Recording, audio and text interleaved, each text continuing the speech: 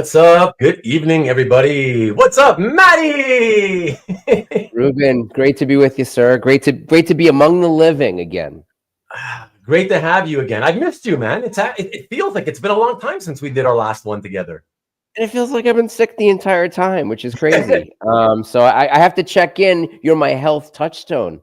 You know, the more time I spend around you, the soothing tones of your voice are bringing me back and nurturing me back to health. The smooth, dulcet tones of Ruben's voice. Round tones, round tones. Well, I appreciate it. No, everybody, just FYI, Matt's been ill, under the weather for the last little while, and so he graciously still showed up for us. So that's pretty awesome. Thanks, Matt. I really appreciate it. My pleasure. In case you guys see that he suddenly leaves or tells us he's leaving, well, you'll know why. So I figured I should tell you that's the reason why.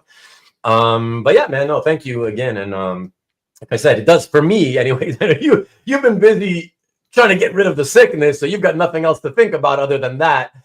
For me, it was like, man, like I can't wait for tonight. It really feels like a long time since we were together doing a show. You know, it's like I think our last one was 6 weeks ago, so it's not like it was 2 or 3 weeks ago. So it's been a little while, you know.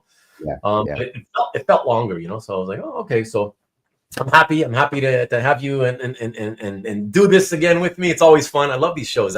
I've come to really dig them. I thought at first, it's just kind of an excuse to schedule another show because I can't find like a collector guest for a show and tell, right? Like, and they ended up being pretty fun, and everybody seems to like them, and yeah, they get on Rewind, they get more views than most of the other types of shows. I was like, okay, so as long as I have like examples to show and stuff, well, we can keep doing them as long as you want to do it with me, you know.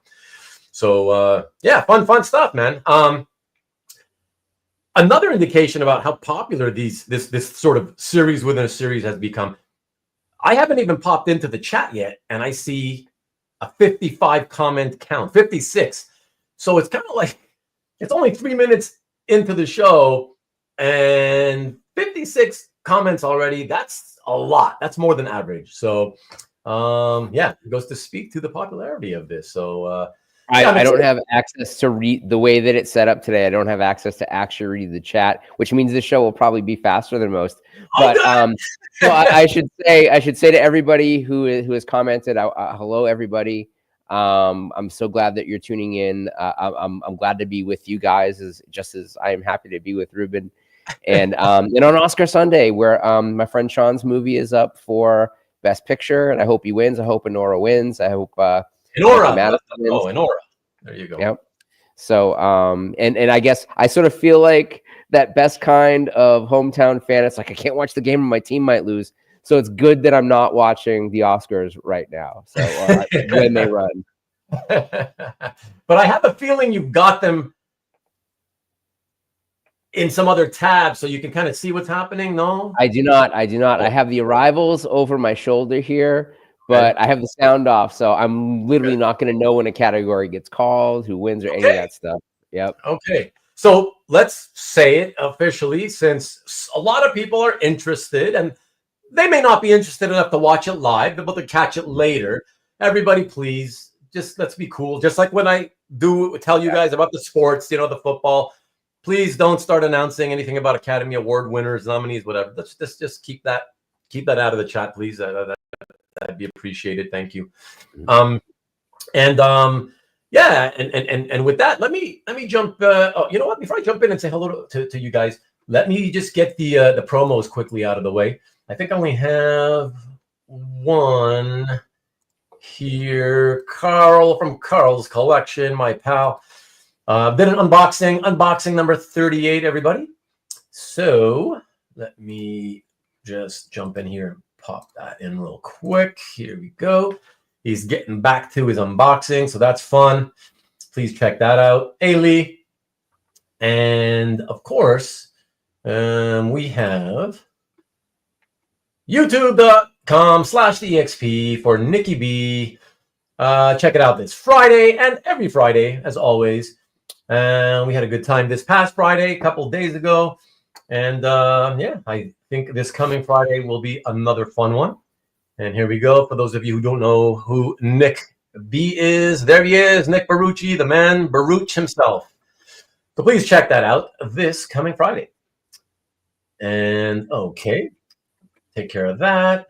Okay, excellent. Let me jump in and see who's here. I'm sure you, as always, Matt, have probably already been typing away, saying hello to people. Or have I don't have access to the chat. Right, right. Well, you know what? You know what's good about that? I in a way, I kind of prefer it because this way you kind of, your focus is here with me, and that way, you know that you can just, keep your eye on the bottom corner, left corner of the screen, and the stuff that I put up there, especially if I leave it up for a while, sometimes it's because I want you to acknowledge it, that kind of thing. Gotcha. So as long as you look at that, it's all going to be good, Seventh time's the charm, Ruben. Seventh time's the charm. Exactly. Is that how many times it's been? Because I've never counted, I'm not sure. It sounds about right. It sounds, somewhere around there. Mm-hmm. So hey, my buddy Hart, what's up? Hey, Hart. Hey, what's happening, man? Good to see you. Oh, and hello, Vivian. Where's Vivian? Is she here already? Oh, good evening, everyone. Good evening. Thanks, honey. Always for the support. Appreciate it. Say hello to Mickey for me. Private joke. What's that? Say hello to Mickey for me. I don't want to freak her out more than she already is. So let's leave it there. What up, Tom? Good to see you. So what's happening, Marcus? I am not on the red carpet. I've never been on the red carpet. I'm not worthy, I guess, apparently, I'm not that famous, I suppose. On the shag, right, on the shag carpet. That's more like it. Jason, what's happening? Nope. Hey, Jason, I think you'll be happy, even if you have to leave early tonight. If tonight's another early night for you, it's cool. You're going to get to see some art. We will be jumping in quickly to it. So you're going to get something more than just talking, all right? What's up, Rickster? Sink in the River lessons I've learned. That sounds like a song. You're probably doing a song, but it's not coming to me. Evening all. What's up, CJ? Good to see you. Who else do we got? Who else? Hellos. Of course, Peter Rowe. What's going on? Good to see you. And we've got man. Okay, a lot of talk from the same people. There we go. There's another one. What's up, Ian? Hey, Cali Kid. And there's another Cali Kid. Caesar, what's happening? Hamburg's finest. There you go. Exactly. Who do we got? The Copster. What's going on? I heard there would be charts and spandex. You saw all the spandex you're going to see. I can promise you that. And you've seen all the charts, I guess. I don't know no charts. So I don't know where you've been getting your information, Cobby, but I don't think I'll be showing any more charts. And look at all these hellos by Peter. Holy crap. What's going on? Oh, look at that. Mike is in the house. Art Talk is the healing factor. Look at that. Mike, what's up? Yes, sir. Hey, Mike. Yeah, I saw Mike not too long ago. Yeah, there you go. That's very nice. Hey, it's good to see you guys getting together every now and then. Mm-hmm. That's cool. And Ruben's the throat doctor. I don't know what you mean by that. I'm suspicious of you, though, Marcus. Rockets. Do you mean like SNL pockets? I don't know. You know SNL? Remember pockets from SNL? That's where I got it from. Yeah. Oh, okay. Yes. This is the time pockets when we dance, and they start doing the crazy. Yeah, Peter, TJ, what's going on? Almost got distracted watching Noel. The Great British Bake Off. Oh, I don't watch that. That's a British baking show, I guess. Yes. Okay. Some people love it.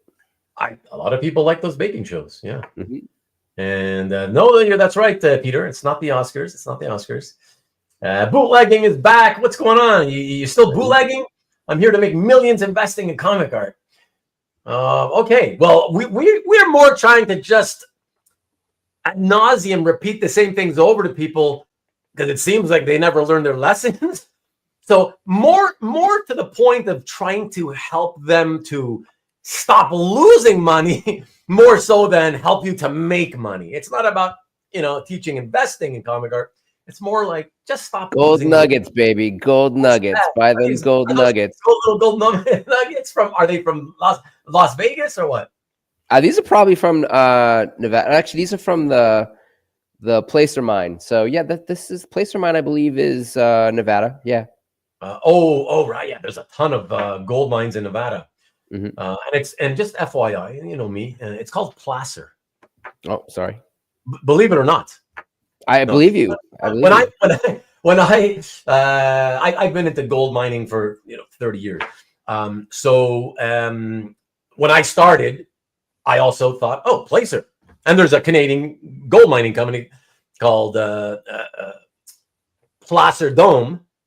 And I used to say Placer Dome, right? And then I learned it was placer, it's placer gold, That's the for anybody interested, placer gold is the type of gold that it's the easy gold you find in streams. It's the stuff that's kind of right out there on the surface that you don't have to go digging up, kind of thing, you get it in shallow waters, little streams and stuff. So around 22% pure. 20 to is that a fact? Yeah. Okay. And hey, what's up, TJ? Sorry, no. What am I saying? Not 22% pure. No, not 22. 22 carats. Yes. Yeah. That's what I figured you meant, anyways. But so 82 to 86% pure. Yeah. Right. But then again, I ignored you last week. Did I ignore you last week? I don't know.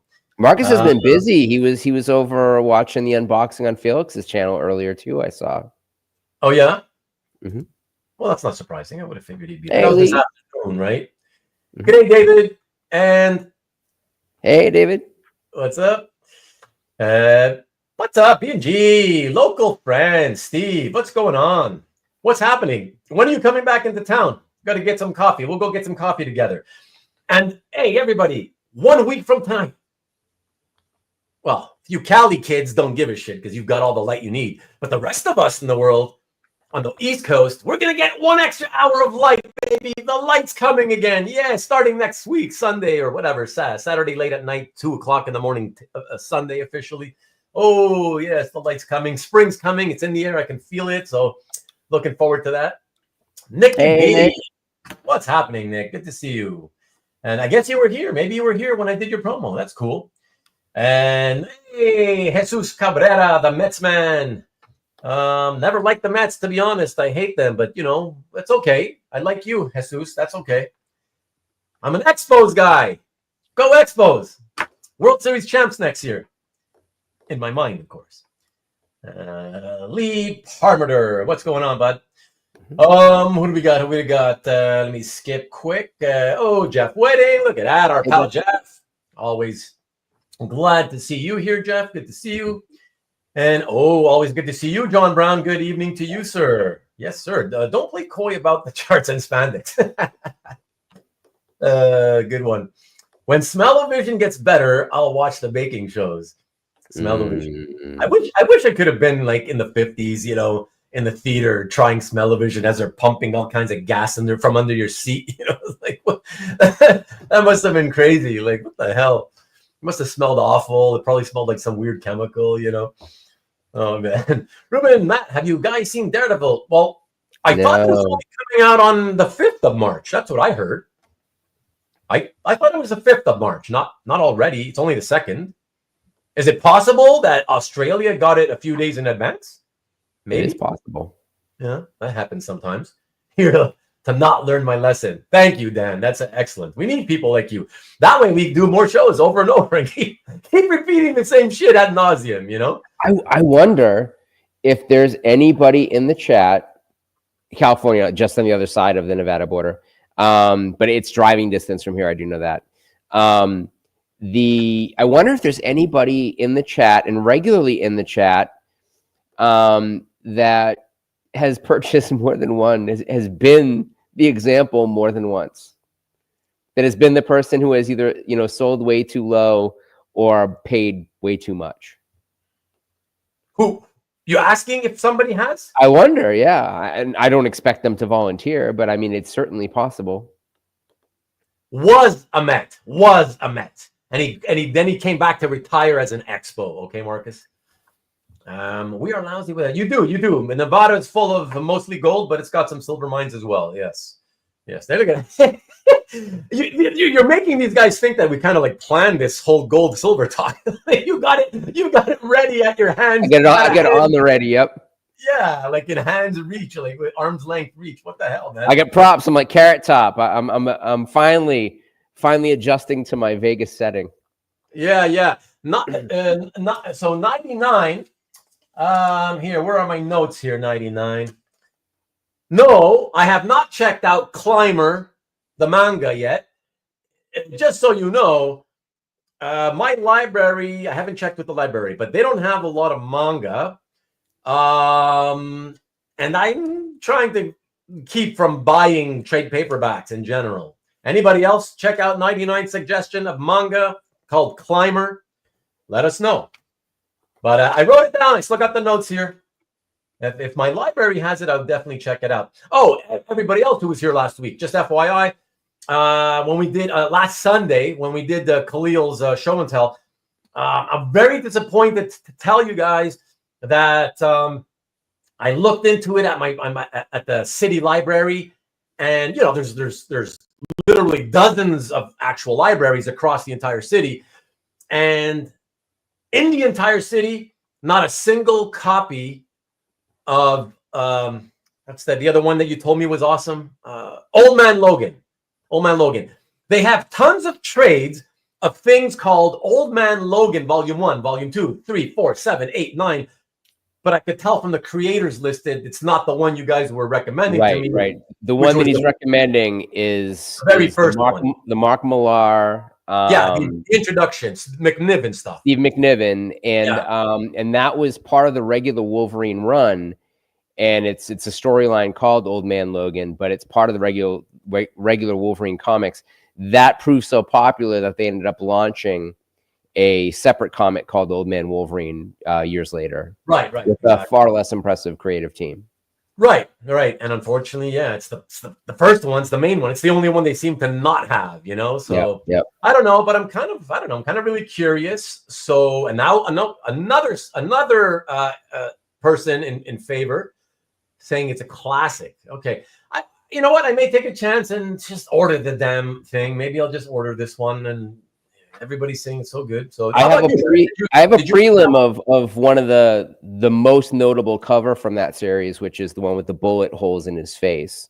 Okay. And McNiven, his prelims are as good as his finishes. I mean, it's a beautiful prelim. And every once in a while I put up for sale and then I rapidly take it down because it's just one of those things that I really, really love, even though I'm not like a huge Marvel collector per se, that series is that good. It really is. It's all that in a bag of chips. Oh, that's really good then. The Old Man verse, Logan, Hawkeye, Maestro. Oh, Hawkeye, you love all of it. So cool in that storyline, and they ended up giving him his own series as a result of it, which is actually pretty good. Old Man Quill. I've not even heard of that one. I don't know what that is. It sounds like it would be an offshoot of Old Man Hawkeye because I don't know. I'm thinking of Quiver. What's Quill? Yeah. I'm thinking of Quiver. What's Quill? Is there a character named Quill from comics? Doesn't sound familiar to me. Maybe look for Wolverine TPB and not OML. What's OML? Look for Wolverine TPB and not OML at the library. Old Man Logan. Yeah. Instead of looking at it as Old Man Logan, look up for Wolverine trade paperbacks. Because it's not that big. It's a pretty small collection. No, but it's called it's Wolverine. Yeah. But then they would say Volume 1, Old Man Logan. Yeah. Yeah, that's it. But I'll try as a desperate, last ditch effort. I'll try that. But putting Wolverine into the search engine for the library, that may bring up like 500 Wolverine things. Who knows? I can see it on my shelf in back of me about right there. Oh, really? Yeah. That's funny. Okay. So there's one guy who says it wasn't great. He says it wasn't bad. Wasn't too bad. So for him, he wasn't too excited. Okay. Still a lot of people. You're going to be wrong, my friend. Very wrong. It's literally starting in a couple of minutes. Literally. Dan, Mr. I never have any confidence in you, Ruben. Just drop by to register my and we'll catch the show on a rewind. Hi, Matt. Hi, Ruben, too. Thank you. Hey, Comic Art Boston. Thank you, Cab. Appreciate it. Have a wonderful evening. And look at that. Tom Katalowski, what's up in Chicago? Mark Miller signed my copy of Wolverine. Nice. Peter. Oh, Peter Quill, right? The last name of the Star-Lord guy, right? Oh, that's probably a good comic. That could be a good comic. It depends. So there's an old man Quill Kavi, and it's about Star-Lord, old man Star-Lord, basically. That's what it is, I guess. I feel like I'm stuck in an episode of Seinfeld. What's up? Hey, Scotty Brown, what's going on? Hey, Scotty, I left you a few comments. You saw that, right? Left you a few comments and likes. I've been leaving everybody comments and likes. Well, everybody who I follow. Old Man Quill wasn't too bad. Old Man Logan was. Oh, well, that's what. Oh, I see. Okay. Yeah, I don't. No offense, Cobby. I haven't tried any Old Man thing. So if I'm going to try one, it's only the Wolverine one because everybody said it was awesome last week. So I'm glad to hear that. Yeah, Tom says awesome too. So, yes, okay. So Peter Quill, Star-Lord, right? Yeah, you've seen the Logan movie though, right? Look at that. I have confidence in you, Ruben. I'm just a proponent of chaos. You should hit the White House. They need people like you there. Just add the fuel. Add fuel to the fire. Dwayne Payne, what's up? Hey, Dwayne. Good to see you. Sorry, Matt, what did you ask me? You've seen the Logan film. Oh, the one with X-23? Yeah. Daphne King? Oh, I've said many times on the channel. That's partially That's adapted from Old Man Logan. It's partially adapted. Oh, but the comic is much different. Much different. Thank you, Cobby.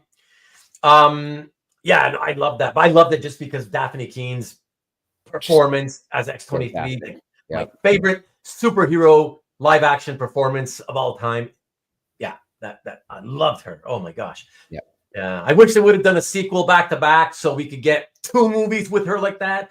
Yeah. There's just something about young female actresses when they can perform like a friggin' savage like she did, right? Feral. At that age, right? And so to me, it's like I loved her, and it reminded me of Kick-Ass. Yeah. Right? What's her name again in Kick-Ass? Chloe Grace Moretz. Yeah, Chloe Grace Moretz. Well, what's her the comic book Hit and movie Girl. name? Okay, Hit Girl. Yeah. Same thing. Just a little kid, maybe pubescent at the time, whatever, but 12, 13, whatever. It just kicks ass at that age where you still should be innocent. Just amazing. 2 fabulous performances. Love those both, so. And like I said, and that's the thing is what I hate about them is you love them, or at least when I love them, and I'm like, you didn't film two of them back to back. I'm like, because now forget about ever seeing the same performance again. Because if you do a sequel and it's not back to back, by the time you do it, even if it's a couple of years later, it's not the same when you're like 12 versus 14, 15. It's just not the same. There's something about that age. And in such a breakthrough performance, they will have booked something else in the middle. And so they're going to have a different experience of fame. They're going to have a different experience of the industry. So like it's hard to recapture that unspoiled version of a performer just from being new, like from, hey, Daniel, from being, new to cinema, that they're unspoiled by it. Yeah. Hey, Maki Poo Poo, how's it going? Hey. Good to see you. Thank you for dropping in. Holly Berry looks amazing. Wow. They must be doing the red carpet arrival. Are you asking because he's watching on another channel, I guess? Is that what's happening? I guess he must be. He must be watching the red carpet or something. Okay. Mm-hmm. Okay, yeah. So everybody, let's get into this. You ready, Matt? I am ready. Sorry, look at that. Nikki B, man. You took like 15 minutes. You've had your promotional URL here. That's awesome. Just because I forgot. Look at that. All right. Excellent. Here we go. So excellent. So if you're ready, why don't we get this started? Actually, guys, tonight, just something a little bit different right before. I mean, it's all tied in to, hopefully teaching and learning a few lessons. It's not one that we've covered in the last, 3 or 4 episodes we've done. But I wanted to just bring this up for a particular reason because something happened recently. So I figured, let me just remind you guys this. When I say you guys, particularly those of you who keep sending shit, buying, not holding it long enough, sending it back to auction, hoping to make money, and then you lose money. Okay, so for those of you who keep doing that, here, let me pop this up, guys, and it's a slide, so that this way the rewind people who have more of a tendency to just kind of flip through quick, maybe they'll catch this on the screen and they'll stop to read it. So check this out, and I'll read it for you. So how to increase your odds of minimizing losses when reselling art that you've owned for less than 5 years. Rule number 1, learn and remember. That's the most important. Remember how the art is created. So this goes out to any one of you watching and listening who is interested and collects modern contemporary art. Okay.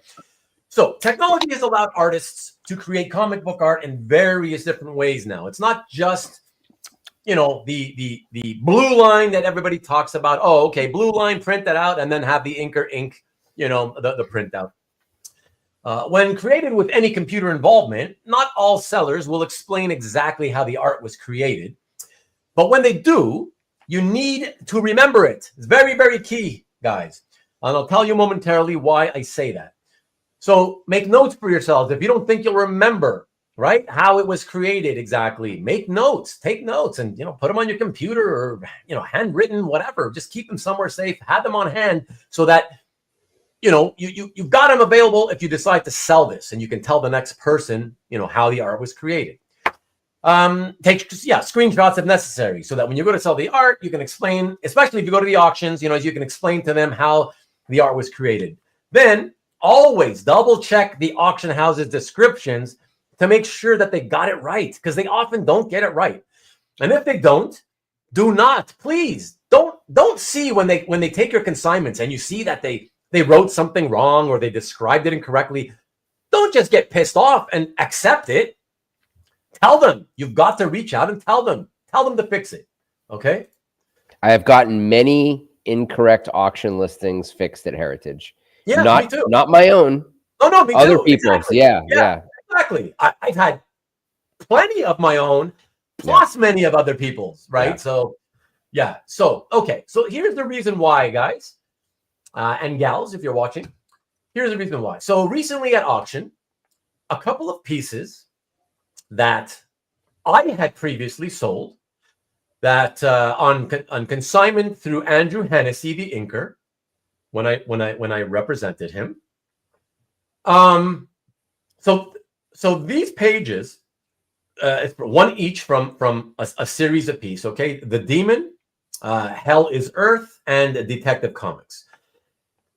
So Brad Walker, for these two series, he decided to try to, in order to try to speed up his process and sort of get through his, in order to keep a monthly schedule, you got to try to complete a page per day. That's what you basically do.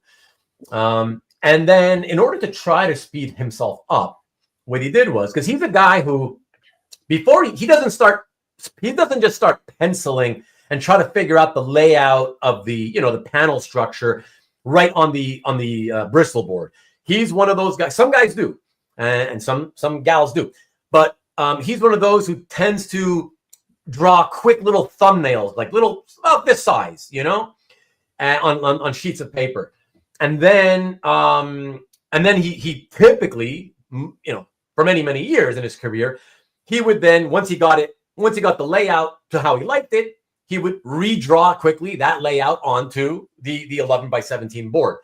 But to save time, he realized, let me try to digitally do my thumbnails. So he did his thumbnails digitally, or I can't remember if it was digital thumbnails or actual penciled thumbnails, and then he blew them up onto the computer, right?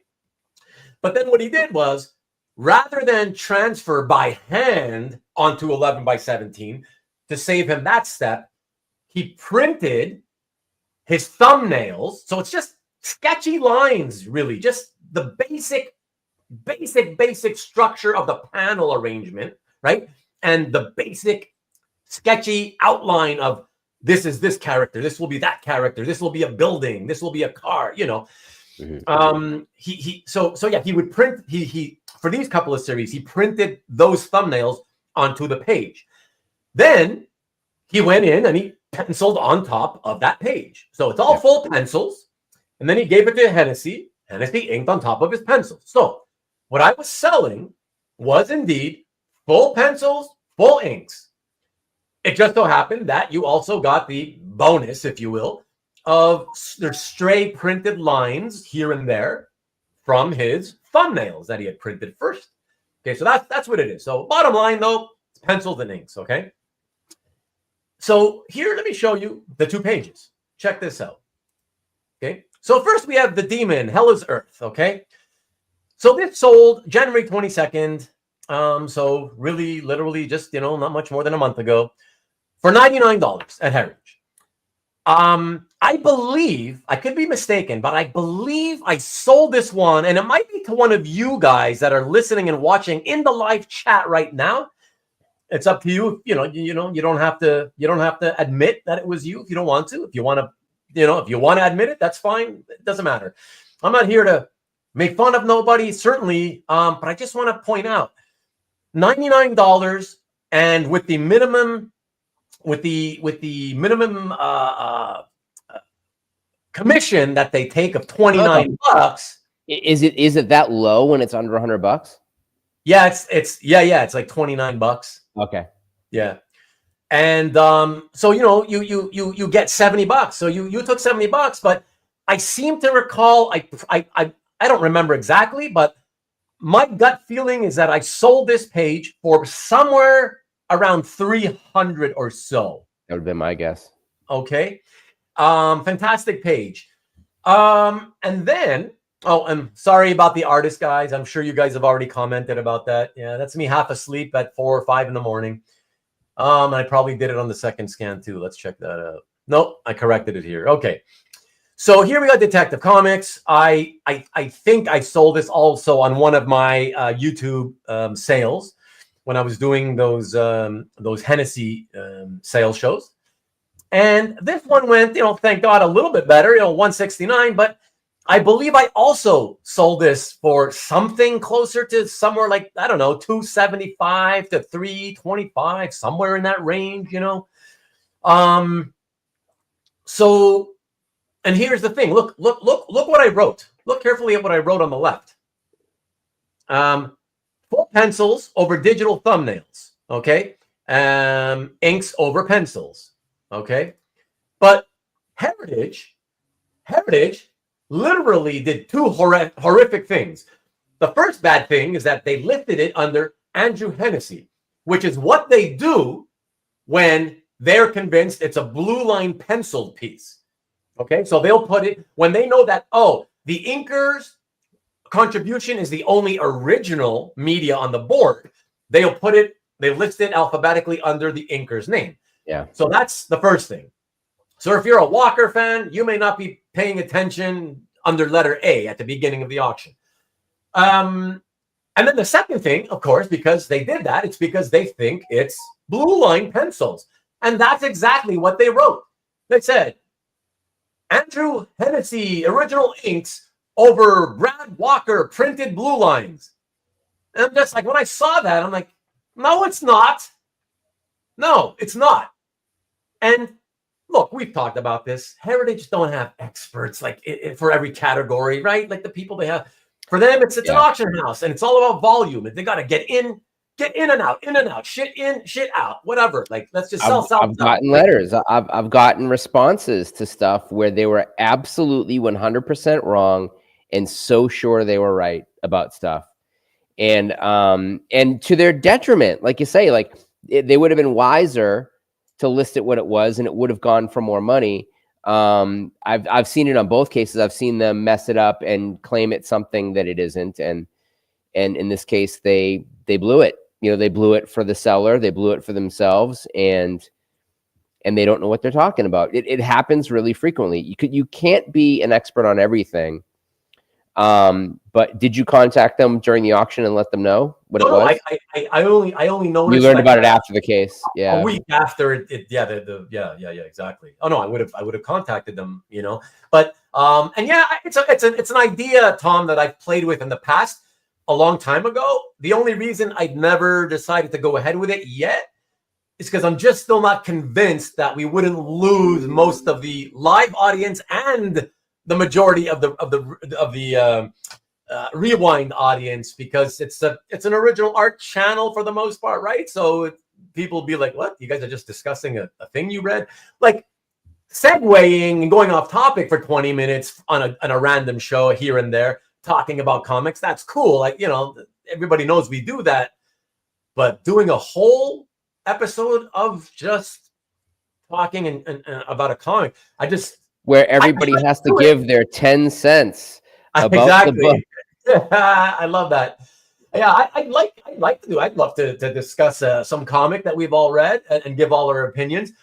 Like I said, I'm not sure I should do it live, on camera, because I just don't know that anybody would care on my channel, Yeah. That's a Zoom meeting at best.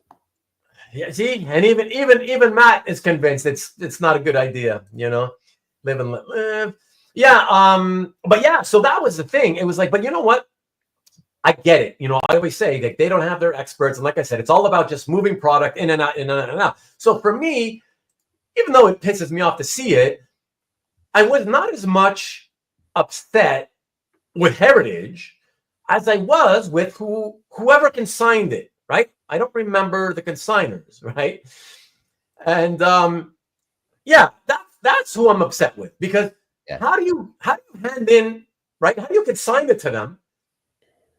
And come on, I don't believe for a second that after you knew what date your consignments would actually be going live.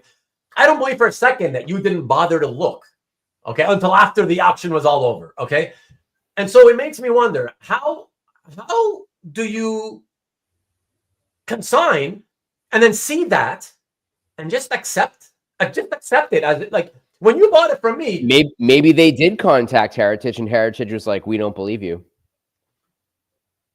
You see, okay, but I still have to say, okay, to those of you, the two of you, whoever bought those pieces from me, I still have to say, why wouldn't you reach out to me? Right. Why wouldn't you reach out to me and ask me, hey, listen, I just sent these in. They're saying it's Blue Line. Like, can you confirm? Just like, it doesn't take an effort to do that. Right. I would have explained exactly how it was, and you would have made more. Like, you would have got more money out of it. Like, you wouldn't have lost your shirt that way. Yeah. I don't want you guys to lose your shirts. And what an ironic thing that this happens, that I bring this up tonight during an episode where we're here to talk about stop losing your shirts, people. Oh man, so it's frustrating to me, guys. I don't want anybody to. I hate seeing people lose money. I know you guys might think, like, what do you give a shit anyways? It's not your money. Because I care about other people. Like, even though it's not my money, I don't like seeing. Listen, guys, don't forget. You saw the thumbnail, right? What was in the background? It was American money going up in flames. Okay, that's the whole point. For those of you who didn't get what I was doing on the thumbnail, okay, to stop the insanity. Yes, that was Susan Powter's famous catchphrase. For those of you who don't know, late night television infomercial queen of the 1990s. Okay, a workout queen. And her catchphrase, stop the insanity. All right. Yeah. So that it makes sense, because every time I think about the mistakes people keep doing, sending in stuff, reselling too quick, throwing it back at auction and losing money, I'm like, stop the insanity, please. That's the whole thing. So now you guys know what the whole idea behind my thing was. Yeah. It is kind of amazing that I think this is the first time this has ever come up, right? I think it's the first time we've ever addressed that specific thing. And why not Lightbox is an interesting thing. We should talk about that in a second too. But the quick answer is, it still takes too long. You're lightboxing it. You're tracing it off, but you're still now working on an 11x17, having to redo. You're still having to repencil all your layouts, right? Your thumbnails. So if you just print it, there you go. You don't have to spend any time at all doing the layout. right? I think a lot of people now who don't have inkers, like people who ink themselves, I think of Saya You know, I think that she does almost all of her original sketching in Illustrator on her Wacom pad, and then she'll do those as blue line output, and then she'll finalize in ink on the page, because she understands that she's working mainly on her own projects. That means that she needs to sell that published work, and she knows that the market wants a certain thing from her. So, you know, rather than have a digital AP, which she knows is going to sell for less, she wants to have a final physical analog piece that she can sell to collectors, and they can feel a little bit better about it. Right. But also, it's saving her a ton of time. I mean, you know, she's been working on a massive, like, I think 300-page manga for years now, while also squeezing in, you know, big three work, we'll say. Sometimes, you know, Dark Horse, sometimes Marvel, sometimes DC. And anybody who isn't following Saya's channel on YouTube, I really, really recommend that you follow it. She's fantastic at being very open. Her videos are extremely well shot. And she lets you in on every part of the creative process of what she does, from working on commissions on her way to conventions, to you know, sharing her living around her schedule, because the life of an artist is quite solitary. Like, you're indoors drawing a lot, you know, and so that's not necessarily the most exciting thing when it comes to making sort of lifestyle content. But her and her partner make a lot. They go on a lot of vacations, and it's frequently them going out to nature, and then, like, he'll go off and do his thing with one of his buddies, and she's still, like, you know, putting the finishing touches on a late deadline piece. So it's like a really great way of giving insight to what an artist's life is actually like. But she talks about the types of ink pens that she uses. She's the only person I've ever seen do a video about how, when you're flying internationally, what that can do to your pens, like cabin pressure, you know, to your art. Right.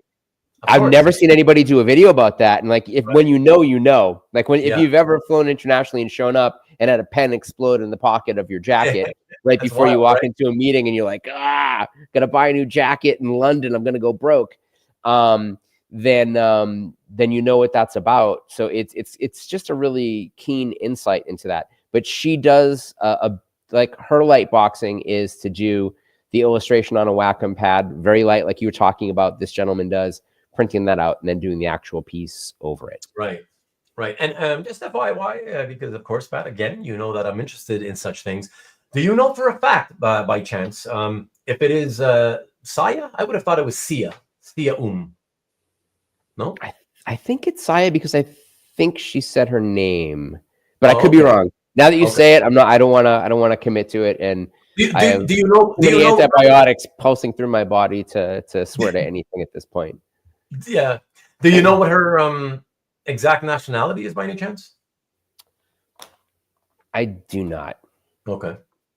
No worries. No big deal.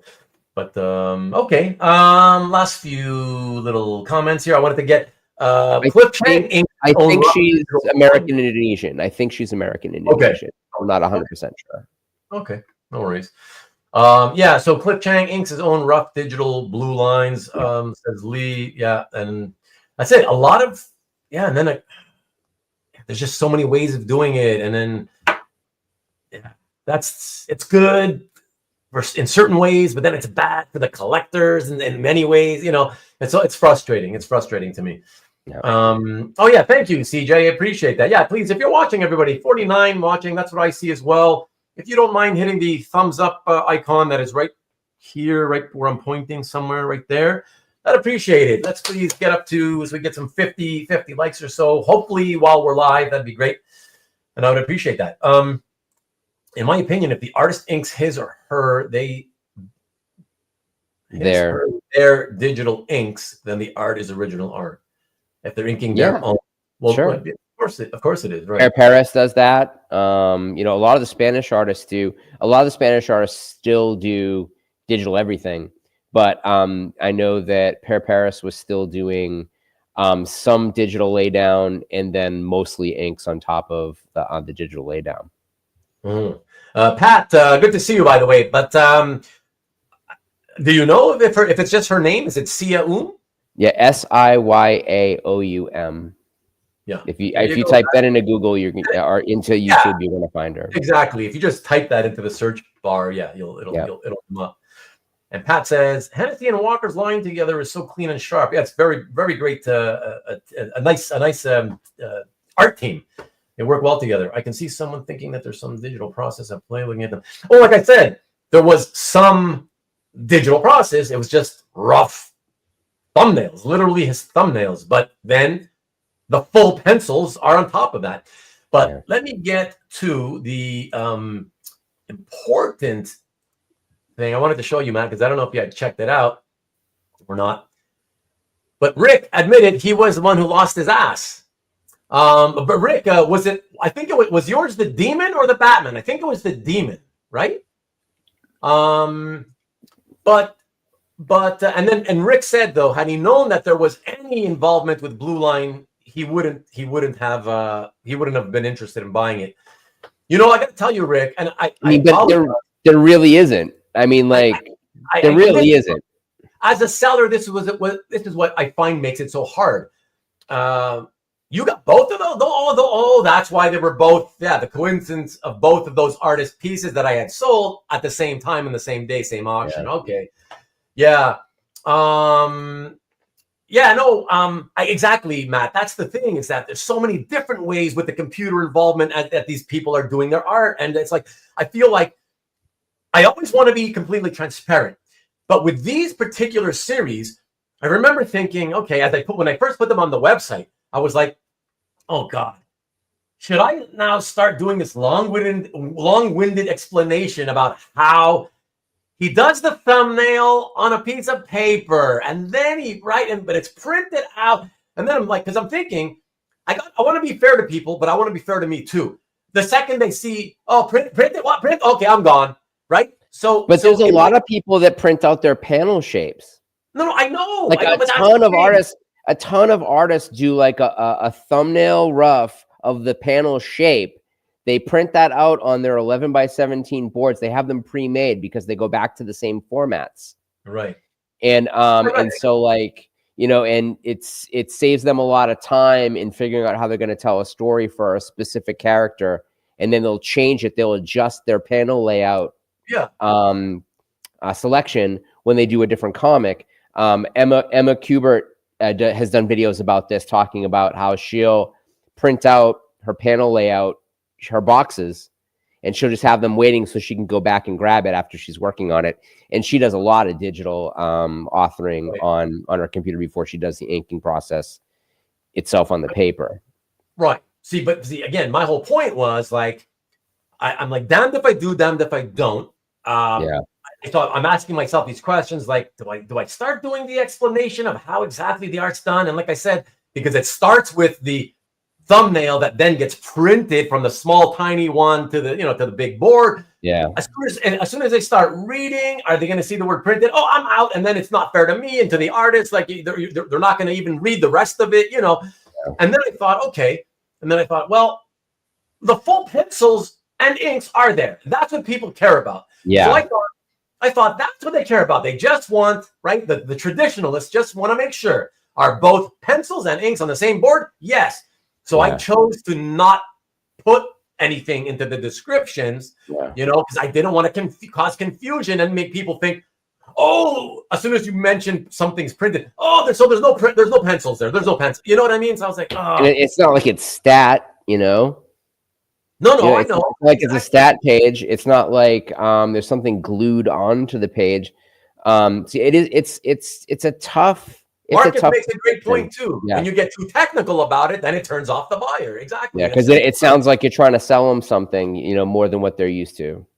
Hey, what's up, Adam Law in the house? And yeah, Sean Phillips is one of those guys too. Digital Rob, and then he Yeah. Yep, I've owned many Sean Phillips pages from his work with Brubaker.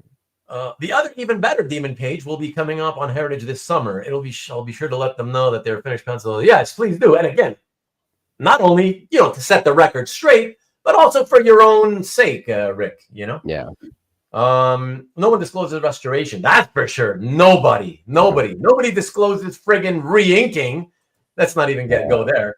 Yeah. Someone still might get a steal on it. You never know, right? But I hope all the best for you, Rick. Okay.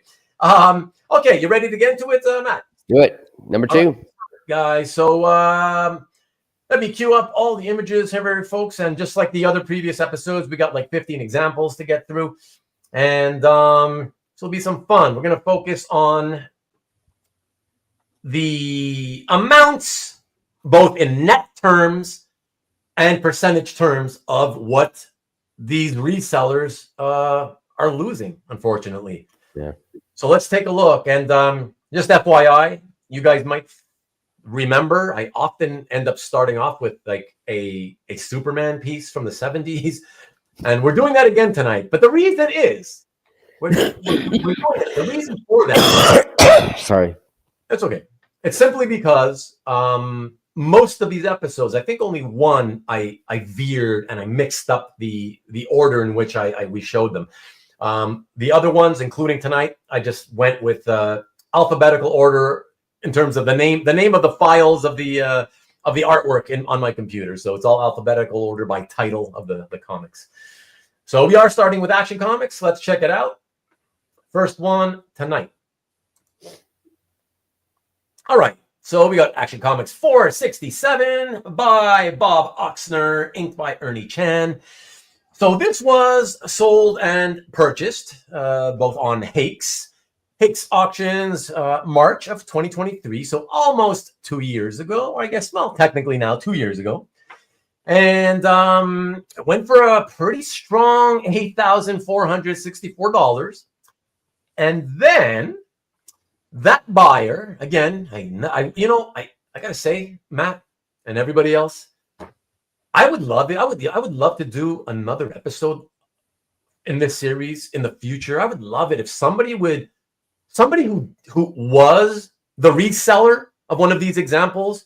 I would love it if they would come and reach out and say, "Oh, yeah, that was me," whatever, and be willing to come onto the show as an extra sort of dimension to sort of explain to everybody what was your thinking. Because you and I, we're just surmising what we think happened. We're speculating, right? Yeah. And it's based on these very good circumstantial evidence, right? But it's still speculation to a degree, right? Yeah. So it'd be nice if anybody out there, if you're here tonight or you're watching this on Rewind, and anything we show from past episodes or tonight's episode, if you were the one who sold any of these pieces and you took a loss, and if you're willing to talk about it publicly, just based on us wanting to know what were you thinking in terms of your reason for selling, why did you not hold on to it longer, why did you decide to flip it over quickly? We'd love to know things like you bought it on Hakes, why did you then flip it onto this other auction house or what have you? So I gotta say right off the bat, the fact that it was missing one of the important cover title. If you missed the condition, Matt, bothers me. I mean, a lot of people would just have it made, just to have it, just to have it with the page. A lot of people do, but I think there's still more people that don't bother because they don't want to have to bother sending it out to somebody, paying the price. It's not cheap either, really, It wouldn't be an episode if I didn't chastise #1 Marvel fan for saying that you don't have to just buy what you like, that you can buy whatever the hell you want for whatever reason you want. But if you're going to buy it for investment purposes, bear in mind that there are certain criteria that will stretch your dollar a little bit further. Yeah. Yes, exactly. It will stretch your $1 to $3. 50 watching, 33 likes. Yes, please. Somebody, like 17, 18 of you that haven't hit the like, just hit the little thumbs up like thing here. That's all we're asking. You don't got to subscribe. I didn't ask you to subscribe.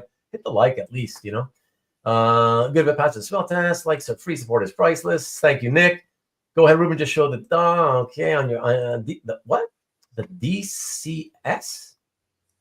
I've got Che Guevara on my chest. I don't know what you're talking. DCS. What's that?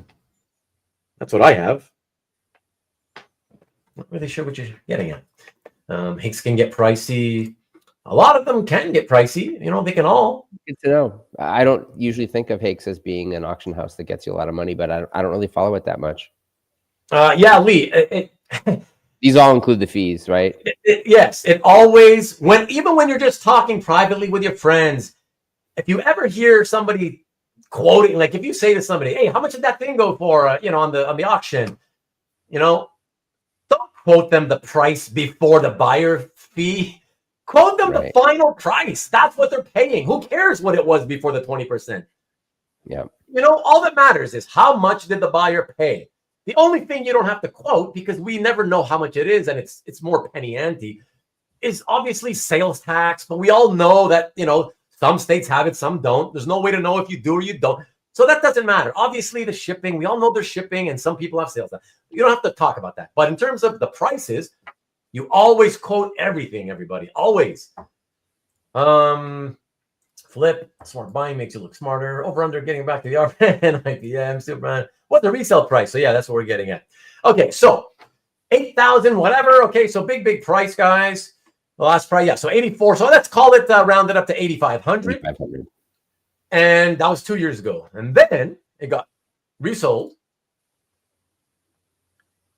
1 year, 8 months later, at Heritage, it sold for a total of $6,000. So I'm actually surprised it sold for that much. I had a feeling you were going to say that, Matt. Let me give you the floor in a moment, though. I just want to say to Lee, you see, when you see the sold price, Lee, the sold price also is including the buyer premium. So whoever bought it, that's the full price. Okay, $6,000. So if this seller, this person that bought it at Hakes and then resold it, okay,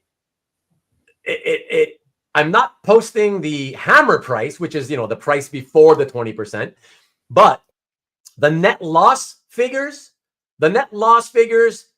take into account, like when you see a range, the range means that the lower number, right? The first number, the 3,464.26, that's what the person lost if they were lucky enough to have a no seller fee arrangement.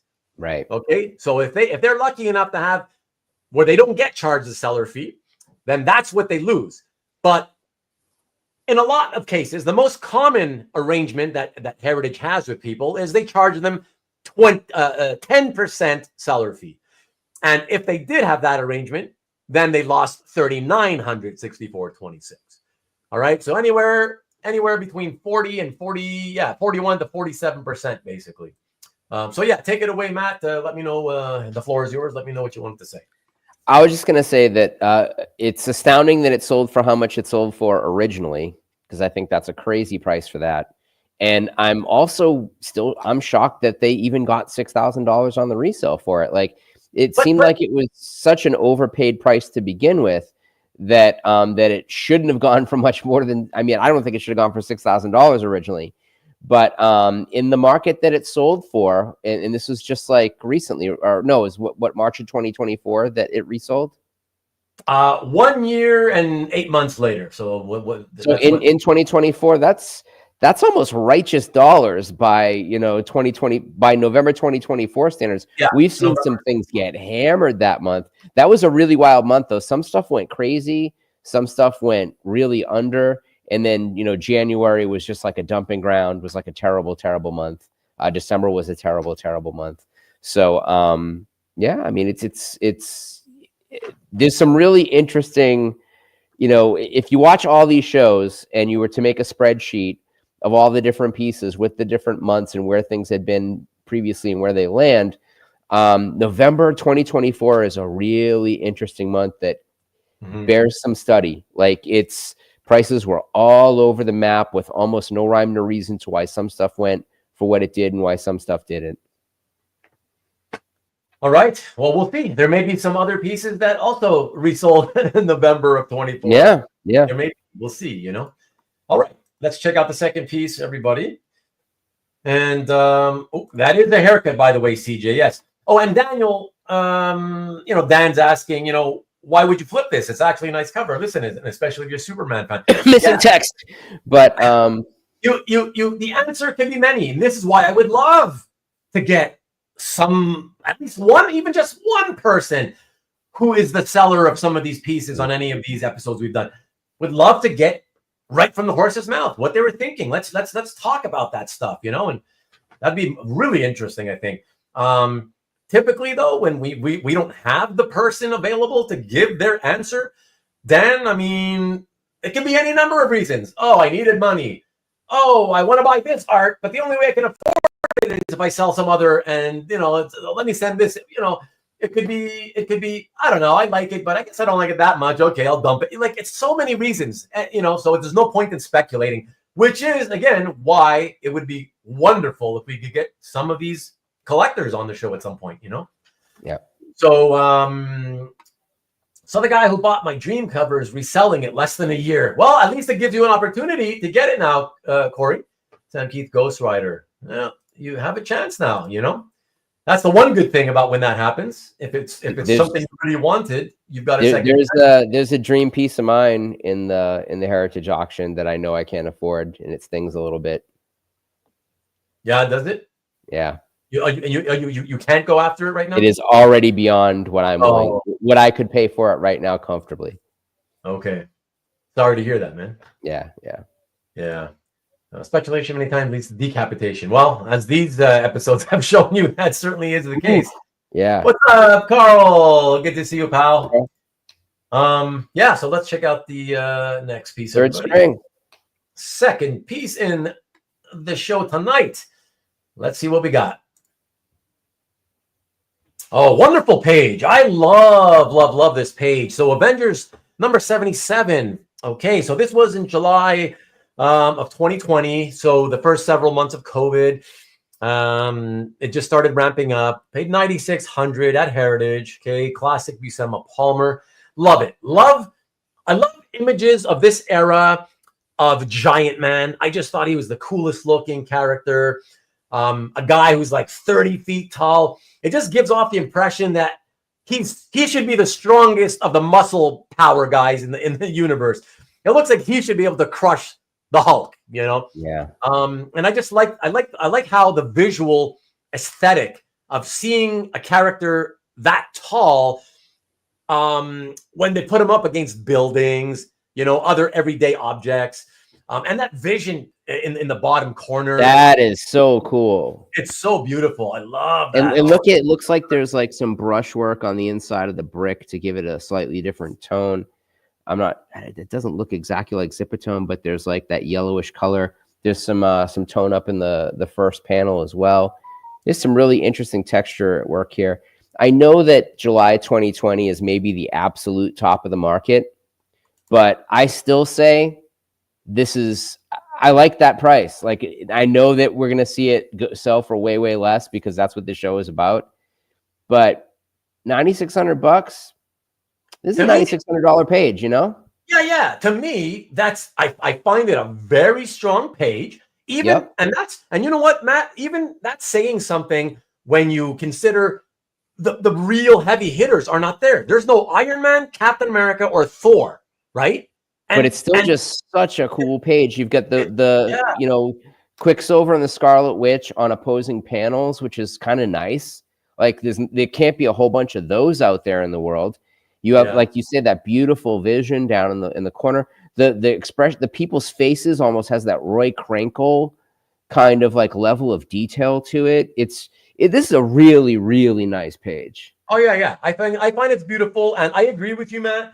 I will say that when I saw this, I was like, that seems like fair to me. It's a very solid page for Buscema Palmer, late 60s, or what year? Maybe it hit 70. I don't know. But from that era, to me, that's solid, right? Yep. Okay, so let's see then what happens. Let's remind ourselves, guys. So July 2020, 9,600. Yep. And then if Avengers were my thing, and I found myself flush at the height with pandemic money, Right. I could see myself being like, this page is great. I love this page. I want this page. I'll keep this page forever, which did not happen, clearly. I mean, and there's a part of me that hopes that the same person who bought it wasn't the person who sold it, that perhaps they passed away and someone sold it for them, or, you know, some really, really, you know, extraneous outside thing happened, because it's so beautiful. Like, it hurts. It stings. I know, and we know that those I'm prepping myself for collision right now, because I know you're going to pop it up and it hurts. But don't forget, Matt, and everybody else, because you did say something that's not entirely precise. Not every example that we show is a wow, what a haircut. Some of them are very small losses, right? So you never know. And I'm not saying that because I know what's going to happen now on this next slide. I don't know offhand. I don't remember what these things sold for, right? But yeah, just keep in mind, they're not all massive losses. You know, some of them are just, you know, 7. So we've had 7%, 4%, whatever. You know, just the kind of, because it doesn't really matter. You know, we're not trying to emphasize how much you can lose. It's just the point that you will lose if you keep doing this, not holding long enough and then reselling it, particularly at auction, you know? So let's check it out, everybody. One more time. July 2020, 9,600. And then gets resold. Okay, so very interesting here, Matt. So it sold for the same. They really just lost it because it sold for the same price. Yeah, check it out. So that's what's very, very interesting. I when I was making the slide, I feel really good about what I said. Then intuitively it seemed like a pretty good price. And when I was making the slides, I thought to myself, oh, you know, I can't wait to talk to Matt about this, because what a perfect thing. Because this, honestly, not to toot our horns, but this is really a fantastic example that more than any shows, it supports what we keep saying about, okay, at least 5 years hold is what we recommend. If you want to, you know, improve drastically your chances of not losing money, if you should send it for resale back at an auction house. Because check it out. He didn't quite hold it for 5 years, so he's still under the 5 years, unfortunately, right? But it was 4.5 years. And yet at 4.5 years, the price did sell for what looks like break even, right? So it didn't go up in price, but it sold for the same price. It's just that because it was sold at auction, he had to pay at least the top 20% to the auction house, right? So just for that reason alone, guaranteed, boom, lost at least 1,600. I mean, that's sad. That's sad. But can I give somebody a little bit of hope here? Yeah, of course. Can I give somebody some hope? So at 16.67%, and we'll I have a feeling this is a page that he may not have paid much commission on. Might have even gotten waived. But that's why I'm saying, if that's the case, even if the fee's waived, he still loses 1,600. Right. But here's where the hope comes in. That's still less than the APR on most credit cards. So as far as the value of money in the 4 years and 6 months, that he's still ahead than if he borrowed that money and paid it off later. You know what I mean? That the 16.67% loss is less of a loss than an 18% APR, and certainly less than a 20, 21, 22, 24. So if he had borrowed money in the interim instead of waiting and selling it, he would have lost a lot of money putting it on a credit card and taking that time to pay it off. So that makes me feel a little bit better about it, but it's still, to our point, the point that we make every time we do this, he probably would have been better off offering it out to a fellow collector and doing a private sale. That's my point. Exactly. Who wouldn't have paid him that outside the auction? Oh, you paid $9,600? I'll take that off your hands for the same amount of money. Right. Fine. Here you go. You lose nothing. Right. I think, Matt, what happens though is people think they're going to get more. Yeah. Right. Because they're thinking, first of all, don't, like we always say, like 4.5 years in this hobby for a lot of people is an eternity. It's like, wow, it's a long time. He's probably thinking, man, I kept that for a long time, right? Yeah. And compared to most who resell, it is. Yep. It's one of the longest holds, right? Yep. But like you say, see, the thing is that as a seller, you paid 96, and then 4.5 years goes by. I agree that he's probably thinking, you know what, I'll send it into Heritage because, I might make some money on this. But I believe, and again, that's why I wish we had these people on so we can ask them, because I believe, though, that most people think, I'll send it into Heritage. Yeah, I think I can make some cash on this. I've held it for almost 5 years. Yeah. But I believe that when they think that, I also believe that most of them probably don't bother to do back of the envelope calculations to figure out what does it have to sell for me to really make money. Just for me to break even. Yeah. Right? Just as a starting point, and then anything above that would be a profit. You know what I mean? Yeah. I don't think they bother doing that. They just think, oh yeah, Heritage is the way to go. Yeah, send it in. Yeah, it's great. And it is great. It's classic Buscema Palmer, beautiful page, great time period, Avengers history. But it doesn't mean that it's worth more today necessarily. Certainly not if you're going to have to shell out the minimum 20% to the buyer's fee. Yeah. You know what I mean? It could have gone for more, right? It could have. It could have gone for 14 grand. Sure. But that's the risk. That's the big risk. If it could, or it might not. And if it doesn't, you're probably going to lose money. You know what I mean? And don't you think, we said in a private sale, it's like, oh, I'll take that off your hands. He could have made a couple $100 on a private sale. He wouldn't have had to have broken even and lost. Someone probably would have paid him in a private sale at least $10,000, which gets him $400 above with no loss. But maybe it gets him 12 grand. I mean, it's a really, really nice page. Cobby, listen, again, that's another one of those points we were talking about earlier where we're aware of all the nuances that could be possible. Yes, it may not be the guy who paid $9,600 who resent it back.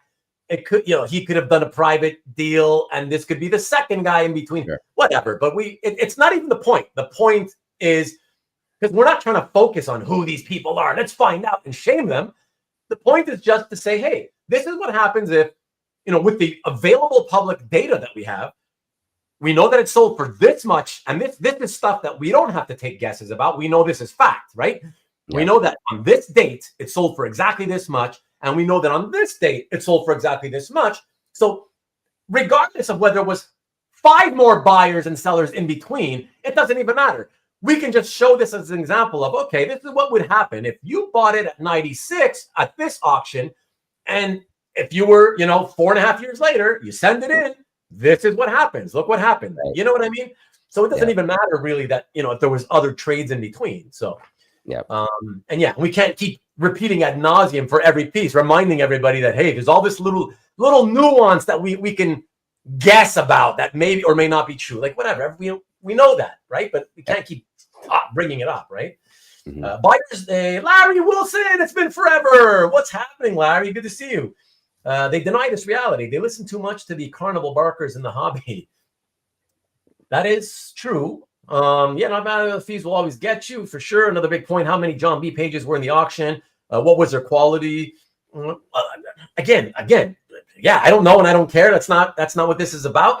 But that could affect things, right? But I haven't seen a John Buscema Avengers page that nice in a long time. I mean, that's a really, really nice page. Exactly. I get why you brought it up, Cobby. I'm just saying we can't keep reminding everybody of all the little tiny nuance of, hey, what could have happened? There's so many things, right? So that's it. And this is January of this year. So this was basically a month and a half ago, right? Or a month and a couple of weeks ago that sale went through. Yeah. We don't know if the dissatisfaction with Marvel films is going to continue Right. into already killing comic books, into starting to kill comic art sales Right. for those big Marvel franchises. I mean, there's always special stuff within the hobby base. There are pieces that tend to be untouchable if they are iconic enough, but those are few and far between. We're seeing Golden Age being kind of the thing, but I'm sure there's maybe there's some Golden Age examples in here. You know, we'll see. We'll see before the show's over. Yeah, and I just want to say to both you, Cobby, and Hart, who's saying that the art could have indeed sold privately 3 times before it went to auction, and no one will tell you its history. Again, if you're just saying the same thing that Cobby said, yes, that's possible, but it doesn't change what we're the point of what we're. It doesn't change the metric. It doesn't change the metric of the example. It changes the individual fact points, but it doesn't change the outcome. Right. And because we're comparing outcomes. We're comparing public auction outcomes. Right. Yeah, because at least we do have those facts. We don't know what happened in between, so there's no point in trying to speculate what happened if anything indeed did happen in between. Right? There's no point. It doesn't matter. We have this data point and then this one, and with that, we can make conclusions about what happens to artwork when you do this and then you do that. That's all. You know. And to Cobby and Hart, I just want to also say that, not that I want to get into both of your points, but to follow up on your points, I got to say, and again, doesn't matter either way, but in this example, given that in 4.5 years, with the data we do have of those 2 sales, the price was 96, and 4.5 years later, 96 again, I got to say, I will add to your points that it's very, very, very unlikely that this art changed hands at all in that period of time. Because if it had, it most certainly would have changed at least one time for higher than the last time. Because it's a great page, it's a great art team, great period. And that 4.5 years, don't forget, the 4.5 years encompasses the entirety of COVID's beginnings till now, basically, right? So for sure, if it changed hands again, it more than likely would have been higher. But there could be a side point here too. And a side point could be that we just showed you a piece that was bought at the top of the market that maintained its value almost 5 years later from a purchasing point, not from a selling point, but from a purchasing point. And so what was that page? It was a really nice John Buscema Avengers page. So that should tell you what types of things over 5 years are maintaining their value.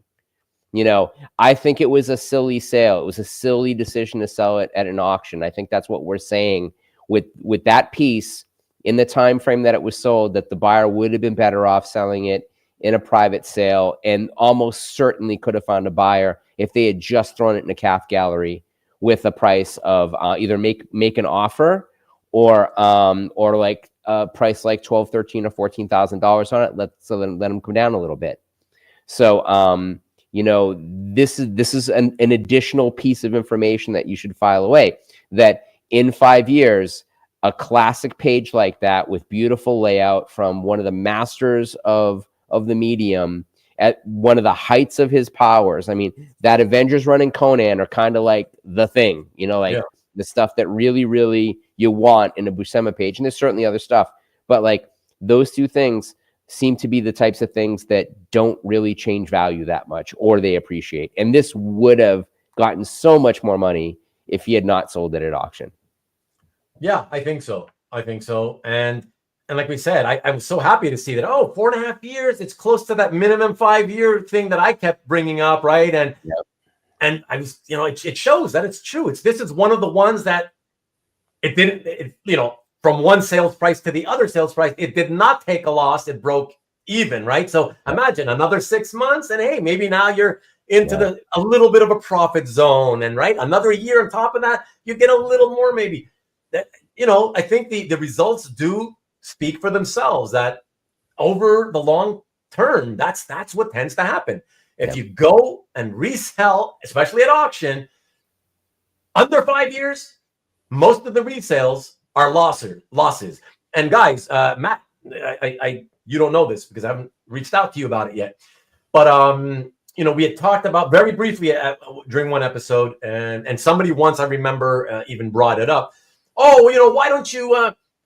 It's always about the losses. What about doing the gains? And I explained, right, that like this. The point is, we all know that most art over time goes up in value. You didn't really need to do a show to show you that, right?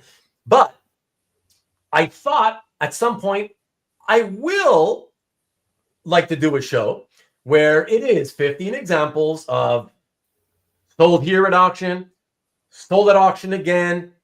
Let's look at how much time it took, and the examples will all be 5 years and above.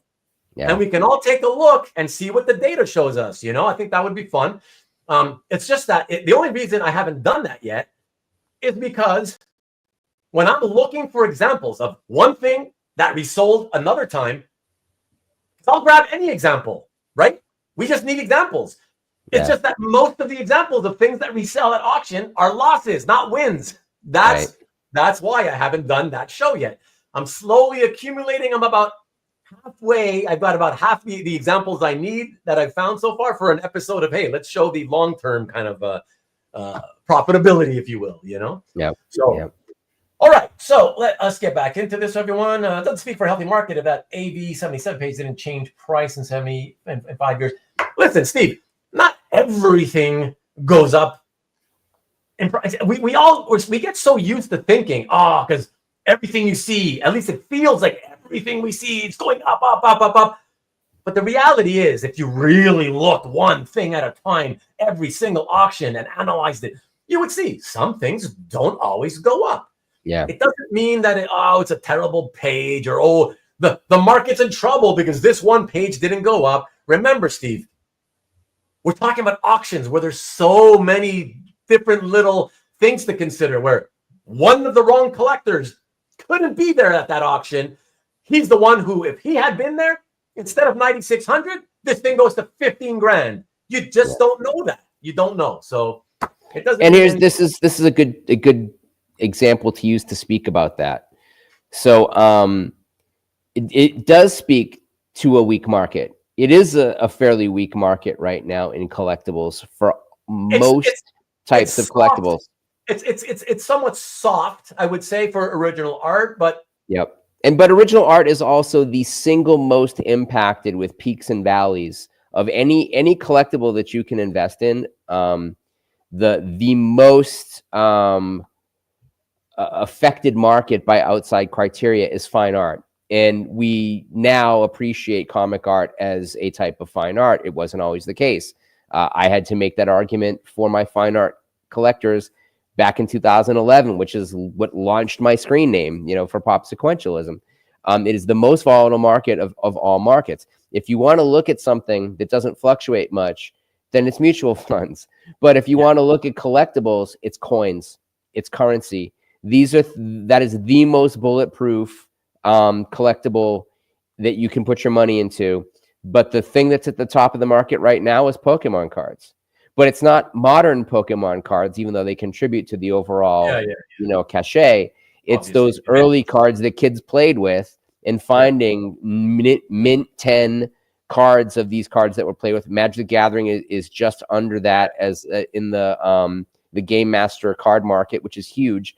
But everything else is sunk. I mean, stamps, which were deemed as being basically bulletproof, aren't really doing that well right now. It's not that the values are dropping, it's the interest in the overall hobby has dropped. When that happens, that means a lot of stuff comes back in the market. There's a lot more inventory. That means prices drop. We've seen it with comics over the last 4 years, that with bad movies, there starts to be malaise. There becomes a lack of engagement. That's going to filter into comic art. Yeah, and I just want to say to you, Steve, because you said, but this is a very good page, as you guys said.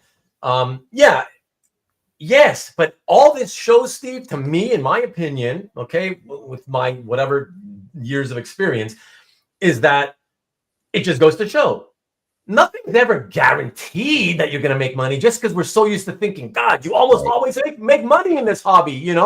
It doesn't guarantee that you're going to make money at every given time. But if you buy quality pages like this, over time, again, even quality, you can't get so caught up in, hey, I got this quality. It's quality characters, quality title, right? Oh, quality time period. Desirable artist. Desirable Important artist, story like, run. right. You can't get so caught up in that and think that, well, that shields me and I'll always make money no matter what, when I decide to sell it. No, this proves that it doesn't. I just wanted to say to Steve, remember, so it's a break even, right? It's a break even after 4.5 years. But I would love if people would just if you could just keep holding it, because eventually it would make this guy money. But also, five more years from now, he'd be doing fine. Yeah, sorry. Sure. But also really, really important is that what that also proves is that even within a soft market, there are strong pieces. So that while the overall hobby may be in a bad place, there are still pieces that people will always want, and there are still or that most people will want, or they will at least want more than other pieces, because it's relative, right? What is relativity? Relativity means you take two things, you drop them at the same time, and you compare their speed as they drop to each other because they exist in the same vacuum. When you're talking about collectibles, you have to compare collectibles to collectibles in the exact same way, or you're talking about apples and oranges. So in an apples to apples comparison, if we're talking comic art to comic art, a Sandman cover and a X-Men 370s no-name artist interior page is going to be a very, very different thing. That one is going to have a higher desirability than the other. That even within early 70s Marvel comic art, a Buscema Avengers page is performing stronger than most of the other early 70s Marvel comic art interiors. Like you really, really, really have to think intelligently about how you compare things. The way that a lot of collectors get off ground is they do not recognize what makes things similar and what makes them different to the degree that they become smart investors. If you know your comics and you know what you love and you know that you're part of a big community and you have that extra eye for, knowing that this is a story element. And now on modern comic pages, that's a really important thing to know because the lettering isn't on the artwork.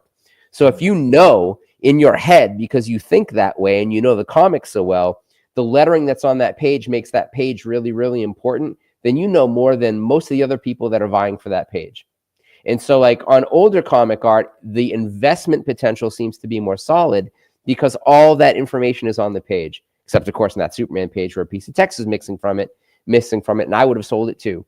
But, and we won't, there are other factors. I know that people will fight me on this all the time, of condition of the page.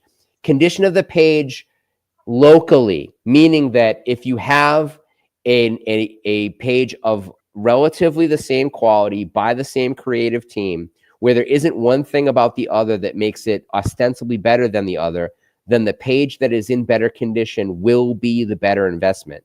But that's an apples to apples comparison. There are entire runs of comics that, because of the way that the person who was shooting them cut them, that they are all fucked up. And so the only page that you can get is a cut page. And that's great. That's the only one you can get. That's the best one. And as we always do here, everybody, we're honest, always tell the truths. We all each tell our truths. I just want to make a point, Matt, that I still disagree, because I say if you got the two-page example that you talked about, I still say that the better investment, I hate using that word in this hobby, but the better one that was more likely to go up and have interest is still, even if you have, if let's say one of them is perfectly squared corners, right? You're going to give an apple to oranges comparison. I can see it before the words come out of your mouth. Because I said apples to apples. If everything else is equal, right, then the one that is not cut fucked up is better. Everything as in like even the content quality being equal? Yes. If everything else is equal, then the one that is in better condition will be better. But there are definitely going to be examples where there is a page that is the best page ever that got cut badly, and that's still the best page ever. But all other things equal, the one that is in the better condition is going to be the more valuable. I still disagree, believe it or not, Matt, because if it's me, I'll speak for myself. Anybody else can chime in. If it's me making the choice, right? I'm still, because you said all things else being equal. So are you saying content-wise, it's fantastic. Both of them are fantastic, but you're saying one of them has some kind of what you call a condition issue, the other one doesn't, right? Yes. Okay, but that's what I'm saying is, let's say this one on the right has the corners clipped, whatever. And the other one has all four corners. It's perfectly square, right? Okay. The content is exactly like high quality to the point where you're like, man, they're both so good. This one has this and this one has that, but this one also has this. And this, we've all been there. Ultimately, I know, just speaking for myself, okay, everybody else can chime in. I wouldn't even be looking at the clip corners or the squared off corners of the other page. I will be looking back and forth hard until I decide which one has the imagery that just seems to pull at me a little bit more than the other one. That's what I would do. Sure. Now you're at a convention table, yeah, and you've got these two pages, and there's another guy with a stack of money standing behind you being like, which one, dude? I want the one you don't want. Which one? And the seller's going to be like, make up your mind, or I'm pulling these out of your hands and you get neither one of them. So like, if you have to make the decision, and we're all in these, a lot of pages sell at convention tables like that. But yeah, I mean, if it's got the word on it that you want, that's your page. It doesn't matter if the top is all jagged or the corners are cut off. I'm saying if everything else is ostensibly equal, if they are otherwise equal pages, the page in the better in the better condition is going to be the more valuable. It is the last criteria, but it is the criteria that will separate those two. We agree here? I'm not quite sure we do. Because look, I'll say this. You're obstinate. I'll say this, and then we can move on. We got to get many more examples to show. So I will say this.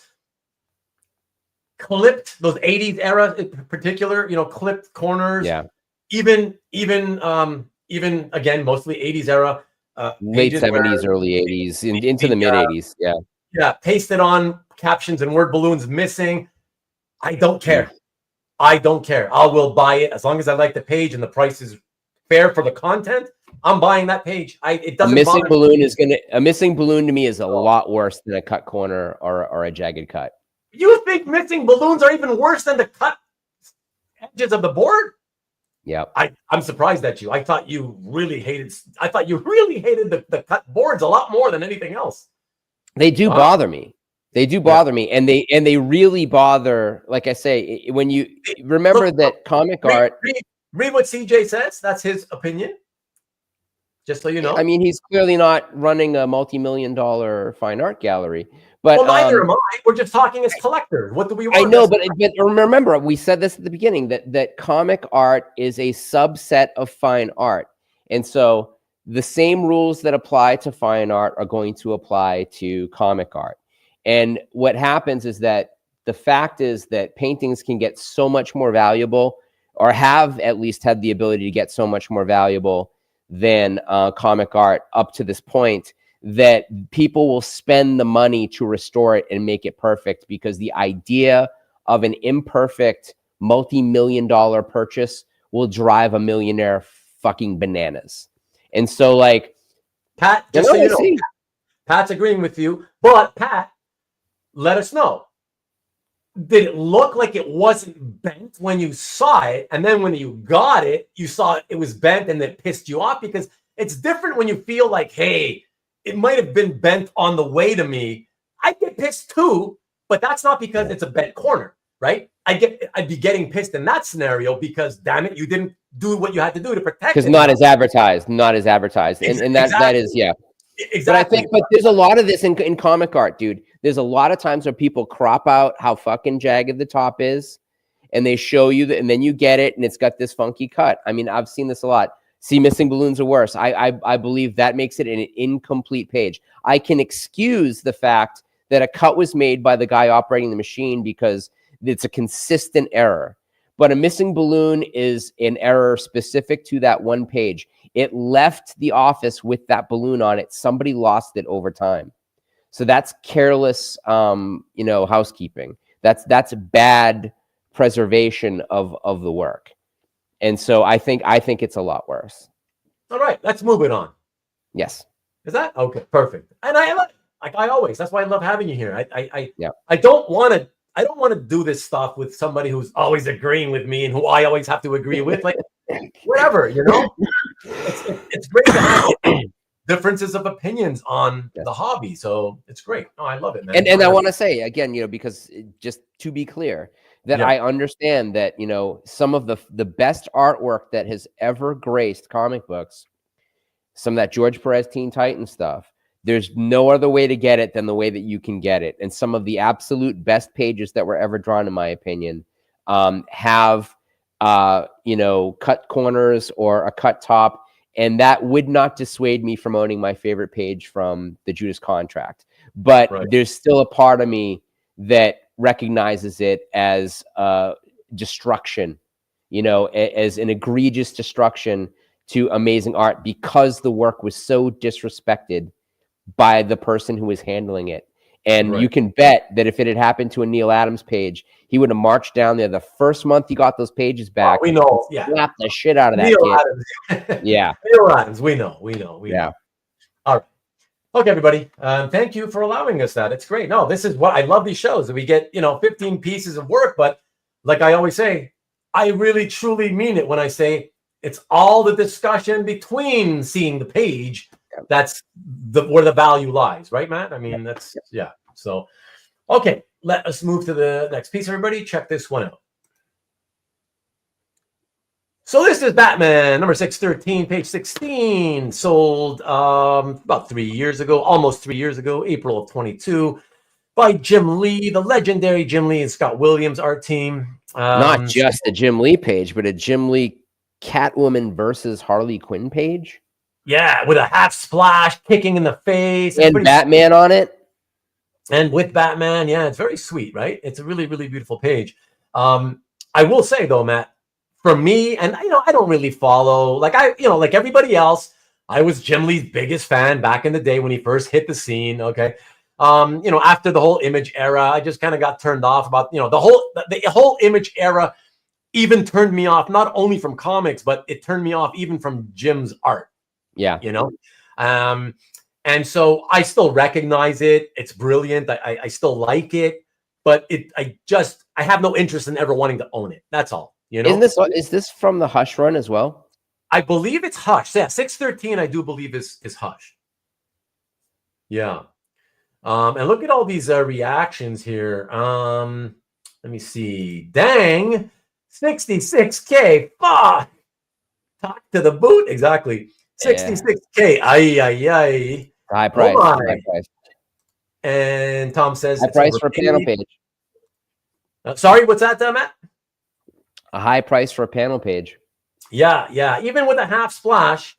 What year this came out, CJ? I think it was if I remember correctly, it was the early 2010s or something, like 12, 13, 11, 12, 13, maybe something like that. I think so. And I remember, hey, Alex Garcia is in the house. What's happening, Alex? I remember this page had a big drop. Yeah. Oh my God, they flipped this. They did indeed, Dan. They did indeed. And this is part of the Hush. Thank you for confirming, Coffee. Guessing it's sold for a loss. Well, yeah, you're guessing correct. 2003. May 2003. A decade before I was thinking? I thought, are you sure? Yep. I thought it was like 2013 around. I just looked it up. Oh my God. Wow. May 2003, Mike says. Wow. Okay. Sorry. I apologize. Yep. Okay. So it's already been almost a quarter of a century ago. We got somebody new to the channel. Scott Spilkey. What's up, Scott? Thank you for dropping in and checking it out. What's positive? Mike? He's positive it's the right year. No, I'll take it. I'll take your word for it. Hush is 2 decades ago old. Yeah. Oh man, that's crazy. But yeah, guys. So, anyways, let's see what happens to this, guys. Yeah, it's not a pretty scenario. Okay, so one more time, April 22. Can I predict? 66,000. Can I make a prediction? This one I kind of have an idea. I remember vaguely, so I don't want to predict. You want to predict? Did it sell for like 42 or something like that? Let's check it out. shall we? Mm-hmm. Not bad. Yeah, 43. Yes, yeah, 43,000. What a bath! Holy cow! Okay, so 30,000. It wasn't the Lazarus pit that one got to bathe in. It got to bathe in the sewer. Yeah, I mean, guys, come on, man. $30,000 on one piece. This is, by the way, just to make clear, everybody, 30,000. That number, okay, which represents 45.5% loss. That number is out of his pocket. That's the out-of-pocket loss. Okay. Yep. Oh my God. $30,000. And look, Matt. Look how long he held on to it. 11 months. Not even you can't even measure it in years. Like, what are you thinking? This is what pisses me off. It's like, I know it's not my money again. I know, I don't probably know the buyer or the seller. I just don't want to see you burn money. What? Like, I need to know what these people are thinking, Matt. I really do. Okay, I'm happy they lost money on that page. Why? I hope it drove them straight out of the hobby. Oh. I hope they're not driving the price up on anything else that any of the rest of us wants, because they made a stupid decision and they paid for it. Now it's possible that loss was worth it for them. I mean, I think these are the worst types of collectors. There is nothing impressive to me about a millionaire spending $60,000 on a piece of comic art. It bothers me. They should be putting their money in gold bricks and leaving us alone. Well, okay. So I disagree again, Matt. And the reason is because I've always felt we are fortunate enough to live in a society where we all have that same opportunity to take the steps necessary to maybe get to a point where we could become multi-million earners, like on a yearly basis, right? It's possible. Yes, it's not going to happen for most people, but it's that kind of a society we live in. So I always felt, honestly, like, who am I, just because I'm not at that level, who am I to like say, oh man, I'm happy when you lose money because you have that much money. I don't think that's fair. I just think it's like, okay, what if I earn my way to earning millions of dollars? That's so Canadian of you. It's so Canadian of you. You're so nice. Whereas I have the American attitude of fuck that guy and his money. I mean, honestly, I'm not going to make a snap judgment about I don't know who bought it. I don't know why they sold it for that much of a loss. But anybody who can lose $30,000 like that, like it's nothing, either it was a real tragedy, and if that's the case, then I absolutely feel for them. But they had the money to pay $66,000 for a Jim Lee panel page. Probably established a new record in pricing for it. It was not a smart buy out the gate. It was a worse sell on the turnaround in not holding it that long. It feels to me like, a crypto kid, a guy that used to hustle Pokemon cards, who was dipping his toe in comic art and lost his shirt there for a second. And I think it was like, okay, done, out of that, onto the next Beanie Baby thing. So I don't have a problem with those. I don't care when a fool and his money are parted. I really don't. I listen. I said what I said. At the same time, I have often used a fool and his money are soon parted expression very many times throughout my entire life. Yeah.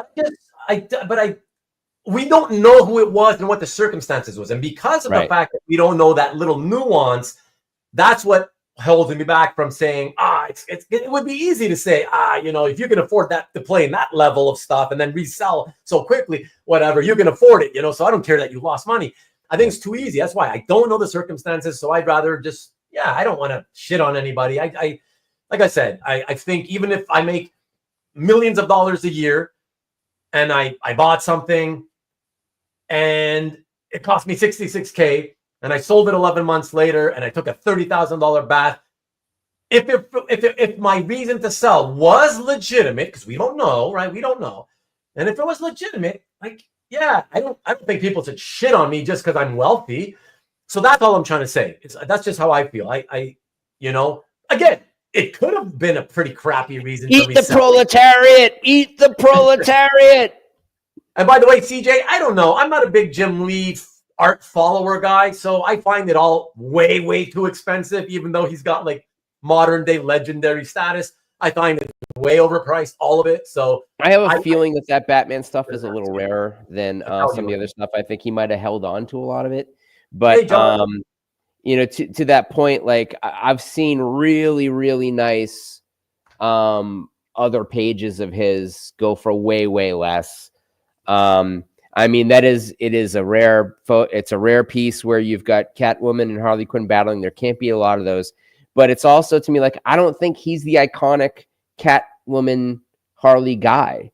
Like, that would be, you know, Batman Adventures. You know, I would want one of those interior pages way more than I would want, you know, one of those Hush pages, specifically that one. But I understand that, you know, that it's you know, that's someone's taste. Good night, And Jason. you know, Thank you. Sorry you didn't get to see more than 3 pieces of art. Sorry. Yeah. but I have a feeling that Jason, these first 3 pieces have taken a lot out of us, and we're going to go faster after this, because I mean, they've taken all the piss and vinegar out of me. Yeah. But more than I can take at this point, you know. Yeah. But like I say, I've said it before. I'm just not impressed by people with a ton of money spending a ton of money. I'm much happier seeing somebody I know find a piece that makes them really happy, and it looks great in their gallery because it matches what they collect, and you know that it means a lot to them. That's the type of when I look at calf galleries and I follow people, I really like people who focus in on characters. I really like people who are long-term collectors who have been piecing together a collection, and some of whom have been such long-term collectors that some of the pieces are reaching that area where they're afraid to have that much value in their house, and they're starting to sell it off. Yeah, a lot of us. Yeah. Carl's collection, me. We've talked about it on the show. Yeah. You know. At a certain point, it's like really it becomes like, you know, do I want to have a whole bunch of very expensive pieces around, or do I want to have the pieces that I really like and put my money in a, you know, where it's going to be safe and still be able to enjoy things. I mean, especially since like some of these big baller collectors are hanging fake pieces in their walls anyways. I mean, if they're doing it, fuck it, you know, like print out your own damn piece and stick it on the wall. Just clearly mark that it's a fake. But I mean, for people who are really collecting and enjoying original art and showcasing original art, like that idea of hanging proxies, I guess that's a whole other controversy that's going to get me in trouble. I'm making enemies tonight, like no one's business. I really must be at the end of my life here. But everybody loves you. Don't worry, Matt. Don't worry. Relax. Making good points. I just because I don't agree with all of them doesn't mean they're not good points. You know what I mean? I understand where you're coming from, and that's important. You know, and you may ultimately be proven to be more right than I am about these arguments back and forth. So that's fine. It's cool. You know, I wanted to I've been keeping this comment up by Matthew. Hey, Matthew, another guy who's not been around. So lovely to have you. Thanks for dropping in. So yeah, great show. Question for you and Matt on the word balloons. Would having a conservationist reattach original balloons be acceptable? Absolutely. I mean, you don't even need a conservationist. You can use, honestly, like glue stick to do it yourself. Honestly. We've talked about this many times, Matthew, on the show. Like what Matt just said, I can tell you that for all my time I've been in the hobby, almost 30 years, I have, for my own collection, often re-glued the balloons that are dried up glue and they're popping off. I have re-glued them, and like Matt said, with a stick glue. Just make sure that it's non-toxic.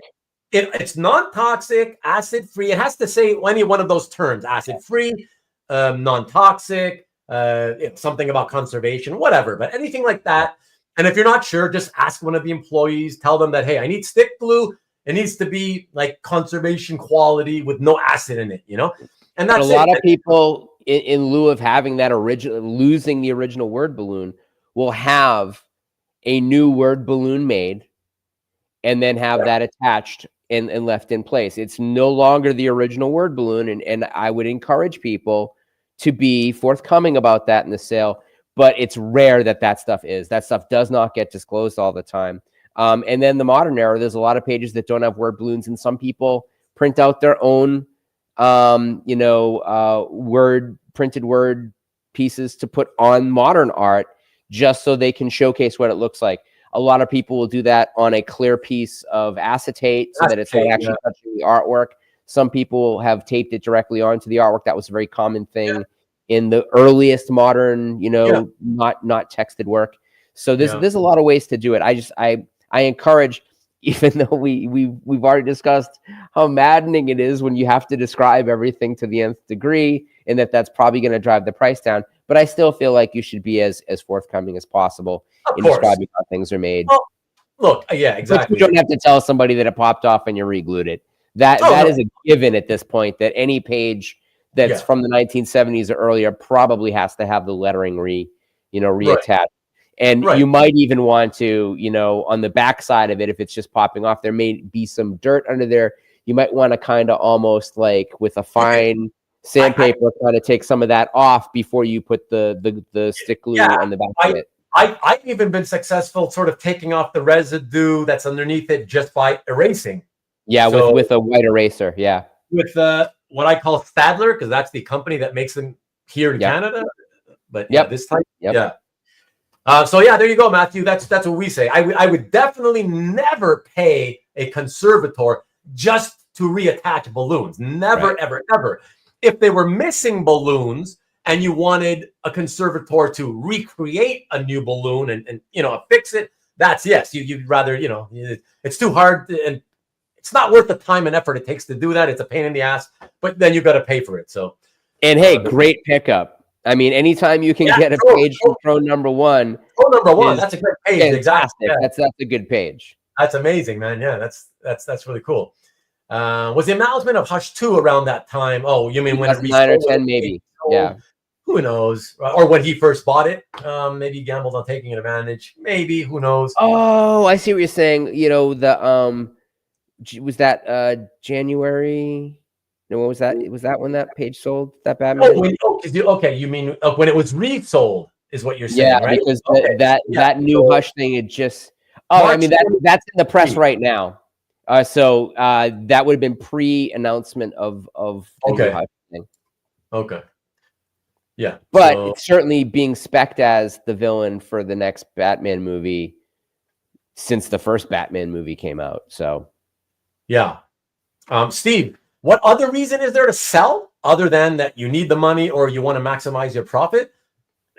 You could simply be like, this doesn't really fit my collection actually as much as I thought I did. You met the creator and the creator hit on your wife. I mean, there's like any kind of criteria, A lot of things. The guy gets canceled for doing something that you object to, the creative team is, raping animals. I mean, whatever. One of the most common reasons, Steve, is that a lot of us in this hobby can't resist buying squirrels. Okay. We all tend to want to focus on a certain thing that we really like more than others. But a lot of us still, we can, look at that. And then, it's really calling to me. Okay, I'll buy it because I have the money. I've done it recently. Sure. Me too. Me too. And like really recently. And it's like, again, like I always say, I've always lived in this hobby under the motto of buy now and worry about it later. You know what I mean? With that said too, and I'm sure this was the case with you too, Ruben, is that, that looks really cheap. That looks really cheap. And then you're like, this isn't exactly in my wheelhouse, but that looks really cheap. And I like it. Sure. And I will spend that for it. Yes. And that's how a damn squirrel gets you, right? Oh my God, Maki Poo-Poo, did you get the Plastic Love cover recreation for me? Yeah, let us know. I still kind of miss that piece, because I love Veronica's stuff and I really loved that piece. Okay. All right, so let's keep it rolling, but let me just catch up a little. It's true, CJ. We absolutely do. We all have different taste, and I mean that's the number one reason I think why a lot of stuff goes up for sale is that tastes change. Yes, exactly. And Marcus, I know he's just busting my balls, but I just want to say, because people watching this on Rewind, they may not know he's busting balls. I do not disclose that I've re-glued a balloon, a word balloon. Yeah. Because literally nobody ever has. Because that's not a restoration. It's literally just putting it back where it belongs and making sure it does not fall off again for you, the collector who wants to buy it. That's it. And exactly, Rick. Guys, don't do acid. It's a real trip. Ivy glue with a hot glue gun. Nice. Yes. And no sniffing glue. Blotter's bad for you. That Toby. Okay. Awesome. Thank you both doing that this. Oh, you're doing that this week. Okay. Yeah. There you go. No, you're welcome, Matthew. That's awesome. Erasers work, man. Larry says the only thing I've erased is back from the old days when dealers would write the price in pencil on the back of pages. You know what's funny? I don't care about when it's really old, like a vintage page from like the 80s or earlier, let's say, and it's got one of those $25, dollar, really tiny amounts below $100, whatever. I don't touch it. I leave it. I feel like it's been there for so long that it has also become part of the provenance. It tells you like, oh my gosh, look how much it sold for from whoever sold it back in the day, So I don't erase that. The only prices I erase are modern day, like from the last 25, 30 years. I don't feel that they feel vintage enough, I guess. I'm just like, erase there. That's it. It's gone. I actually saw it. This was in the early 90s, and it was at a convention in Southern California. And I think it was Liefeld. And he sold a page, I think it was from Hawk and Dove at a convention table. And so he sold it to the kid, and as he was like flipping it over, he noticed that he had some like really poorly drawn that it was a different Veronica Fish piece. I've had a lot. I've owned a lot of Veronica Fish stuff, but there was like a really poorly drawn like sketch on the back of the page, and Liefeld looked at it and he got embarrassed and he erased the drawing that was on the back of the page that he was about to sell. Okay. Yeah, that's what I was talking about. So the Maria Takeuchi sang a song called "Plastic Love," and so that's a recreation of Sabrina as Maria Takeuchi from the cover of this J-pop record, really known as city pop. It's a record called "Plastic Love." It's a fantastic song. I still listen to it all the time. But Liefeld erased this kind of bad drawing off of the back of the page before he sold it to the kid. And I was kind of like I would have wanted that if I had been purchasing it, but the kid seemed fine with it. Like that wasn't why he bought it, Right. That's funny. Okay. Let's do the next one, everybody. And we got coming up here. Oh yeah, we got a cover here. Let's check this one out. We got a Captain Marvel. Check it out. It is number 61. Originally sold and purchased in September of 2022 for 25, just over 25 grand. That Heritage. It's a Broderick Rubinstein. Jesus, Pat Broderick. Yeah, but don't forget, Matt. This is not one of those things where it has nothing to do with the artist. At a certain point, a lot of this art that's from 80s and earlier, it's all about the nostalgia for the characters. It doesn't matter who drew it. Yeah, it's like there's a minimum value that stuff will sell for, regardless of who the artist is. You know what I mean? But let me ask you this. Okay, we'll say that's the case. Yeah. So in 2022, whoever bought this is like, I think 35-cent Marvel covers, regardless of who did them, are worth more than what I'm paying for this. Or do you think they just this is the first comic they picked up off the newsstand, or they really thought that it's Captain Marvel? I mean, because 25 grand for a Pat Broderick cover. I mean, holy shit. Like I said, I'm telling you, it has nothing at all to do with the artist. The value is all about it's a late 70s Captain Marvel cover and it looks cool. That's it. That's what they're buying here. All right. You know? And they may also like the Broderick run on Captain Marvel, but that doesn't mean any single dollar out of the 25,200 is placed extra onto the cover because of his name. His name itself, he's one of those artists where the name itself, it does not bring any premium of any kind. You understand what I'm saying? I think September of 2022 is the premium. Well, clearly we're going to see that, right? Bronze Age Mania. Yeah, it is a good cover. It's very nice. I like it. Yeah, a lot of people are saying that too. Everybody likes this. It is a nice cover for sure. Nice cover, but 21K cover. Well, whatever. Like, are you going to dicker for 21, 25? That's not really a big difference. So if you really felt that was worth 21, Tom, it's not outrageous to then think, okay, somebody can. I'm thinking somewhere in the 14 to 18 range. But it was September 2022, and stuff that was $14,000 was going for $25,000. And that is an interesting piece of art. I mean, like the way that the softness of chaos is in the background, it's nicely articulated. It's good to see on the original in a way that might not have been intuitive if you hadn't seen it. Yeah. Although it looks like there's glue damage on the cover. Yeah, there's some glue staining there on the arm. Yeah. But let's check it out. What happened, everybody? So this is September 22, and it then resold 2 years, 4 months later. And of course, Tom thinks he's trying to pretend he guessed correctly. Tom knows what this roughly sold for. But yeah, 24. So, but here's the thing. Here, check it out, guys.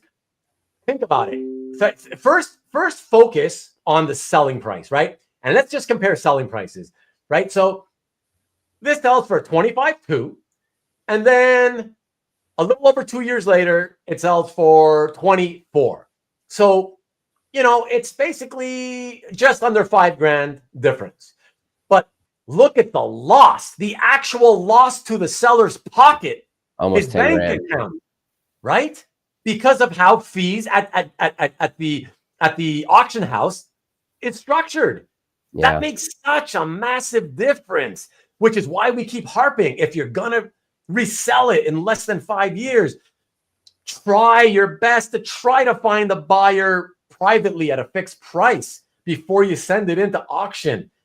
Like the cover itself lost $5,000, but you as the collector lost anywhere from 8 to 10K. That's insanity, man. What was the fake ElfQuest book that he was drawing for Marvel premiere? ElfQuest for Marvel. The stuff that John Buscema and what's the other guy who worked on it? Yeah. What are those called again? Weird World. Weird World. Yeah. I mean, I remember him doing those, and then I don't remember anything from Broderick until Captain Atom. Like, I just wasn't paying attention to what he was doing. But he had that kind of fantasy line, like the way that he drew fantasy well. Who are you talking about? I'm talking about Broderick. Broderick did some of those Weird World things. I think so. Yeah, I remember Buscema did some in the 70s magazines, black and white magazines, and what's his name? The guy Plug also did some Weird World. Mike Plug. Plug did a little bit of everything. Yeah, but I don't remember. All of it great. It's possible, it's possible. Yeah, listen, Maki Poo Poo. Maybe the seller wanted to buy something else and needed funds. But this is one of the many, many reasons we keep talking about. Anything is possible. Anything is glue possible. On the cover started to bother him. Like that's a thing that collectors have a problem with if they don't notice when they buy is like glue. Like when you get that in person and you look at it and how it sticks to the plastic that's covering it, it's one of those imperfections that can really gnaw at you. Yeah. All right. Well, perfect. Let's keep it rolling. So we can maybe catch up and make up some ground so it doesn't end up being a 5-hour episode. And again, I feel like that ain't a bad price, for that to resell at almost $21,000. Right, because you're also fixated on the artist's name, thinking that that's why. And then, like I said, it's because it's not about the name. Yeah.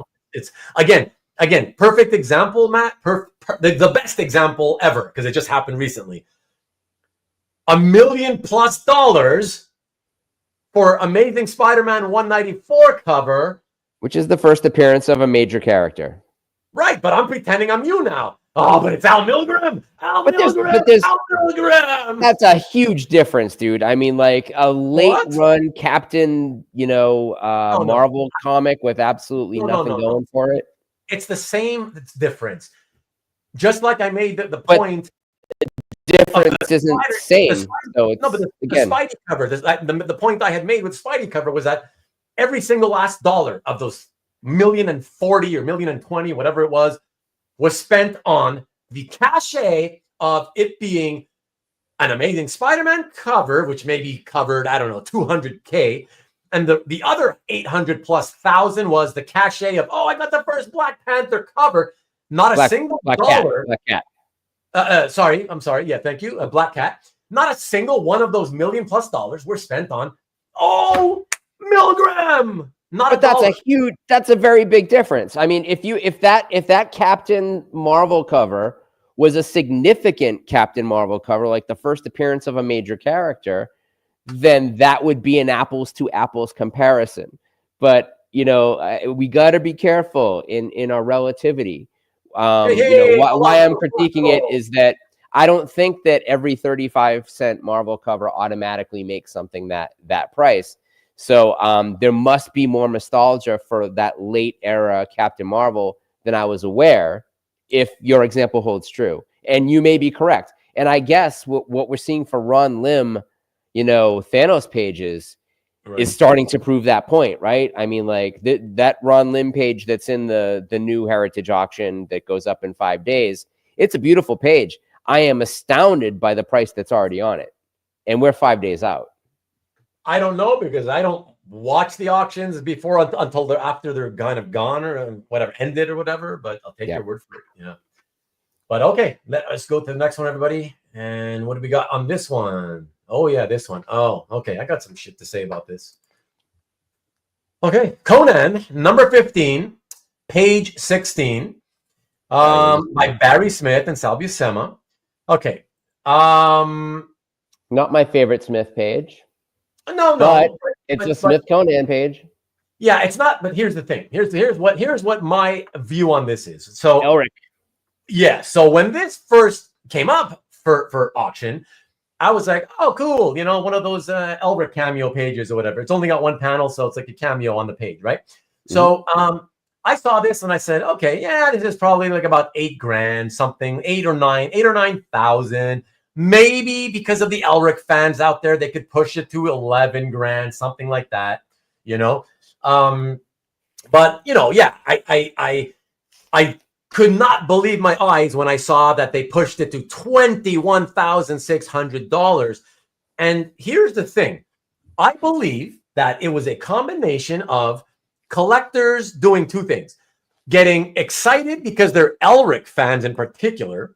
Sure. Okay, so they love the Elric appearances in Conan. Okay, and I understand that. That's fine. But I think it's a combination of that and thinking, I got to go strong on this because it's also a half splash, right? People get caught up with the whole half splash thing, whatever, and usually that makes sense. The problem in this case is that the half splash carries literally no value. Yeah. No value on this page because the content within that half splash panel is worthless. It has no Conan, no Elric, right? 2 secondary characters. That's it. So all the value here, aside from it being a Barry Smith page, is in the bottom half of the page, those 3 panels, and it's basically that one Elric, appearance. So yeah, I would have thought anywhere from 8,000 to 11,000 would have been my guess. Maybe somebody who's really into Elric can argue that it could go for a few thousand more. I don't know, but that's how I felt. I felt definitely 21.6 was just outrageously high. And yeah, Rick, whatever. Second is not first, though, Rick. Second is not first. I still find it way too much, Rick, even though it's the second appearance. You can trade all 25 for one. What are you talking about? I don't like the content. Yeah, no, it's really not great content, honestly. Last panel, fugly. Well, you're not a Smith fan. So, Rickster, you think it's a 15K page? Okay, and that's her O-face. Nice. My guess is it sold for less than 10, says Maki. Elric with Errol Otis funky hat. You guys are nuts. Is that Naomi Campbell? Smith could be a wee bit inconsistent in the early Conan phase, coming off as Kirby. Well, that's for sure. And I feel it's $14K on resale. Don't see pages from the issue coming up. No, I know, Rick. I know. But Rick, do you still think that just because it's Elric and it's rare, do you really think that it should have gone for over $20,000? That's my question. I think it's several thousand too much. Even being, I would say 18. Oh my God, really? The top. Really? I mean, early Smith is early Smith.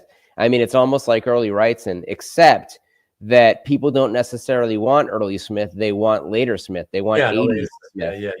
Well, no, that's why the people going for this are going for Elric, period. Yeah. All right, everybody, let's see what happened here. March 23. So yeah, once again, that was just 2 years ago. And it already resold a year later. That's outrageous. At Comic Link for $8,900. The exact price, right around the price I thought it was worth. Maybe a little cheaper than I thought it was worth at the time. For a whopping $13,500 loss to the seller's pocket. And a 63% loss. In percentage terms. I mean, wow, Matt, that's a killer. Like, can you imagine? Like, come on. I mean, man. That would have been a great pickup at $8,900. Yeah, that's it. For $8,900, now you're okay. Now you're doing good. Hold it for at least 5 years and you'll be fine. Yep. So, yeah, look at these guesses were coming in. 16.2, 15.8. Ouch. Holy shit. Yeah. LOL. Thick. That's a dump in the pants. Insane. LOL. That loss is because the last battle. Oh, sure, Hart. Yeah. Whoa, was that your favorite piece you brought today? No. Comic Sync. Sync. Nice one, Kavi. Strikes again is more like it. Not a great O-face. The last panel is hot. See the BWS MCP Weapon X page for sale in Comic Connect's auction? That is sick. Yes. Well, yeah. I mean, that's what people want, is they want Machine Man, X-Men, definitely Marvel Comics Presents. And to a lesser degree, some of that Valiant work. It's prime period BWS and it's Wolverine. So yeah, there you go, And here you have my library bound edition from the collection of James Earl Jones. Oh, nice. Look at that. Wow, very cool. Yeah. Volume 2 of a 3-volume set. Oh, that's really fun. Wow. Did you get that at auction? No. A friend of mine's had this for years. James picked it up from us originally back in 1991, I want to say, at Fantastic Store. And then someone brought it back from I think he brought it back himself and sold it to Gaston when Gaston had Meltdown Comics on Sunset. And it's been in my friend Steve's collection for years. He's decided to let me put it up for sale. So I'm going to put it up on the website at some point this week. Oh, you're helping him out then. Okay. Yep. Yeah. But I mean, awesome. These library editions are super rare. Yeah. And it's a shame it doesn't have that. It doesn't have his stamp in it, unfortunately. Like, I wish it had like the James Earl Jones stamp in it. I will tell the story and state that. Oh, it's not. Did he not even sign them or? No. Oh, so it's only known to be his based on just whatever provenance came with it. There's nothing on it that would tell you, hey, this was his one. Oh, right. Unfortunately, okay. But I mean, how many of these are there? Which is the thing. But the fact that it was owned by Tulsa Doom himself is pretty cool. Yeah. No, that's for sure. It's fun, All right. Sure, let's get on to the next one, everybody. And where we go? We go from Conan, Barry Windsor Smith to this. Fantastic Four, number 190, page 02. So I really like this page a lot. And I can tell you guys, you might, if it looks familiar, this was recently posted, I believe, in Michael Lovitz's collection on CAF. And so this one sold and got purchased at Comic Link back in 2021. It's by Sal Buscema and Tony D. And I want to say, Matt, just because we always do this, that I, like many collectors, love Origin Retold pages. I think it's a very well-loved type of page, very well thought after. Everybody likes to have this type of stuff. Marvel's First Family. Sorry? It's got Alicia. Yeah, and that's the nice thing is that the top third that isn't part of the Origin Retold, you've got the single best and most valuable member of the Fantastic Four with Alicia. So that adds to it, you know. So to me, at this time, I would have thought, yeah, like if I had this in inventory and I was just going to put it on my website, I would have thought, yeah, a couple of grand sounds pretty good because it's an Origin. It's from the 70s. Yep. And it's an Origin Retold page. To me, that sounded fair enough. What do you think? I think it's a fair price, and especially for June 2021. Yeah, exactly. How much is it selling for? Maki wants to know right away. Drum roll. He's talking about the Tulsa Doom, the James Earl Jones's stuff. Oh, what do you ask? How much is it selling for? I think I'm going to put it up at $2,500 for the 3-volume set. Okay. There you go, Maki. $2,500. He thinks it's not done yet because he hasn't put it up for the 3-volume set. Oh, how many total issues is it, Matt? It's 12 issues per, so it's issue 1 through 36. Oh, okay. So the first 3 years worth then. Yep. The entire Barry Windsor Smith run and the first part of the John Buscema run. Yeah, there you go. Tom, you would pay the price for it now. And that's what I'm saying. That's my point, is that back in 2021, I gladly would have thought, okay, yeah, I think this deserves at least $2,000 on my website. I would have thought 2 to 2.5. I would have been, I would have felt pretty confident with. Mike D in the house. Yeah, Beastie Boys. Super page, yes. Solid collector piece, not a terrible price. That's what I think. Met page for me. You're just such a spoiled sport, Hart. I must have missed this when we sold. Nice 7-panel page, 7-panel splash. Ruben has the Talk to Matt. I'm not your man for that tonight. Probably a $2,500 page on most dealer sites. Yeah, and on this, you couldn't blame them. I think that's fine, But Maki also says good price, and okay, thanks, cool piece. Who did the binding? Do you know? Says TJ. I think James's wife had it bound for him. Okay, yeah, who knows? It may have been Crown Spellman out in Santa Monica at that time. All right, but it's just a guesswork anyway. So yeah. Okay, so here we go, everybody. So June 21, just under 2,000, and then it gets resold 3 years, 6 months later on Comic Link again. So same auction house for a pittance for only December 2024. Ooh, December 24. 1 month after your favorite month, Matt. Yeah, a month that shall live in infamy. I mean, I'm looking at that and I'm thinking, wow, like that's one of the many times that when I'm on Comic Link and I decide, yeah, I'm not going to bid on this. It's cool, but I'm not going to bother because it's going to go for more than I can't get it at a steal, so I'm not going to bid on it. And then I watch it and it ends at a steal and I'm like, fuck. Just so everybody knows, December is generally a good month to buy at auction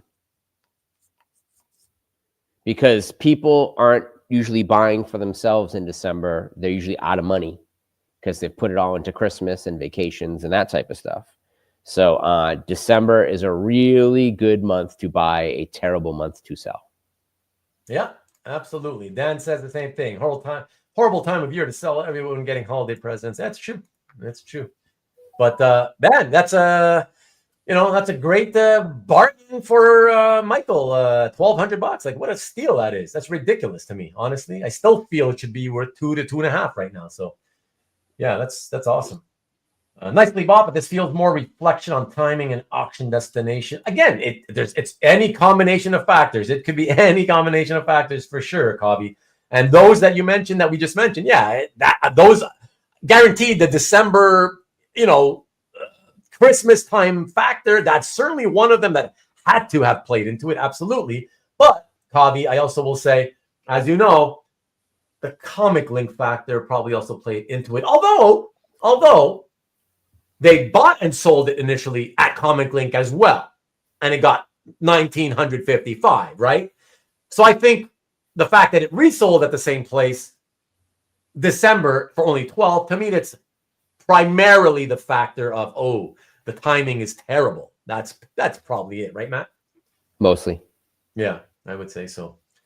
Okay, so yeah, make him an offer. Why not? Double his money, baby.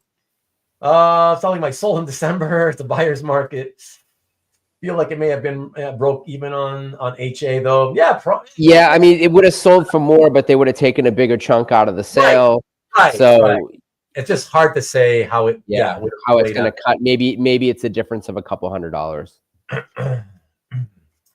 Although it's an origin page and the nice artists on the team, I feel I only really like panel 3 things.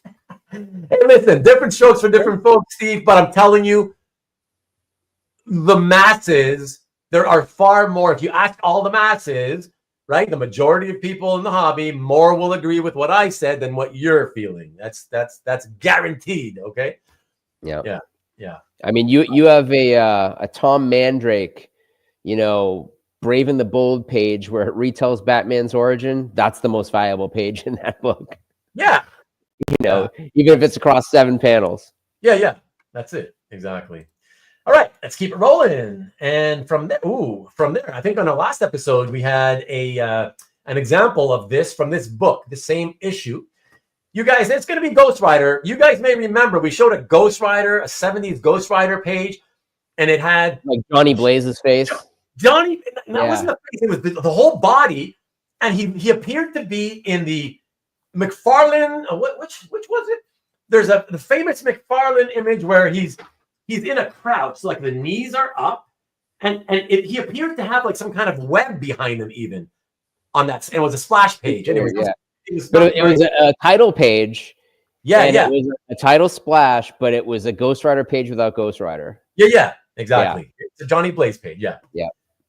So yeah, we got another page from that and sold at that same auction house. These were one of these pages that sold at I believe it was Bodner's. Let's check it out. Oh my god. So it was Live Auctioneers. I'm not sure the exact auction house, but it was one of those no-name auction houses. It's so ugly, it's almost beautiful. But so this, imagine on the Live Auctioneers through one of those no-name little tiny auction houses, and it's still sold for $5,000. Well, Europeans collect Frank Robbins like it's no one's business. That's true. But man, like that is a weird ass page, and that looks like Hasselhoff in the middle. It's even more reason why it would have sold to a collector in Europe. But it's Son of Satan, and there's a lot going for this. This is like every character in the Marvel horror universe except for Werewolf by Night. Basically, at this point, it's got Son of Satan. It's got, I guess that looks like, I don't know what the hell that is. I don't know. There's like all kinds of kooky characters. Yeah. And imagine like $5,000 Live Auctioneers. Okay, so let's see what happens to it. And guys, and you, including you, Matt, I noticed there was one thing I was waiting to see if you would note. Okay, because we always talk about how important the time frame is. This is not when it resold. This is the first. This is the first sale, and it's in April of 24. It's not even April of 2025, exactly. And we're gonna have some data here. Brace yourselves, folks. Brace yourselves. This also has actually this only has like tape stains. I mean, it's not a terrible page. It's more than I would ever dream of paying for it by probably a couple $1,000. But I mean, come on. This is a 2K 2200 page all day long. Let's find out. No, let's find out what happened. Okay, 200 sounds safe. Sure. Okay, let's see what happened. Check it out. Oof. It just sold in December once again. 8 months, only 8 months. What are you thinking? You just paid $5,000 for this. Why would you resell it 8 months later? And it sold for $19.25 at Comic Link minus the 10%, which meant a $3,267 loss, 65% drop. I mean, but like, what were you thinking? Really? I need to talk to these people, Matt. We need to get them on the show somehow. Like, I need to know, what are you thinking? How could you possibly think sending this to any auction house was gonna get you your money back? And let me just say, Matt, also, in this case, this was so, in my opinion, badly bought that I don't even think that a straight sale at a fixed price, you could have found anybody to give you the $5,000 back. No, 3's the max on that. 3 was the max that you could get in a private sale, I think, in under ideal financial conditions. But that's kind of shocking. Wow. It's man, brutal drop. Exactly. I almost had it. Yikes. That's wild. The sink strikes again. Yeah. Clink. Yeah, I didn't know this one. So I didn't like it, so I passed. Hey, what's up, Antoine? What's going on? Hey, AD. Loyalties go to Kami for me to use the sink. Oh, royalties, you mean? Hi, Antoine. Hi, Antoine. Hey, Antoine. Mike Asbill. What's going on, Mike Asbill? Another brutal drop. Yeah. Here's a question for you, Ruben. Yeah. How long do you think it takes before this hits 5,000 again? Look, I am not really into like prognosticating that kind of stuff. It's all really a crapshoot to take guesses like that. Let me just say this, Matt, in keeping with the theme of our... I'm going to say 10 years. Okay, in keeping with the theme of my, this series that we're doing, okay, I'm just going to say at the very least 5 years. Right. And I would hope that this guy holds it for that long and doesn't try to resell it again. Exactly, Scott. It was so overpaid to begin with. Yeah. That for it to have hit a natural progression of hitting $5,000. I mean, even with a new Ghost Rider movie potentially coming out, I mean, I gotta think 7 or 8 years at least. And listen, Mike, we know, we've talked about this before. We know there's any infinite number of reasons. We know that people just like the action. We know, but it's no point in bringing it up because, as I said earlier tonight, there's just so many reasons. So there's no point in always naming them all. We know what it could be. And since we don't actually know, unless, the person came forward and admitted it, there's no sense in constantly saying, oh, but maybe he did this. Oh, but maybe he did it for that. Yeah. I mean, who cares, right? It doesn't matter. I really do wonder, though, if it was a European. Who knows, right? Again, it's really hard to say. It's really hard to say. Yeah, a movie might be coming in 2027. Who cares? The first ones were crap anyways. 15 years, Rick says. It'll take 15, he thinks. Wow. Oh, that's funny. If the yellow-green boxer Satan never becomes popular, this will skyrocket. Oh, my God. Fight at the cosplay con. That's funny. Oh, my God. They just won the internet with that quote. Ghost Rider Tango. That's funny, man. But yeah, that's whatever. It is what it is. What are you going to do? It's again, I really do just keep telling myself in my head, what were you thinking? What were you thinking? Really? I can't take it sometimes. It just drives me nuts. I'm like, I wish I could like advise you. Let me consult with you. Like, please let me try to talk you out of what you're about to do. Like, I know you're about to. In my consulting days, the most valuable advice I ever gave was no. I mean, it was always worth the money that was paid for it. It was always the right thing to say. Hey, Jewish Dragons. And Dwayne's a pain. All right. I know without the motorcycle, it's the silliest looking character. But I mean, like, that page is so weird. I mean, if you're like a huge fan of that Robbins run and you read it as a kid, you might have been like, that's awesome. And maybe there's nostalgia for it. But I mean, that means somebody else wanted it almost that bad too. I know. That's what I don't understand. Maybe you're right. Maybe it's a couple of those Robbins lovers and it's more about that. Who knows? Like, because they can't afford the Western stuff from the European comics, which is so weird, right? Like that that Robbins is so much better known in Europe as like a sort of strip, cartoonist for these historical comics that he was doing. Wow, man. Wow. I love seeing ugly stuff like that. I mean, those pages are, if I'd have seen that on a table back in 94 for $250, I'd have bought that in a heartbeat. And $250 would have been way too much money in like 1995. But I'd been like, look how fucking dumb this is. And I would have been like so proud of myself. Be like getting like a chair tattoo, it's just like, that's wicked crazy. Stupid. Marcus, I don't know who the hell Steve Hill is. So I know. Why do I know Steve Hill, Marcus? I know who Steve Hill is. Hated Robin's Vinny as a kid. Yeah, me too. Yeah, we all did. Oh my God. We all did pretty much. Yeah. Look at Mike. Ugly love. Yep. Matt likes them ugly. Yep. Okay, let's get away from that because like I can't. Yeah, it angers me. You need to wash your eyes now and your soul. You gotta like fluff your aura with like, I don't know. Typical Marcus wants to keep us guessing. Oh, Marcus, who's Steve Hill? Look at his answer. That's Hill. Like, what does that even mean? Like,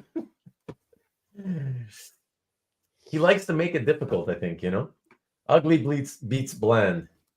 I don't like either, but, Shill. Oh, what?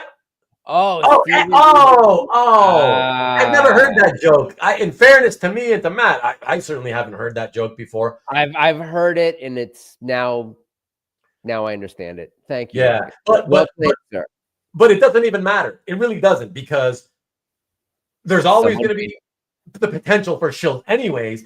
What matters is at least one guy was still willing to pay $5,000 for the damn page. That's I don't think it was a show bid. I think two people wanted it, and I love to see their houses. Not thanks. Mark, that's late. Yeah. Anyways, whatever. Let's move on because it is whatever. Okay. So let's get to the next one. That's 8. Check this one out. So Green Lantern, Green Arrow. Neal. And so Green Lantern, Green Arrow from number 85. And for those of you who don't remember, who don't associate the issue numbers with the covers, this is the classic cover with, oh my God, Speedy's a junkie. And he's got the needle beside him and he's sitting there, just finished taking a hit or whatever, the heroin. So this went for $13,800. I will say a couple of things, Matt.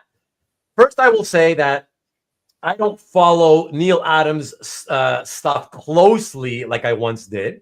But when I saw this price at the time, I thought nothing. I thought, oh, okay, because I do recall many Adams pages from the vintage, the late 60s, early 70s era, selling for these types of prices, and even higher.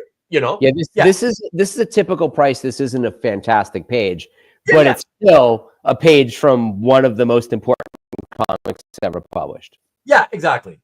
By one of the best who ever did it. Yeah, exactly. So not outrageous. No. So November 22, and it's 13/8. And tell me it's gonna be November, December. Oh, there we go.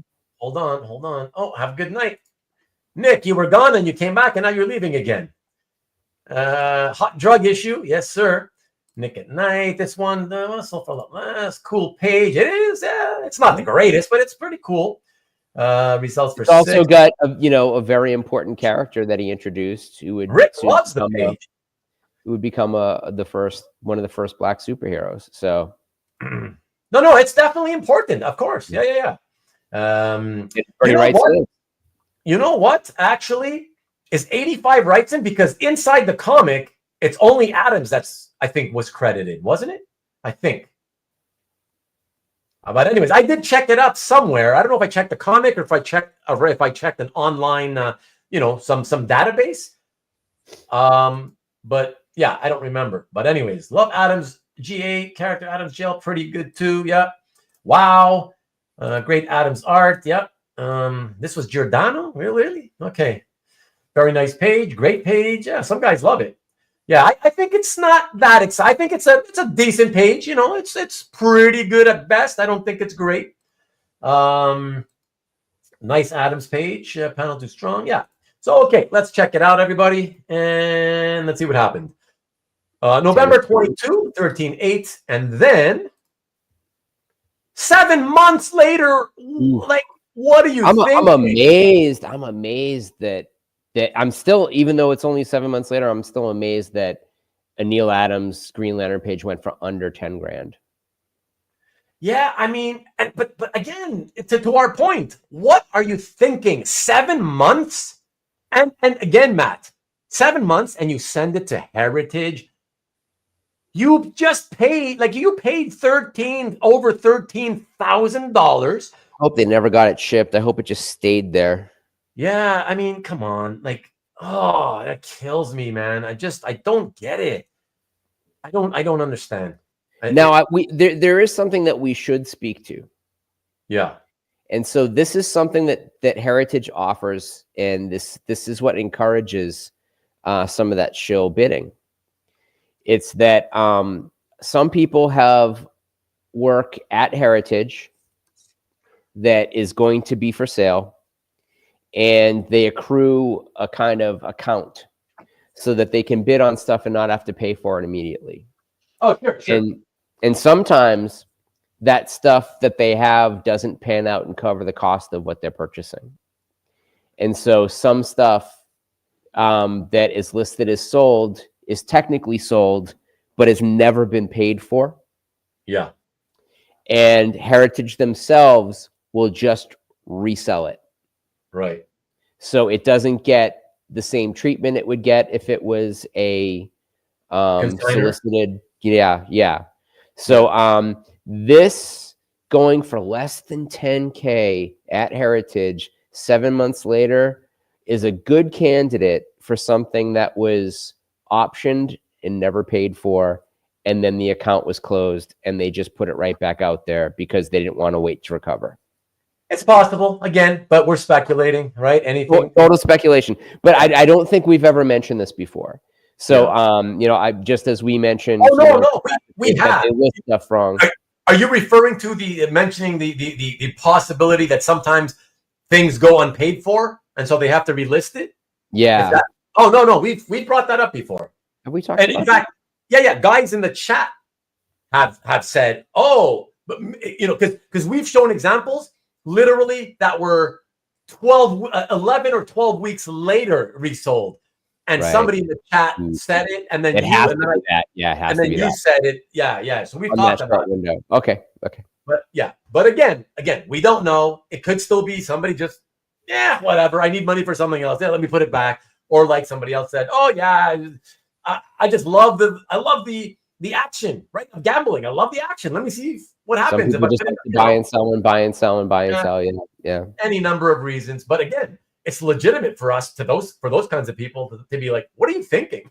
Yeah. Like, I know you like the action, but wouldn't you like to at least win most of the time? Because you ain't gonna win by flipping art every 7 months. I was on Whatnot a couple weeks ago, and I saw one buyer knock down every single item that a seller had for sale. Outbid everybody every single time and knock down every single item they had for an entire hour-long show. What do you mean knock down? They won everything. I'm sorry. Repeat again? Like, what kind of an auction are you talking about? Whatnot. Oh, on Whatnot? Okay, somebody conducted comics? No, this was coins. This was silver coins. Oh, so a coin auction, a personal coin auction for themselves. And you're saying the same buyer just kept buying everything for an hour? In a room full of 138 or more people. Oh, really? It kept beating everybody's bid on every single thing in the room for an hour. I went back the next day and saw what they had for sale. The same buyer was back in that room and buying again and again. And so the guys selling stuff, this was not shilling, because they were like, hey, someone's like, they were like kind of excited. This guy kept taking down sale after sale. Like they didn't care that he was hogging everything. If it was something where they wanted somebody to push the price up, they're not going to use the same show bidder for an entire show and then bring them back the next day. So there are people who just, what's the line from Glengarry Glen Ross? They just like to talk to salespeople. That some people just want to keep winning and winning and winning no matter what they pay. And then sooner or later, they got to sell some of that stuff. Yeah, Tom says, I sell on Whatnot at my stores and have buyers buying multiple items in a row. Yeah. I mean, this is a full hour of every single item. Yeah, that's a big difference, Tom. Like one guy for every item for an hour, like that's insane. Like over 100 lots. But like Matt, 120 lots. But Matt, did you raise that point because did it have anything to do with because you're wondering if, hey, could that have been some kind of a shill for the action. The action. Oh, just the loving the action. Okay. Yeah. Okay. Wow. Yeah, Dwayne, you said you work in coins. Interesting. I work in coins. Auctions are crazy. Interesting. Okay, that's a fun way to make a living. It's amazing what people pay for coins. Like, I try to keep things really strict to their content value. So, like, if I'm buying silver, I want to keep it to the price of silver, and then understand that there's going to be a premium for a coin with a perfect score. A PR 70 or something. Yeah, that's a perfect coin. And so like. I'm willing to go above the metal value on that because I know what the value of the coin is. And I seen what they sell. I had eBay open. I was looking at, sales. These sell for $450, $500 all day long. And I picked it up in a Whatnot room for like $120. So, I mean, it's like Whatnot's, if you're not buying comics, you're not buying cards, you're not buying like cover variants, Whatnot's great for a lot of collectibles, but you have to know what you're buying and you have to be smart about it. I see people overpay all the time, not understanding the value of things. Yeah. Antoine, how would Matt know? It's nothing to do with Matt. So how would he know if all those hour-long purchases were legit or not? I mean, whatever. They were what they were, and who knows if they're legit or not. But yeah, whatever. Maybe so, maybe not. Maybe a shill. Who knows, right? But so what he said, but he's saying that it's someone won it for $20, and even they didn't even pay the $20. Of course, that $20 handle price. This is another comment. I was referring to this one because he said these were authentic purchases. I think so. So because the sellers were genuinely excited that this same person kept picking up piece after piece after piece. They weren't complaining about something selling too cheap. They were like just really happy that this guy kept getting in there and winning. It was like really funny. So I don't think it was. I think it was a guy addicted to buying stuff. I think it was, an auction fever dude.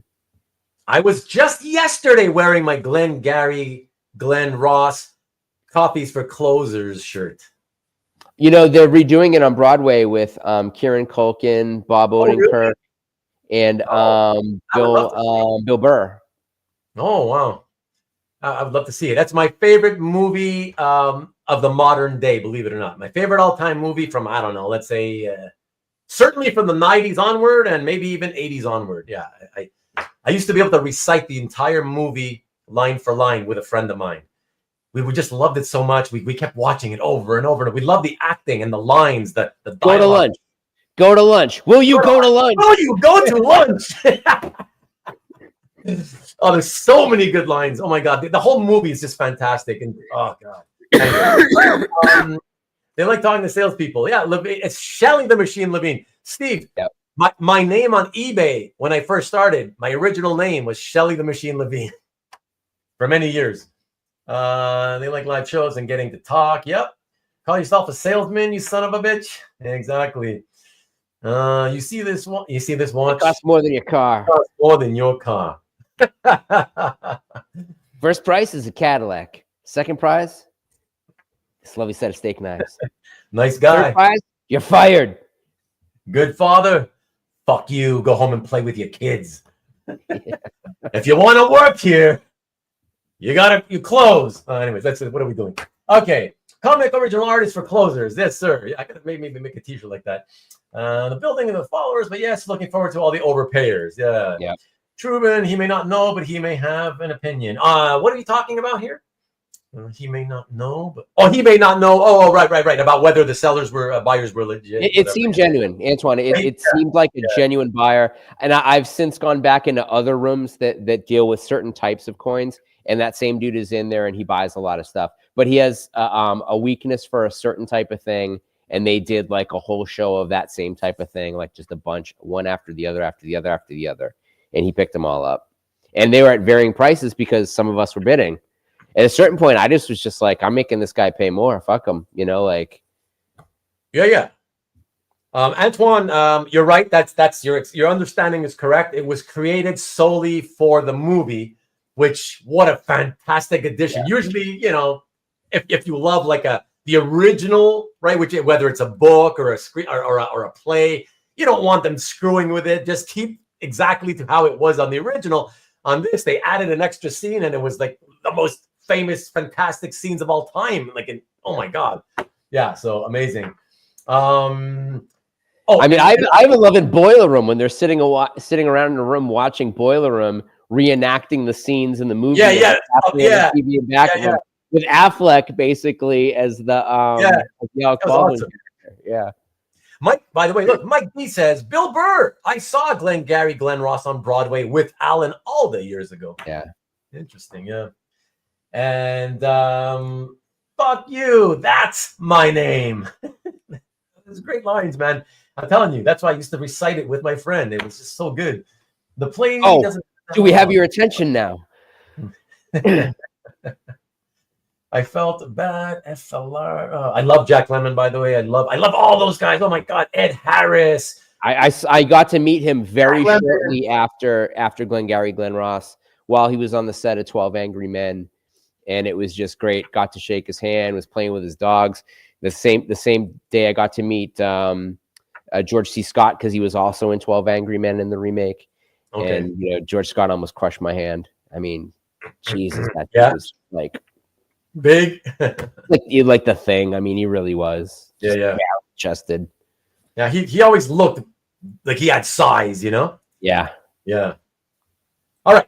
Let's go to the next one, everybody. And what do we got coming up here? So what did I just show you? Not the Ghost Rider. The Green Lantern page, right? Oh, so this next page, I love this next page. Love it. Really quickly, CJ says, I used to do that with a vintage diner ephemera buyer on eBay. Jack his bidding prices all the way up. Are you admitting that you shilled some guy? So if you like vintage diner ephemera, does he know Bernie Shine? CJ, do you know Bernie Shine? Who cares about Bernie Shine? Is he just admitting that he used to shill people? I mean, sometimes you drive the price up on people just because it's fun. Really? Oh my God. Okay, not me. All right. Next piece, everybody. Love this page. Really great page. Check it out. So Iron Man from the classic era, number 132, page 26. Obviously, it's Bingham. It's not one of the Romita Juniors, but it doesn't matter. I mean, it's got that classic. As long as it's got Layton's touch on it, that's what you want. Yeah, the Layton finishes, that crisp Layton look to it, really cool. Triple fist is just, very typical Layton layout. The face on Iron Man and that middle panel on the bottom is like straight up Layton. Yeah, I love those that last panel divided into three. That's great storytelling. With the kind of a goofy ass Hulk, but I mean, sorry, kind of a goofy ass Hulk. Yeah, the Hulk is never. He never really did a great Hulk. He did a few Hulks in different areas and in different comics, and I was like, I never liked Layton's look on Hulk, but whatever. So I don't know. Yeah, so this again, March. So literally 2 years ago. Seems pretty high. Pages from this era do sell for this and more. But of course, this is a fill-in issue. Typically, it's Romita Jr., right? So I don't know. I honestly, I find it hard. I found this one hard to say whether, does it matter that it's Bingham rather than JR? It's a really great page, and the Layton finishes make it look like it's basically still JR. It could have been JR and Layton. You know what I mean? Yeah. I think it's a fantastic page. Maki says doozy. Corey says pretty damn cool. CJ was saying that the guy was stealing shit from people all the time. People hated him, so he's tried to screw him. Okay, that's a good enough reason, CJ. Dwayne's Pain says, man, Hulk must have bought purple pants by the truckload. Yes, I never knew the sellers, just knew the... okay, this was the eBay name. Bingham art is rare. Not that matter. It doesn't really matter because there's nobody out there looking for Bingham art. You know what I mean? Except Son of the Demon. Yeah, right. Yeah, but that's because it's Son of the Demon, not because, oh my God, Bingham. You know what I mean? And I mean, what Son of the Demon is like the follow-up graphic novel, you know, right? Like the first major Batman thing to come out after Dark Knight, right? Yeah. But anyways, let's check it out. Knucklebuster, Beowulf. Yeah, so 11/20, 2 years ago. Let's see what happens, guys. 1 year, 9 months later, Comic Connect. I mean, it drops, let me see, 11 and a quarter. So it drops $2,000, just over $2,000. But even with that supposed only 10% seller's fee at Comic Connect, you lose $3,000, not just the $2,000, right? I mean, $3,000, like it's a lot of money to lose. I'm really honestly surprised it resold for that much in December. But yeah, listen, I mean, we're talking about December, that same old good old December month. And so that's why it makes me wonder, right? Like what we keep talking about, November, December, had this been, one of the better months of the year, would it still have sold, closer to what he paid? I don't know that it would have sold for more. Yeah. But could he, would he have avoided losing $3,000? Maybe take a smaller loss? I think so. I do think that first panel looks so much better in black and white than it looks in color. The first panel? Yeah. Oh, I love it. I think they look good in both, actually. Yeah, exactly, Cobby. Exactly. Still out of reach for most. Yeah, but there's enough people in this hobby these days that we don't know who they are because they only buy at auction and they swallow it all up and they don't put it on, they don't post it on CAF, and we don't know these people. There's plenty of very wealthy people in the auction, in the hobby now. So, and I gotta say, I'm pretty sure that. Good night, Corey. This sells on the fact that it's Iron Man versus the Hulk. There's not a whole lot of that. Yeah. I'm still really surprised that it went for that much. Like, oh, really? Yeah, I guess maybe there are some serious Bingham collectors out there, and I mean, there's a lot of Iron Man collectors. So if they're all trying to get, a good Bingham page, that's a pretty damn good Bingham page. Hey, we got another new person tonight. S. Thomas saying very nice page. Thank you for tuning in, S. Appreciate it. I appreciate it. I hope you've been enjoying the show. If you just tuned in now, well, I hope you enjoy the rest of the show. And again, good night, Corey. If you're still listening, catch you next week, hopefully. Right. Matthew says, so that first panel looks like shiny metal in black and white. Yeah, that's what he was so great at, right? He was so great at that. Little zipatone, right? Yeah. Rick is surprised. Rick says that it's a premium page, and it is. He's surprised that it went for less. Yeah, even so, Rick, even though it was Christmas time, you still feel, even taking into account that it was Christmas time, you're still surprised it went for less? Because that's, usually it bears it out that, when it does sell at that time of year. I think it almost got $1,000 more than I would have expected it to because it's December. Yeah, I definitely, I believe in the December factor was hurting it for sure. But I think it's a great page. I don't care who penciled it, whatever. It's just great content. It's really good looking art. Great era for Iron Man. It's a great page. It's a shame that he couldn't hold it for 5 years. He probably would have eventually made money, right? It's just, again, and Matt, it's another great example of what I say about, you hear all the time in the hobby, you always hear these certain older time collectors and dealers. Oh, the guys, especially the guys who like to deal in the older school stuff, like the Kirbys and the Buscema, Yeah. Oh, as long as you stick with the blue chip stuff, you'll never go wrong, right? I've heard that a billion times, right? And we talked about it, right? we talked about this, and we've obviously proven many times over already with this, the 4th episode of this series, that that's not true because time is a huge factor. Yeah. Time is the tangible. It is the only thing that matters is time. Yep. Yeah.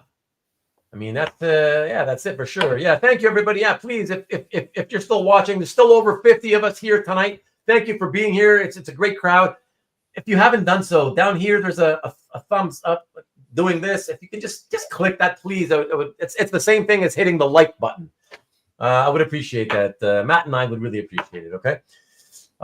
Thank you in advance. And yeah, it must have been the timing. Yeah. Never right. Yeah, never saw in December. Yeah.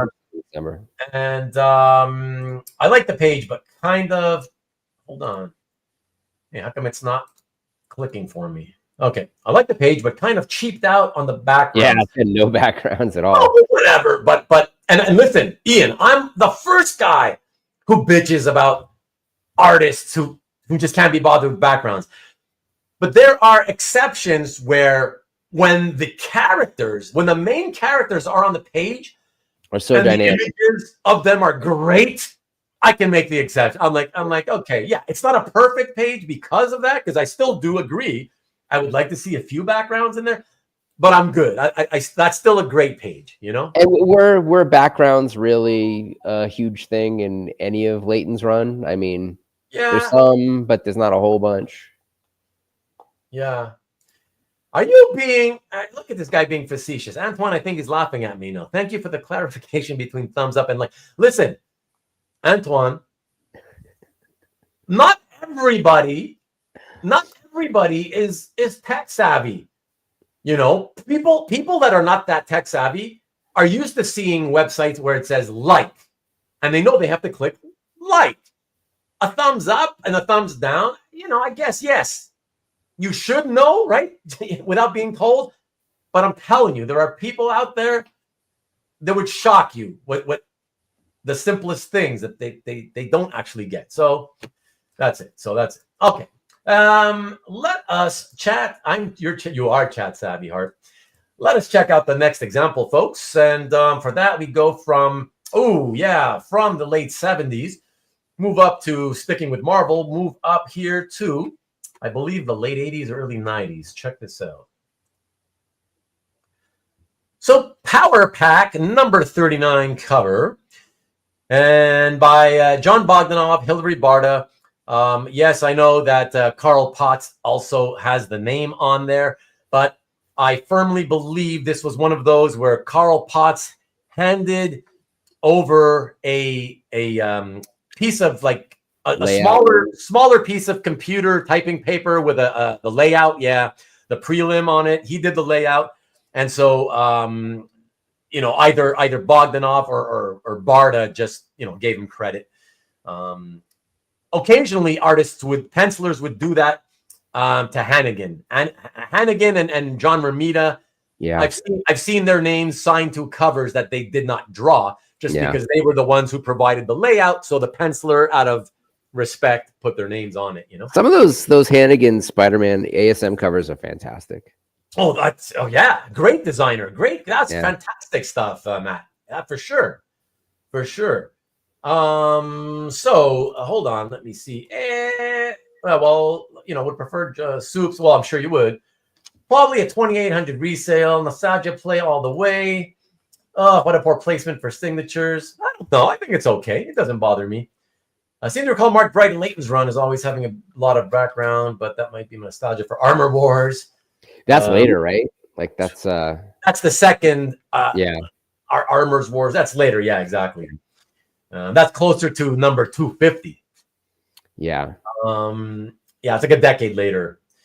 Power Pack interest seems to be picking up. In the last couple of years, we would say it has, but I think it might have cooled. But yeah, it's kind of getting it's strong now, and it's kind of the pages seem to maintain their value when they sell. I like the first, the early Ann Nocenti run with Louise editing the title. I never read it, to be honest.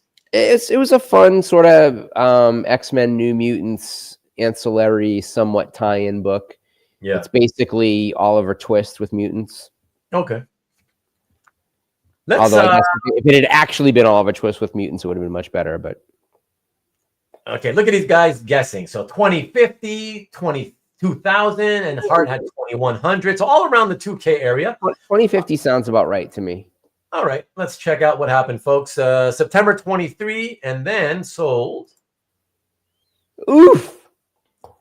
A year and 2 months later for 1,800. So even lower than all your guesses, guys. Wow. And of course, someone was right.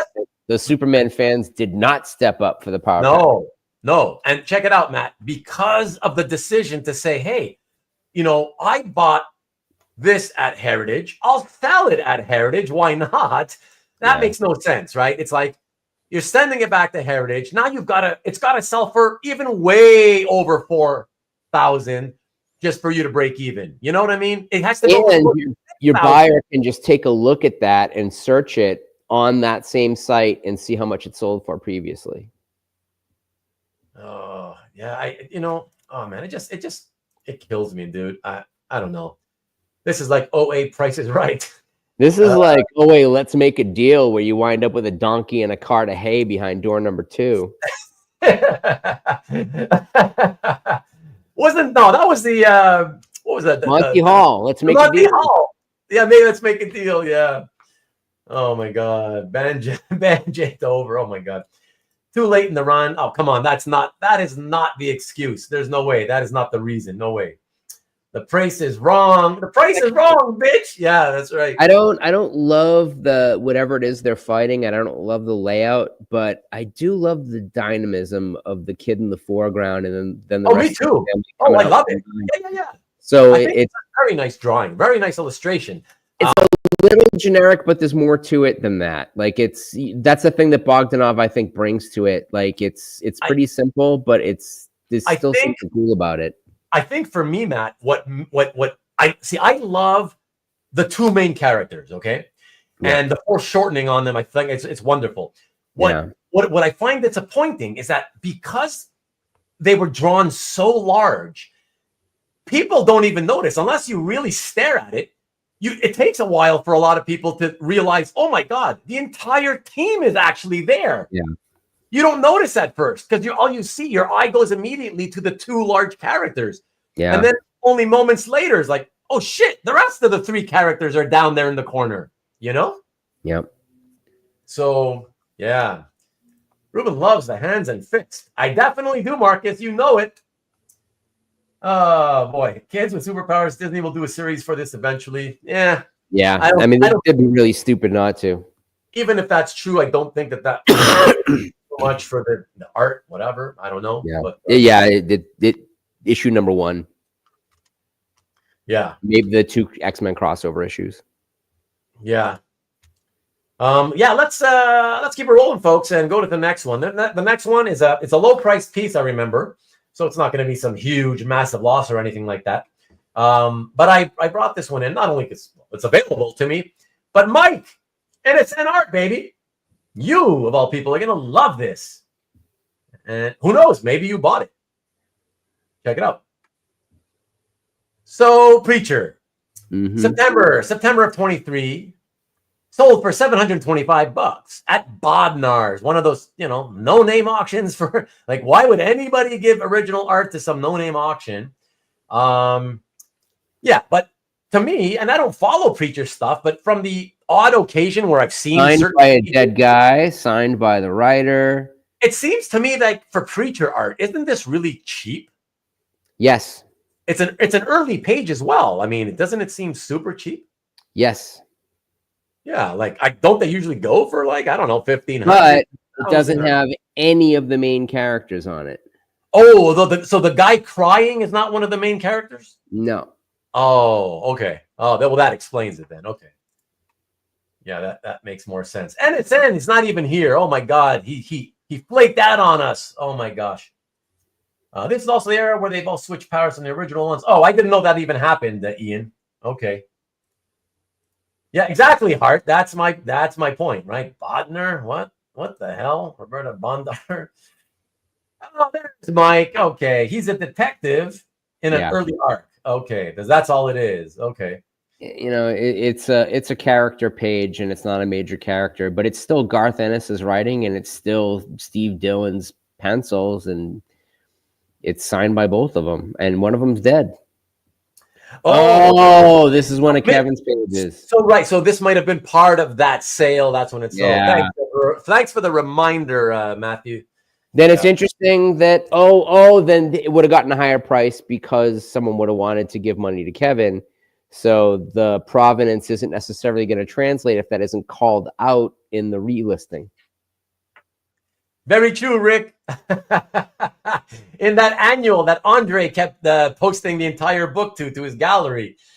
Oh yeah, that was crazy. That hideous costume for Sam Guthrie. Wow, an annoying auction to watch. Yeah, what I don't know what was Kevin Smith thinking putting it into that local auctions? Like, what are you doing? Whatever. But okay, let's check out what happened. To me, I don't know. It just, given what Preacher pages, the good ones, sell for. To me, it still seems like, it's an affordable page for somebody who can't afford a higher price. They may have given him a guarantee. Maybe, who knows? Whatever. But again, now we're just again, you're throwing out guesses that whatever. I'm going to call that an educated guess, knowing Kevin. But okay, let's see what happened, everyone. And so this was September 23, $7.25, and it then sold for So this is very interesting. Check it out. This is what I loved about this example. It actually did sell for slightly more, $55 more, but because he sent it to Heritage, right? He lost anywhere from $75 to $140. He still lost money on a cheap page because he sent it to Heritage. That's the only reason he lost money. Yeah. He decided to go with the one house that, if you're reselling quickly, you don't go to that house because the seller fee, the breakdown it's going to kill you. That's probably going to guarantee you lose money. So this was, again, December 2024. So here's another thing that people may not know. I don't know how long this has been in effect, but I suspect it's been in effect for at least the last 6 months. Heritage will only take your stuff to sell if it totals what they think a minimum of $10,000 will be. Oh, so people have been saying that for years, but they always use the number 5,000. Oh, I got it. I can show you the email. Really? It's $10,000 now. Interesting. So I will say though, to that, Matt, I will say, I very, very recently, as in like in the last week, got in touch with my connection at Heritage, and just out of curiosity said, "Hey, I see your deadline for the illustration art auction is coming up. If I send you these couple of pieces, are we gonna still do it on the same terms, same financial seller terms?" And he checked and he said, yeah, and it was two pieces that would not have totaled 10 grand. Well, there's a slight chance they might, but not a strong chance. Right. Well, I think they're also, you sell with them frequently enough and have for long enough that they see it as a continuation of the relationship. Like, I haven't sold anything with Heritage in a couple of years now, but I approached them about something and they were like, yeah, this doesn't hit if you want to list this, you have to give us more stuff because we're not consigning in anything that doesn't add up to at least 10 grand now. Yeah. Actually, I can tell you exactly what they said, but I'll pull it up and oh, no worries. I mean, that's fine. I'll take your word for it. It's not It's always nice to have the exact verbiage, though. So right. If you can find it easily without problem, that's cool. So as I sent a few items into auction, just got my upfront money I asked for, so my war chest is on supercharge. We'll be sending items to Heritage next. Okay. Good luck, Tom. Good luck. All right. While you look, should we do it after the next, or do you think you could find it quick? I'll see if I can find it, but let's do the next one. Okay. And so from Preacher, we go to number 12, and this, funny enough, Matt, the last episode, I didn't realize until after we finished the episode and after you and I hung up. Mm-hmm. and I went to start chopping up the video for the rewind people into chapters, I realized, oh shit, I skipped over a piece. We ended up only showing 14 instead of the 15. And so I put it into this episode. So this is the one we should have done last time. But check this one out, guys. Punisher War Journal, number 11, by the team of Jim Lee, Klaus, Janson, March of 2023. So again, that's probably the third piece tonight from exactly 2 years ago. I like this page a lot. I like this page too, but I wish I could see the skull more, like in the third to last panel and in the second panel. But you know, whatever. That's just me. But yeah, I think Punisher. When it comes to Punisher, most fans love to see the skull emblem on the chest a lot more, as much as possible. But I like the page a lot. I don't follow Punisher War Journal pages, everyone. So me personally, I don't know what they tend to sell for. So I'm hoping that you guys in the chat might, give us your thoughts on what you think about what was paid here at 8,400. Tom is saying what? You've seen pages like this at OAX for 2,500?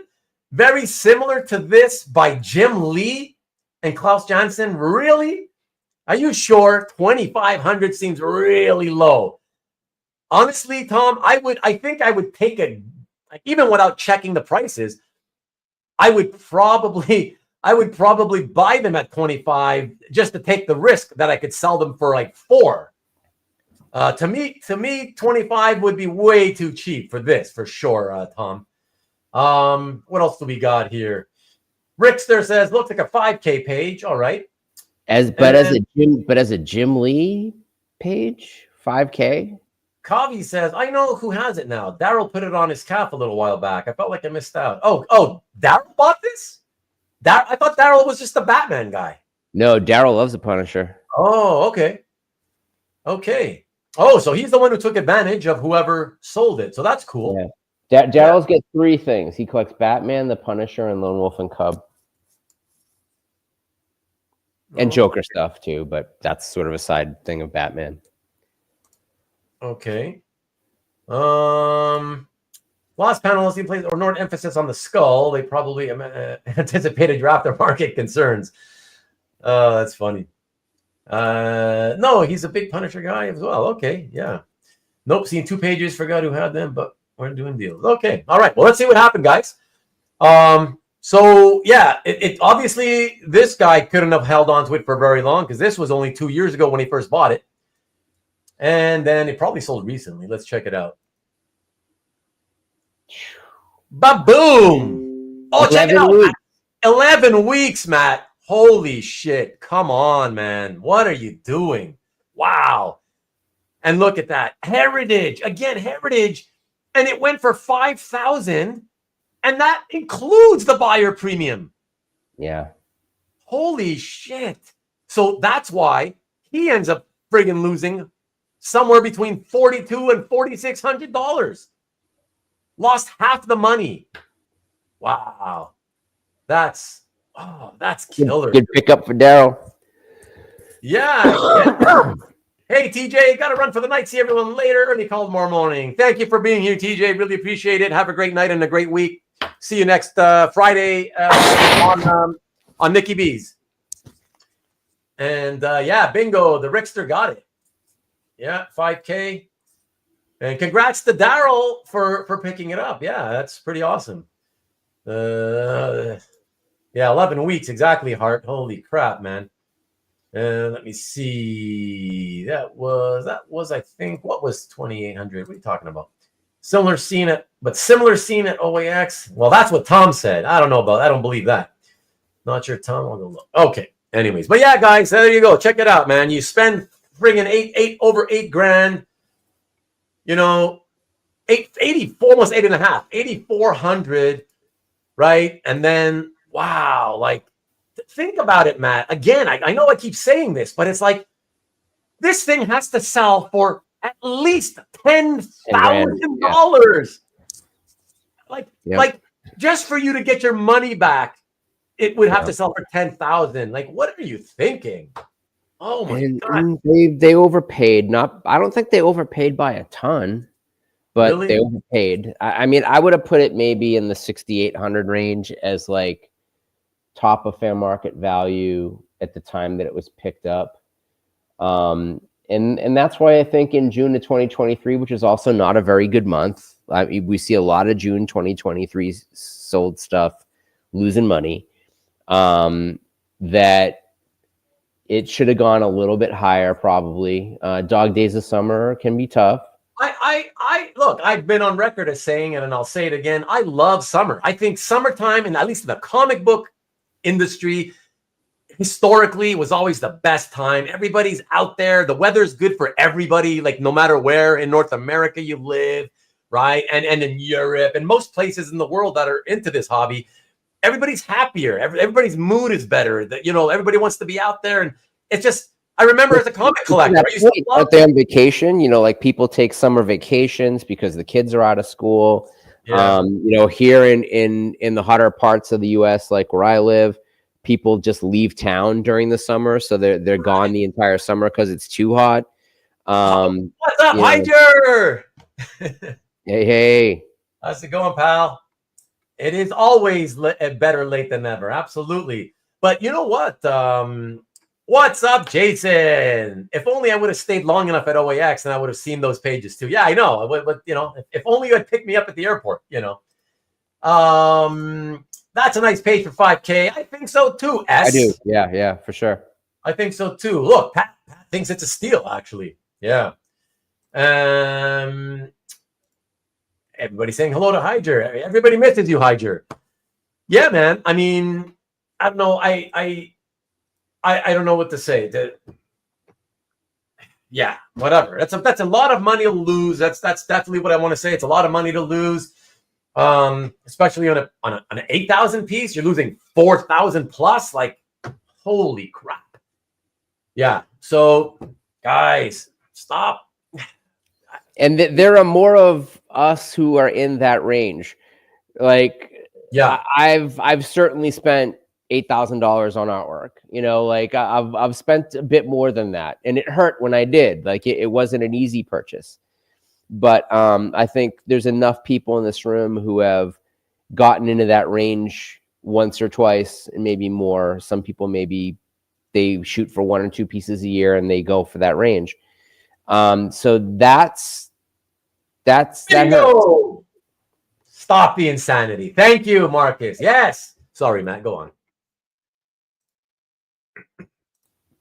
on. No, I think I was pretty much done. You know, that I think that we can all really feel that one, because, you know, that range is the range that we could lose in. But if you wait 5 years, that shouldn't happen to you. Yeah, exactly. And if you didn't overpay during the pandemic, and then, you know, sell, you know, short sell it later, then your chances are pretty good at coming out on top as well. Antoine, this is who I am. I can take it. Listen, it's been the last couple of months have been pretty shitty for me. To me, 2025, the end of 24 and into 25 have been pretty shitty. So all I got is my just ability to have to be energetic and try to be positive and try to, you know, have a good time with friends like we're doing tonight, because that's the only way I can get past certain things that, you know. Hashtag Quebexcellence. Hashtag what? Quebexcellence. Quebexcellence. I like that one, Matt. Nice. I'll take it, baby. I'll take it. That's awesome. When you would have a lot of fun at OEX 26. Oh God. Yeah. Well, I already went once. I don't know if I need to see it again though, you know. Ruben is calm. I am CJ. This is me being calm, exactly. All right, only a few more to go, guys. So let's get to it. Oh yeah, this one. Okay. I guess you guys will probably remember this. Yeah, let's check this one out. Number 13. This is a lamented artist, late lamented artist, Tim Sale. Check it out. Oh, that's pretty simple. Yeah, very simple piece. It's only a headshot, or if you want to call it a bust, maybe, you know. Superman Confidential, yeah, and just this time, not March, but April, so just a month short of being, 2 years ago. And I will say, I remember when this one sold, and I remember thinking, look, I love Tim Sale, but I remember thinking, $3,000 just for the headshot? Like, wow. It is a published splash page. Oh, I know, but it looks like a sketch card, doesn't it? It looks like what? It looks like a sketch card. I mean, yeah, but that's my point. Like, because it's just, because of his style, which is sort of minimalist, right? And he's only doing a close-up of a headshot and part of the chest.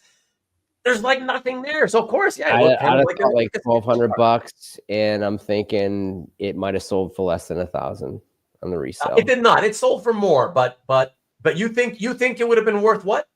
About 1,200. Okay, that's fair. Let's see what these guys say. A bust is spot on in every sense. Come on, poor.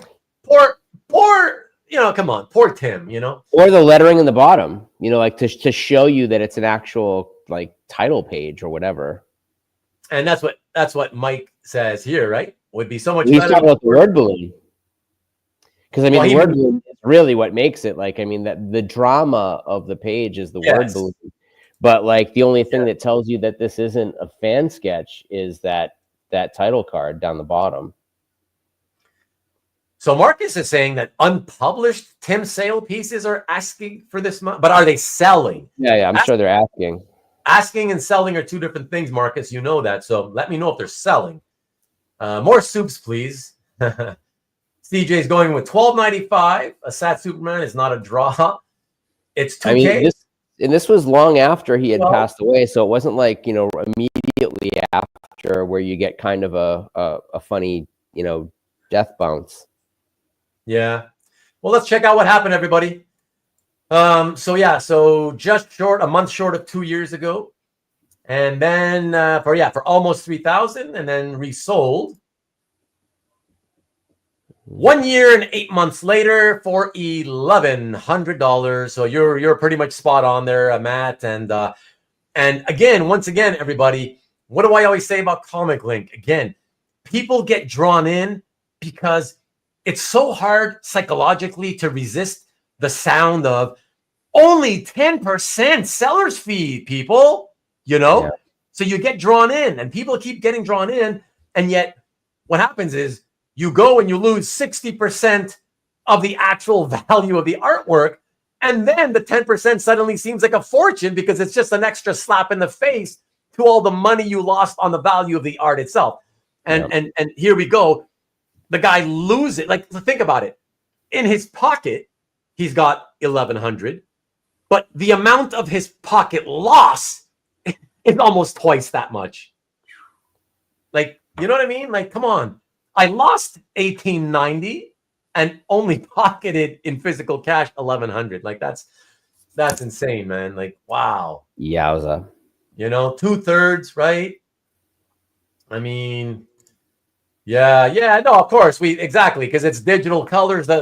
He left it open for the colors to add the shadows with color, But still, it's still a simplistic but nice looking, headshot. But again, it's just too simple. And yeah, his facial expression, it's not what you would want typically, What time Sale is dead? What does that mean, Pat? What time? Oh, what Tim Sale? Oh, you're saying what? Tim Sale is dead? Is that what you're trying to say, Pat? Yeah, back in 2022, Pat. Yeah. Oh, while sleeping with Bruce Wayne. Waiter, there's a frown in my soups. Nice one. Tim passed in June 22. Yeah, damn, I was too busy saving for IVX to buy this. Yeah. Funny. You were very unsocial. Damn, rest in peace. Wow, Pat, you didn't even hear about it. This was another December sale. There we go. That's right, S. That's right. Another December sale. But I do believe S and everyone else. I do believe it still would have. He still would have lost a good chunk of money, even if it wasn't December. Because I just feel $3,000 for a headshot like this, just way too much. I would think my guess, Matt, and not that it matters because we can't prove it, but my gut feeling was that even at a better time of the year, I think that it would have sold for more like 2,000, somewhere in there, like 1890, you know, like kind of what he lost, you know. Yeah, right. Yeah, exactly. Yeah, so it's sad, but oh well, hard. Yeah, listen, again, one year, 8 months, longer than some, but nowhere near 5 years minimum, right, Matt? Yep. Yeah. So a sale, exactly. So all right, let us keep it rolling here, and everybody, we got a couple to go, and this next one is interesting. It's got well, first of all, I'm going to show you the colored version because it's a double page spread. And before I show it to you, everybody, and maybe even you, Matt, but the regulars, especially those of you who are regular watchers of every week, this next one, I could swear, I'm not even a betting man, but I would almost gamble money or original art that I showed this piece as one of my selections in somebody's show and tell. Now, I was so adamant about it that I thought of who it might have been. Two guys popped into mind, and I went through the episodes, and it wasn't there. So I can't think of anybody else, but if you remember seeing this, and especially if you remember who, please let me know. I'm curious. So I'll show you the color version first. Check it out. So it's a Swamp Thing number 50, that double-sized issue with that fantastic artwork by Bissette and Totleben with Swamp Thing, Phantom Stranger, the Spectre, the Demon. Just amazing, amazing, amazing stuff. And it first was sold. Here, I'll show you guys this.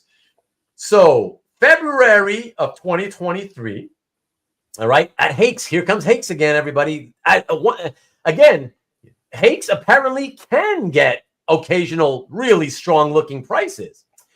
So let's just say, because this is about $36 short of 10 grand, we'll call it 10 grand, $10,000. All right, 10,000, February of 23. So literally, again, 2 years ago plus a month. And what's everybody saying? Well rendered. Yeah, this is one of the greatest living art teams. Greatest art teams of all time. Thought about bidding on this one a week ago or two. You might have. No clue. 76759. Okay. And so this one went from about 10 grand just 2 years ago to 9 grand. Okay, so it lost just under 1,000, $960 some odd dollars. It sold, less. But it was at Heritage. So because of the structure of the fee structure, instead of just losing a grand, had he maybe tried finding a buyer at his own cost, he instead lost anywhere from $2,300 to $3,100. It's a lot of money to lose for a piece from a fantastic classic, all-time classic run, Matt. Yep. All-time classic art. And it's also a Constantine appearance before he had his own book. Yeah. This is the formation of Justice League Dark. So this is technically a first appearance. Oh my gosh. I mean, yeah, Alan Moore. Yeah. But here, guys, I said this was a 4-part piece. All right. So I showed you the color scan. Then I showed you the first purchase. And now on the third, the third slide, I showed you this one. So this one, again, big, pretty big loss here. And then this guy. So the first guy held it for a year and 7 months. And then this guy who bought it for the now new low price of 9,000, even he couldn't hold on to it for very long. Because think about it, September of 2024, Matt. Okay? He sold it. He just sold it last month. Only 5 months later. And now he took it to Heritage again. I think I bid on this. So even he lost $3K on average, maybe just a little less or a little bit more than $3,000. You have to be kidding me with the whole Heritage. Let me send it back to Heritage. Let me send it back to Heritage. What are you doing? $7,500 for a Swamp Thing double page splash from the team of note, the team that matters, featuring the reason you would want a page from this issue. Yeah, I mean, it's just, listen, okay, it doesn't have, it's got a Swamp Thing hand. I get it, right? It's not super high level content, but but you got Justice League Dark. No, but right, and listen, it is still worth what it's worth. Like, yep. And it doesn't matter. Like, why? First of all, why do you keep selling it? Like, why do 3 of you sell it within like 2 years? Like, what are you doing? And why? Even worse, why do you keep sending it to Heritage? How do you possibly think you're going to get your money out of this, let alone make a profit? They could have sold it to Stephen Donnelly for more than this. Probably. He'd have put it up for 20 grand on his wall. Oh, the page gift that keeps on taking. Yeah.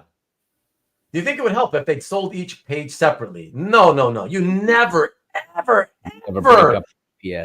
split up a double page splash. Ever, Antoine. That is so, it's an unspoken rule. Nobody ever talks about it, but that's because I believe everybody understands there's no reason to ever even bring that up. No. It's one piece, Antoine. It represents 2 story pages in the book, but it's drawn as one image, one piece. So yeah, you never split this stuff up. That's crazy. Exactly, Marcus. Thank you again. Stop the insanity. Come on, man. Come on, everybody. Like, stop the insanity. Okay? Seriously. Oh, gosh. What is happening? God.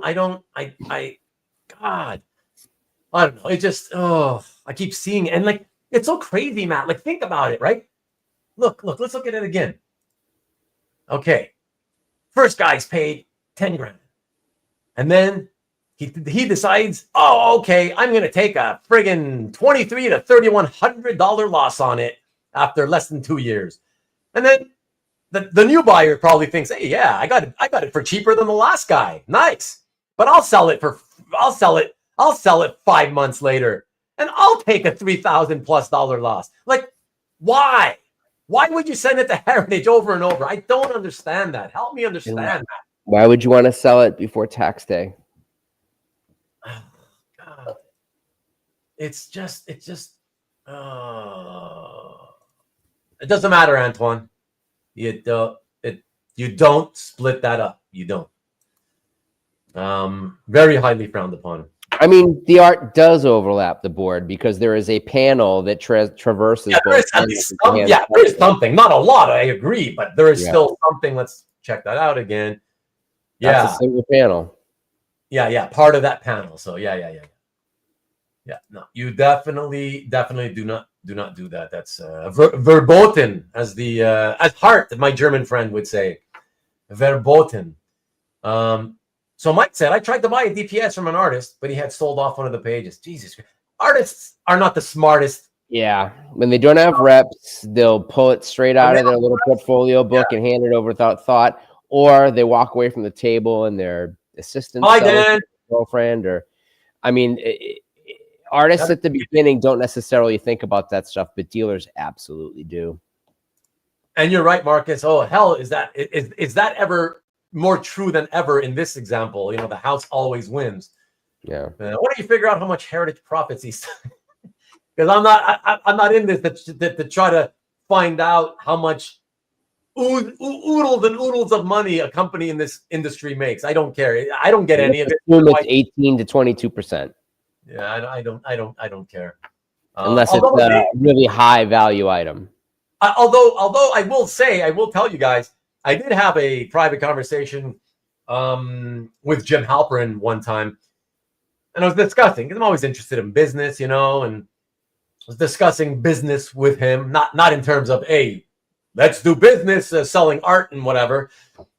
Business in terms of, the inner workings of selling art, taking this fee and that fee on both sides of the transaction, everything related to heritage. Like an Illinois realtor. Yeah, man. And I'll listen, I don't know what the truth is, I'm sure he's not going to always just reveal complete honesty to me. But I can tell you guys, what he told me was that when all expenses are factored in, their margins are extremely, extremely thin. I think he may even have used the term razor thin, which I found incredibly hard to believe, even though I will agree their expenses are ridiculous. I mean, I don't know. Let me just step away for a second. I'll keep talking. The catalogs. Yeah, the print catalogs definitely work into that. The cost of putting together a catalog and having everything shot, and the descriptions written and printed and mailed out, because a lot of them are free. And I don't know how many of you got it, because you always think about the catalogs. They're full glossy color. They're so expensive to produce, and they ship them out by like couriers. I get mine by DHL from the United States to Canada. That's got to be costing. I don't know how much, but it's not just $2. $22 or something. No, it's a lot. And then they recently, some of you guys probably got this. They recently sent me this. Okay, I don't know. Oh yeah. It's basically, look how thick it is, guys. Yeah. Look how thick this is. It weighs a few pounds. Look at this. Watch, hold on. Yeah. Like, look, watch. This is about 6 inches off the table. Listen. Did you hear that? I don't know if it picked it up, but a little bit. The point is, yeah. Can you imagine the production cost on this and the shipping? Like, insane. So yes, the biggest cost, we've done this before, where we did an auction catalog for stuff, and the biggest expense is getting the stuff photographed, and then getting those photos like sized and cleaned up to be able to pop in for designing the catalog. And that's when we had someone that was basically writing the descriptions for free. But now add that in, because no one else does that shit. So there's just a ton of costs that go into it. Yeah, absolutely. Again, I don't know what the margin truly is. I don't know. Maybe it is really that thin, even though they take the 20% from the buyer and anywhere from 0 on the seller side to as much as 20%. It's hard to say. I don't know. I don't know the inner workings of it, but yeah. Anyways, but thanks for reminding me, Mike. I will use that. I will go looking for that. I probably already have those scans in my computer, but yeah, I'll try to make a point to remember, and I'll use it in a future show. I got the brains, you got the brawn. Let's make lots of money. Yes, sir. These are fun killers for sure. Hard to believe. Yeah, Heritage has loads of overhead. Yeah, absolutely. $50. What you mean for like to produce this or to ship it, Rick? But yeah, I don't get that no more, because you don't buy enough stuff from them. I think that's how it goes, Marcus. Makes you think they're rolling in dough. Yeah. I'm sure they ultimately make, because of the volume. It's a volume business. When you're in a volume business and you move the amount of dollars that they do, remember, they have like 36 or 38 different product categories that they have auctions for. And remember, guys, most of us really pay attention to, most of us, not all of us, but most of us just pay attention to the art. And you guys have seen the numbers. Every auction that they have, 5 or 6 per year of, it sells tens of millions of dollars in product. And that's just one category. So, they're close to, last I heard, they were close to $1 billion in retail sales. So, yeah, they're still going to make a lot of money, because even at thin margins, they just move that much stuff. So wait till Golden sets his sights on high quality comic art, and then they start facing some real competition, because Golden's got clients. Golden? Oh, Golden Golden Auctions. Yep. Okay, yeah. Nice location. Yeah, well, that's the thing. They do like Damon. By the way, good evening, Damon. Good to see you. Good, he makes a good point, right? Him and Maki, right? They have a nice location in Beverly. Apparently, they have nice all their locations are nice. Yeah, right. But so, the building they have in Beverly Hills is like on the corner of Canyon Drive. I mean, it's in like Beverly Boulevard. It's prime real estate.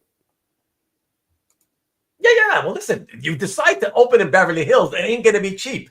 Yeah. No matter what part of Beverly Hills you go to, right? Yeah. So yeah, Olympic. It's the curve of Olympic. Yeah. Olympic and Beverly Drive. So S, I keep calling you S, and you seem to be okay with it, so I'll keep going with S.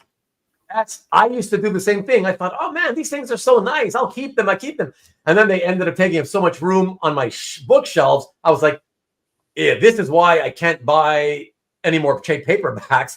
I just took them, and I felt bad dumping them. So I managed to get my friend next door to take them because he loves them. But then he, after a while, realized, oh my God, they take up so much room, and he dumped them. That's it, right? And I agree. I've often said these catalogs are the auction catalogs are such an old school way of doing things. I've said for years that I wish every auction house would stop doing catalogs and put all that money into helping us pay less. Well, it's funny. So like the company in Studio City that does those Disney auctions and the Disneyland auctions, they sell their catalogs. They don't give them away. Because they only deal in Disney, they know there are Disney collectors. Right. So they know that there are people lining up to buy that stuff. I think they've done some other stuff too. And then my former business partner, he does catalogs because that's kind of his thing. And his clientele that is too. Antoine, they did a Netflix series on golden auctions? 2 seasons. There's going to be a 3rd one coming up. I've been. Oh, you mean one of those reality shows like where they. Oh, I see. Oh, so what's it called? Golden King of Collectibles or something. Golden what? King of Collectibles. Oh, okay. So is it? So it's 2 seasons of what? You just kind of every episode you just watch auctions happen and see the bidding happen. Is that it? How they get the stuff and King of Collectibles, The Golden Touch. That's the name of the show. Okay. And it's compelling. It gets into his family and how he's formulated these partnerships with major athletes who are partners in his business, from Tom Brady to gosh, I don't even know. But there's like a bunch of really big athletes who have picked him to be like their exclusive auctioneer for stuff from their collection. So like, Super Bowl jerseys that Tom Brady wore, really, really apex level stuff. He picked up this collection of like the #1 worn sports jersey collection, including like major soccer stuff from this collector in Puerto Rico. And it documented him going down to visit him and seeing his warehouse. And there's a little bit of drama to it, just like there is in Pawn Stars, but it's basically built on the Pawn Stars model, just at a real high class level. Oh. And he comes off as way more likable than he actually is in real life. If you've ever met Ken. Okay, I haven't, but I'll check. I'll check after the show to see if I got it, because Canadian Netflix is not the same as American, right? Some stuff they get, sometimes they don't. Whatever. Yeah. I'll just do a search for Golden. I guess if they have it, it'll come up. Yeah. Kabi also says it's a fun show. They did episodes in New York Comic Con. Okay. All right. Cool. So let us get to that next piece, everybody, and after that debacle with the Swamp Thing, we go to not a huge piece by any means, not huge value, whatever, huge loss, whatever, but interesting, only in the sense that it is a X-Men piece. So just to show, boys and girls, that even the vaunted power of the X-Men is never a guarantee that you're gonna make money reselling your art. Which artist? Well, we'll see in a second. Let me cue this up here, and let me see. Okay, here we go. Let's check it out. And again, it doesn't matter. It's from the 80s. I remember it's from the early 80s, so all that shit's really like. There's plenty of X-Men collectors that love to get 80s stuff. Whoever drew it. So here we go. Check it out. But there's also Apex stuff. Yeah, obviously. So X-Men Annual, number 5, early 80s, I think 82 or 83. So it's an annual as well, and it's not a Adams annual. It's a Brent Anderson with a nice Bob McLeod inking. So nice art. It is a 60% splash with the entire team in it, but unfortunately very, very small. So that kind of hurts a little bit of the whole, half splash, X-Men team in the half splash factor. It weakens it, but still cool. It's still cool. They're all there, full figured. So that's pretty cool.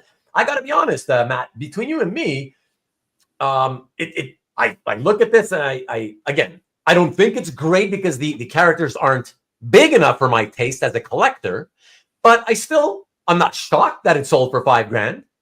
What do you? I'm not either. And actually, Brent Anderson, if it was a God Loves Man Kills page, it would probably be a good bit more expensive than that. Yeah. But annuals are out of continuity for a lot of the X-Men annuals. Yeah, but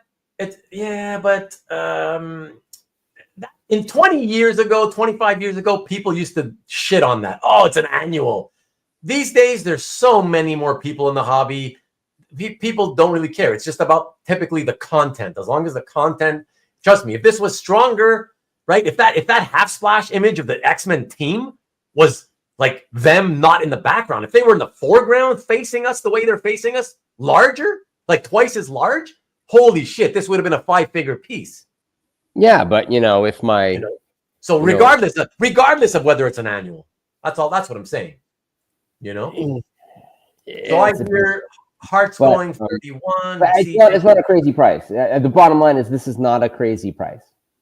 No, I don't think so. Yeah, exactly, Antoine.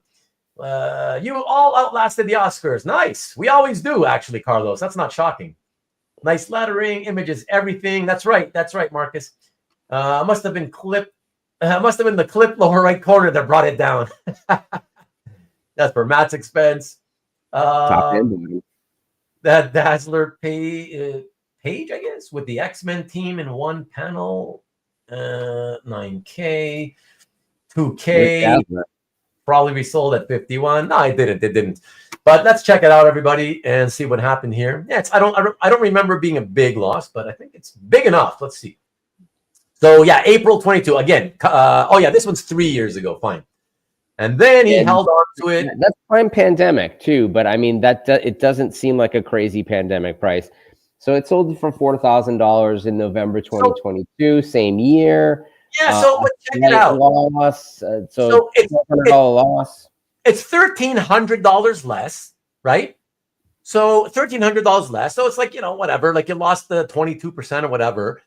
But again, it's 7 only 7 months. I mean, like, yeah. What are you doing? 7 months. That was like Flipper Town, though, right? Like 2022 was the year that everybody was buying and flipping as fast as possible. And I bet the person who bought this was someone who was new to collecting and like thought that everything was. That's way too much. That's way too much guesswork, Matt. It's complete fantasy, but I mean, I also kind of can't understand the Well, I mean, if that was the only X-Men stuff that was available and they wanted X-Men, they would have paid what they needed to pay for it. And clearly there were at least 2 people that wanted it. It wasn't a crazy price to begin with. This is still a understandable price, but it's dumb to sell stuff in 7 months. Look, man, it's 7 months later. People and collectors hate that. They hate seeing things. It's just this intuitive feeling like in your gut where you're like, already when you see something that you remember selling months ago, Oh, I'm so used to seeing stuff from anime like appearing in an auction in the United States before the Japanese auction's even over. Yeah. Whatever. I mean, but again, for me, this was more about, yes, it's definitely you're crazy to sell it, 7 months later, but even worse or just as bad is 7 months later, and I'm going to send it to Heritage with their fee structure. That's not in my favor. So it's like the page lost 1,300 from the previous time, but because of the fee breakdown, the guy's losing at least 2K. Like, come on, man. What do you think is going to happen 7 months later? It also looks like Wolverine sat on a cactus right before they bamfed him into wherever he's at. Looks like Wolverine sat on a cactus? Yeah, like he's about to pull a quill out of his butt. Oh, yeah, the weird way that he's posed, yeah. What character is that behind Colossus? I don't know. Is there a character behind Colossus? No, there's like a sconce on the wall with like a head. It's like some fantasy realm bullshit. Look at Mike. Some collectors don't even open the package in 7 months. You know? It's just, it's legit. That is so true. And that's a very, very respectful nod to Cesar Alvarez. And Cesar is probably not here with us anymore because we haven't seen his comments since the beginning. But if you are listening, Cesar, there you go.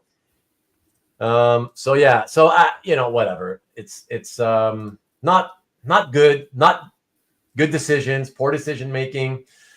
Yeah. So I don't know, why, I really literally don't know what to say anymore. It's just, but people keep doing it, Matt. And that's the frustrating thing more than anything for me. It's just like, they keep doing it. It's almost like, I don't even know if I can say almost. It feels like it is every single auction after I look through it.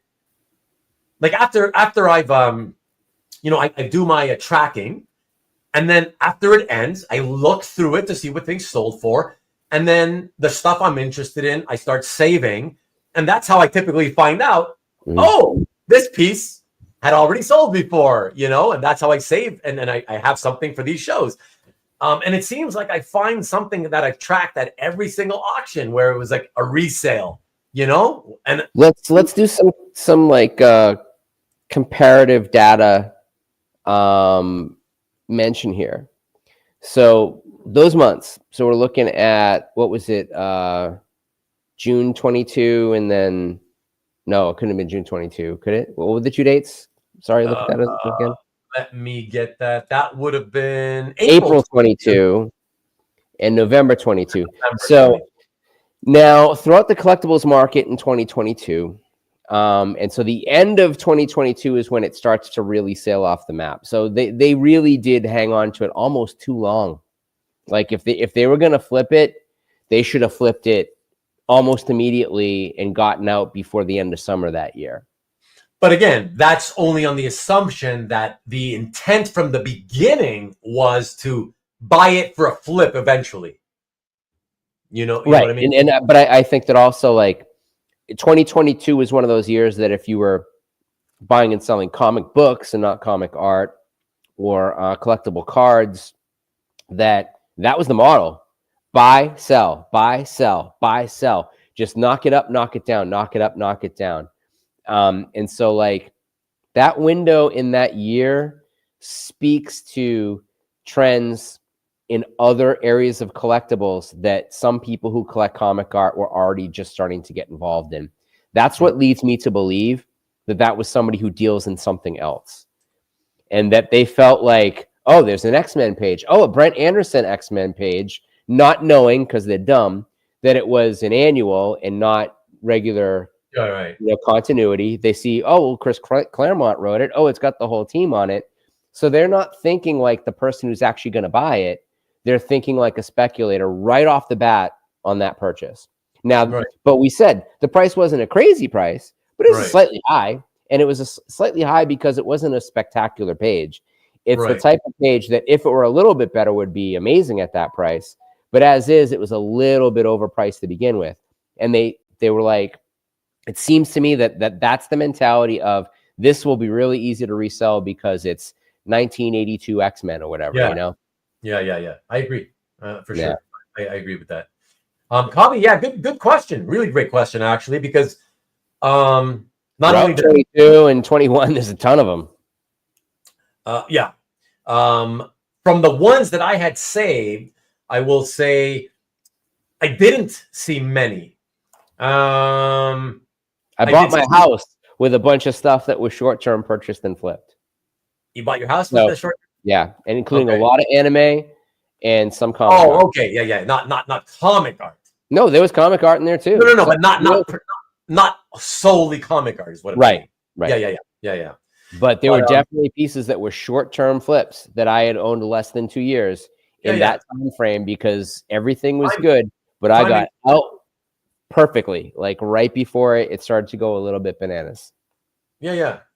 No, I'm happy it worked out for you. That's great. Yeah, so Kavi, I was seeing some from the ones I was saving, but exactly as you said, I was like, when I saw my first two, I was like, oh, hey, you got, so you made some money, and then like Matt said, I'm like, oh yeah, but of course it's that short term, right in the middle of COVID, super COVID boost era. So I'm like, yeah, so that makes sense. And so I thought to myself, should I maybe do a show where of examples of short terms that worked? Ultimately, not only did I actually, out of the ones that I was saving, not see enough, I saw two that made money. So I didn't have enough for a show. But then I also thought, but even if I had enough for a show, if I do a show like that, people may look and they'll tune in and view, thinking it's more of a, oh, you're trying to show how easy it is to make money and flip comic art in the market.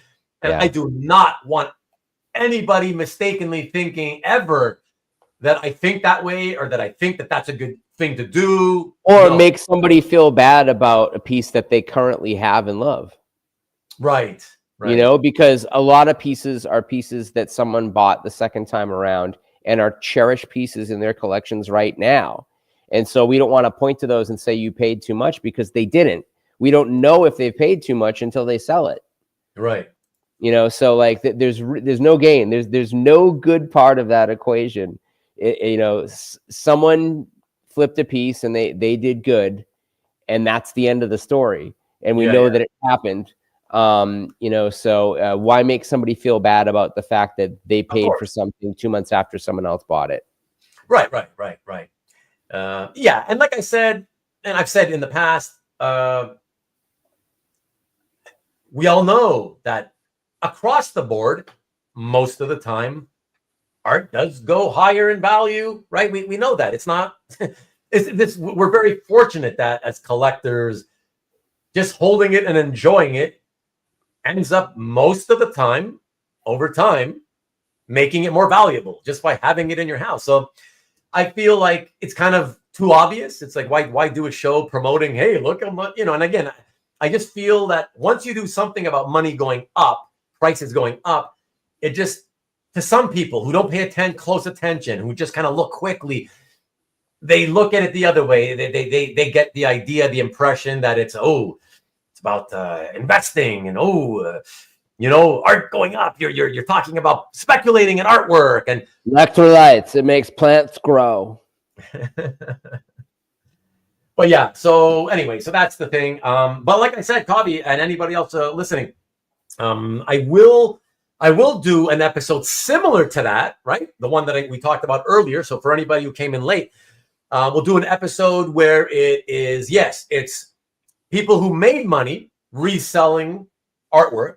But the common theme will be that you will notice those people all held it for quite a lot longer time periods than all of the people that we've been showing in this series, And so why not? Why not sort of, because that's one of the points we always keep making, right, Matt? So we might as well do an episode at some point showing that side and showing the proof, actual examples of, hey, look how long this guy held it before selling it. And that, and yes, before you guys say it, like you guys mentioned it earlier in the evening, there will be plenty of examples that you might think, ooh, look how much time passed between those two sales. We don't know that it didn't actually change hands more than that in between. Of course we don't know. But that's besides the point. It's still besides the point. It doesn't matter. I mean, you want to hear a short-term flip?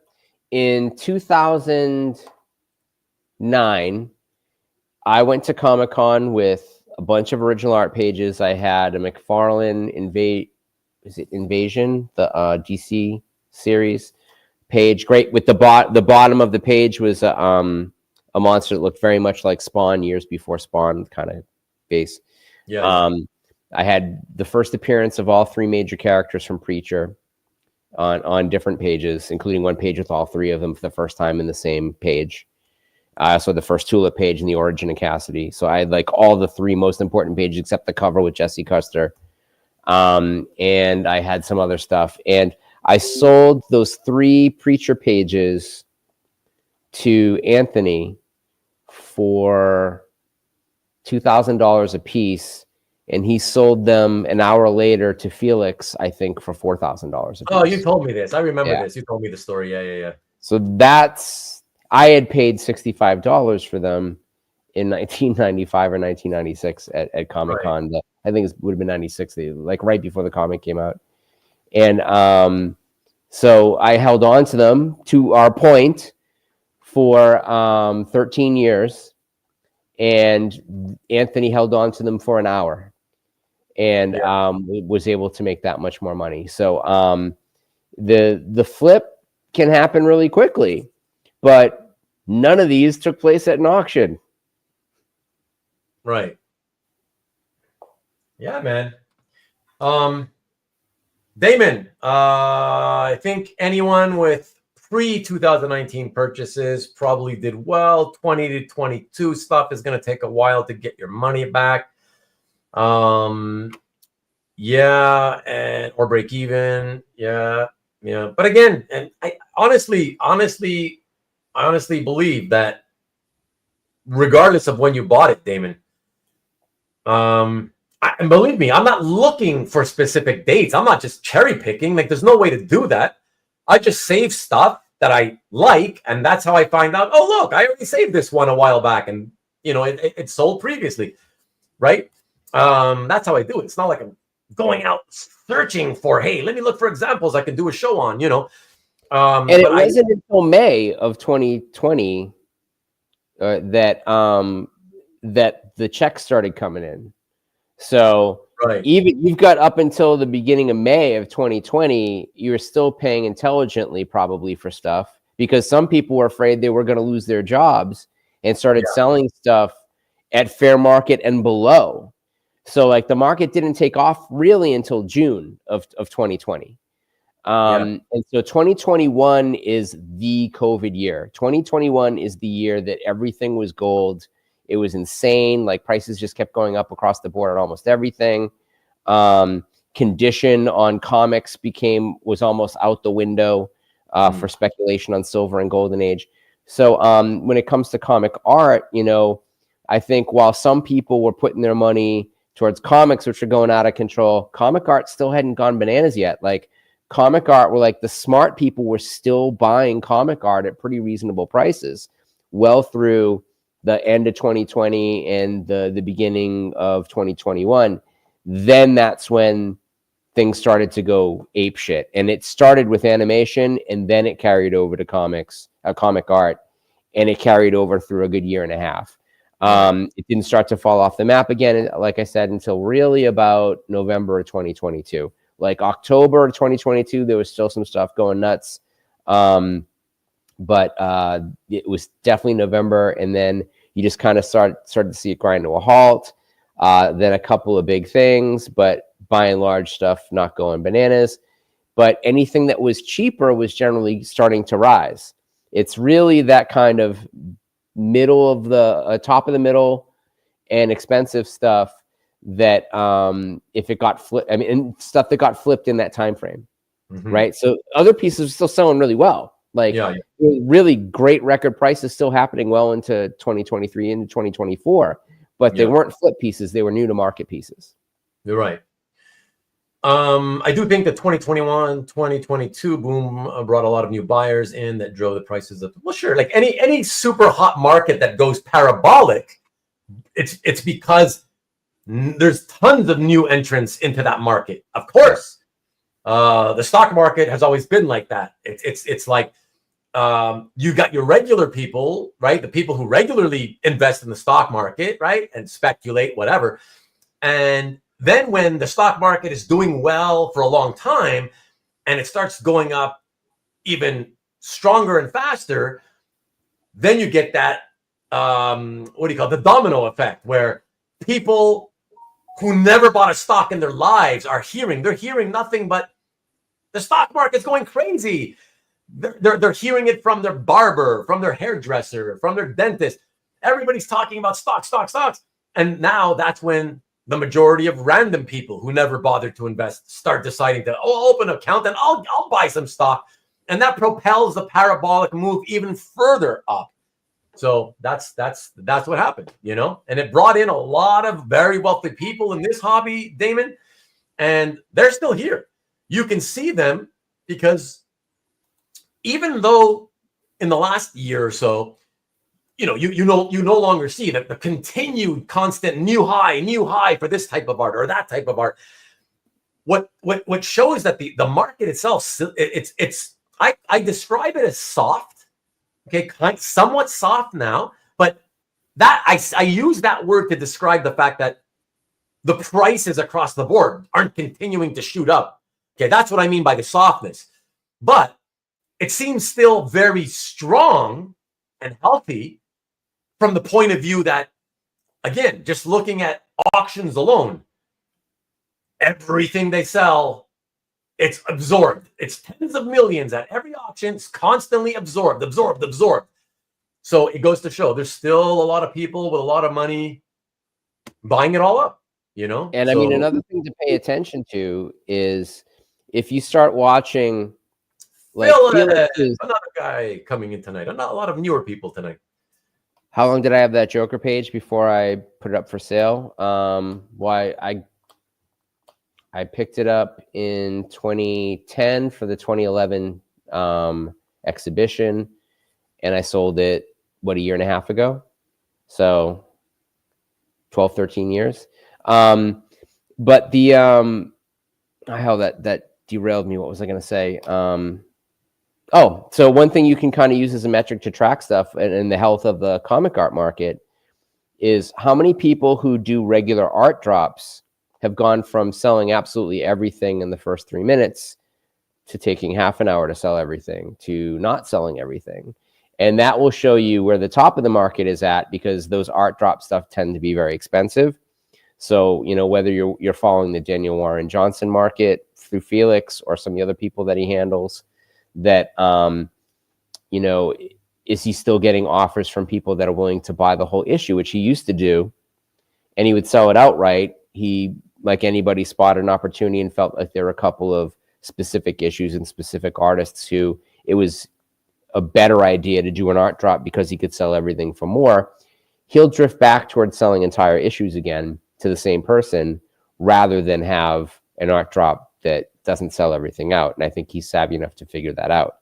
But pay attention to other art drops where there are other, a lot of, I think Kirby Art does a lot of art drops. I've noticed that they're not selling everything. It used to be like everything they would pop up would be gone, in the second the email went out. Yeah. Now you've got an hour to decide whether or not you want something necessarily. They're not selling everything. That's an indication that not everything is good. No, listen, let me, if I may, Matt, let me, add something to that. And that goes with part of what I see as the softness. So it's not just that, okay, prices are no longer parabolic. I agree with that. Look, I just had a sale and sold practically nothing. Okay. And again, but the thing is that with all this talk of like, I actually, it's funny because I got all these emails, right? It's weird. I sold practically nothing. And I had all these emails of people just emailing me to tell me, oh, I love that page. Oh, it's so awesome. I wish I had money, or but it's so awesome. Oh my God, I remember that. It's such a great piece. Oh my God, you had so many great pieces in this sale.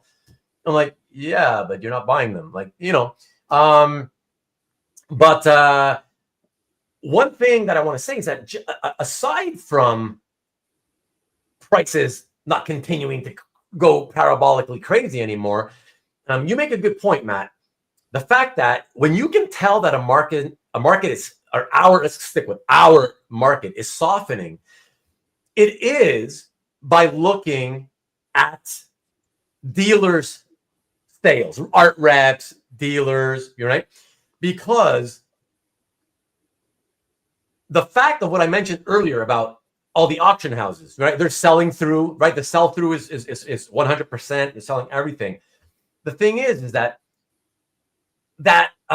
what's the terminology with the auction process where, like, people can't resist the allure of the market. Like, oh, what's up for auction? Oh, what's auction? The whole bidding process, right? So typically you will see signs of weakness. If you're looking for it, or if you want evidence of it, you will see it typically at dealer sites first, and only at the auction houses last, right? Because that sort of addictive process, the addictive nature of wanting to be pulled in by the auction, the bidding process, the gambling nature of it, it keeps things going a little bit longer, right? Whereas the dealer sites don't have that thing to pull you in addictively, right? So it's easier. What's the mitigating factor is that the auction house can set the starting bid at $1. A dealer can't. A dealer has to purchase or has to share in the value of the page with the artist. There's a minimum price. And so it'll take the auction houses even longer because it's no skin off their nose if your shit doesn't sell for anything, because they're going to add $40 onto that dollar no matter what. Whether the buyer premium is 2% or 22%, they've got a minimum that they add on to anything that's less than $100. So they're going to make their $40 on top of your dollar. And they're still going to take a 22% bite out of that dollar before they send you a check for 78 cents. So that doesn't matter to them until they start to see entire lots going for next to nothing. And they're like, okay, this isn't even worth us listing them anymore. Right. So we need to put the brakes on. We need to space our auctions out a little bit further. We need to maybe pull some of the big pieces out of the auction that we've got coming up. We need to pull out a bunch of smaller stuff. We need to move it. So that they're the last line of defense because they make money no matter what. So it is on the burden of inventory. So like I would always look, we talked about this, I think years ago, I would go to like Splash Page, Mark Hayes' page. He's got this massive inventory of pages. It's like tens of thousands of pages. A lot of it's fantastic stuff. Right. But for whatever reason, it's still there. That does not help that stuff sell. It's almost worthwhile to pull it down for a while, like take it off the site, just kill the page, wait a year and pop it back up. Bring it back later. Yeah. I've done that in the past. Yeah, you keep it up for a while. Listen, that market's telling you if it hasn't sold, it hasn't sold. Make it disappear for a while. Bring it back later when you get lucky. Maybe some new pairs of eyes catch it, And I've sold plenty of art over the years that way. By making it disappear. No, like nobody was buying it. Why leave it sit there? People get bored of seeing the same thing, right? Yeah. So someone like you say who has no interest in buying is like, ooh, what happened to that thing that used to be for sale? Why do you want to buy it? No, I just want to know if it's sold. Well, fuck you. Exactly. You want to find out if it's sold, you should have bought it.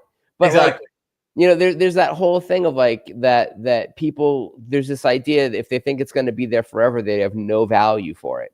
Right.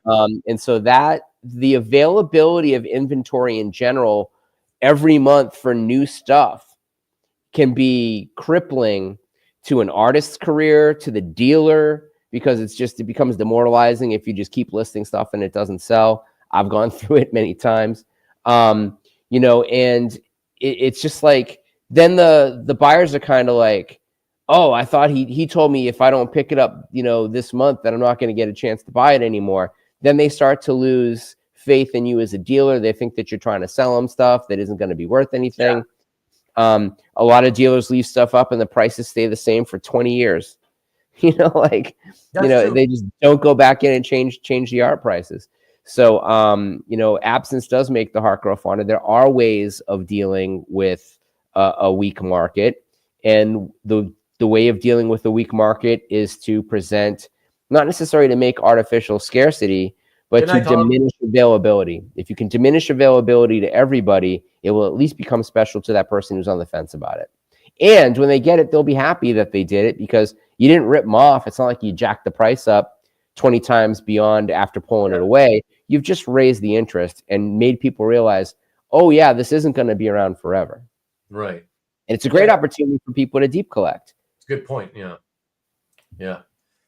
Damon, you saw people doing trades and trade sales at OAX. Do we think a lot more of that is happening? Yes. I don't really travel to shows. I can't tell you that I think a lot of that is happening, but I will say I've been doing more trading, and I never trade. Really? As a general rule, I can say, Damon, that when people in hobbies like ours, when things begin to get tough financially, all right? So let's say right now, I don't know if you guys, like in America, for those of you who don't know, I'm in Canada. I don't know if you guys are feeling that the economy is weakening or getting bad, or I don't know how you guys feel.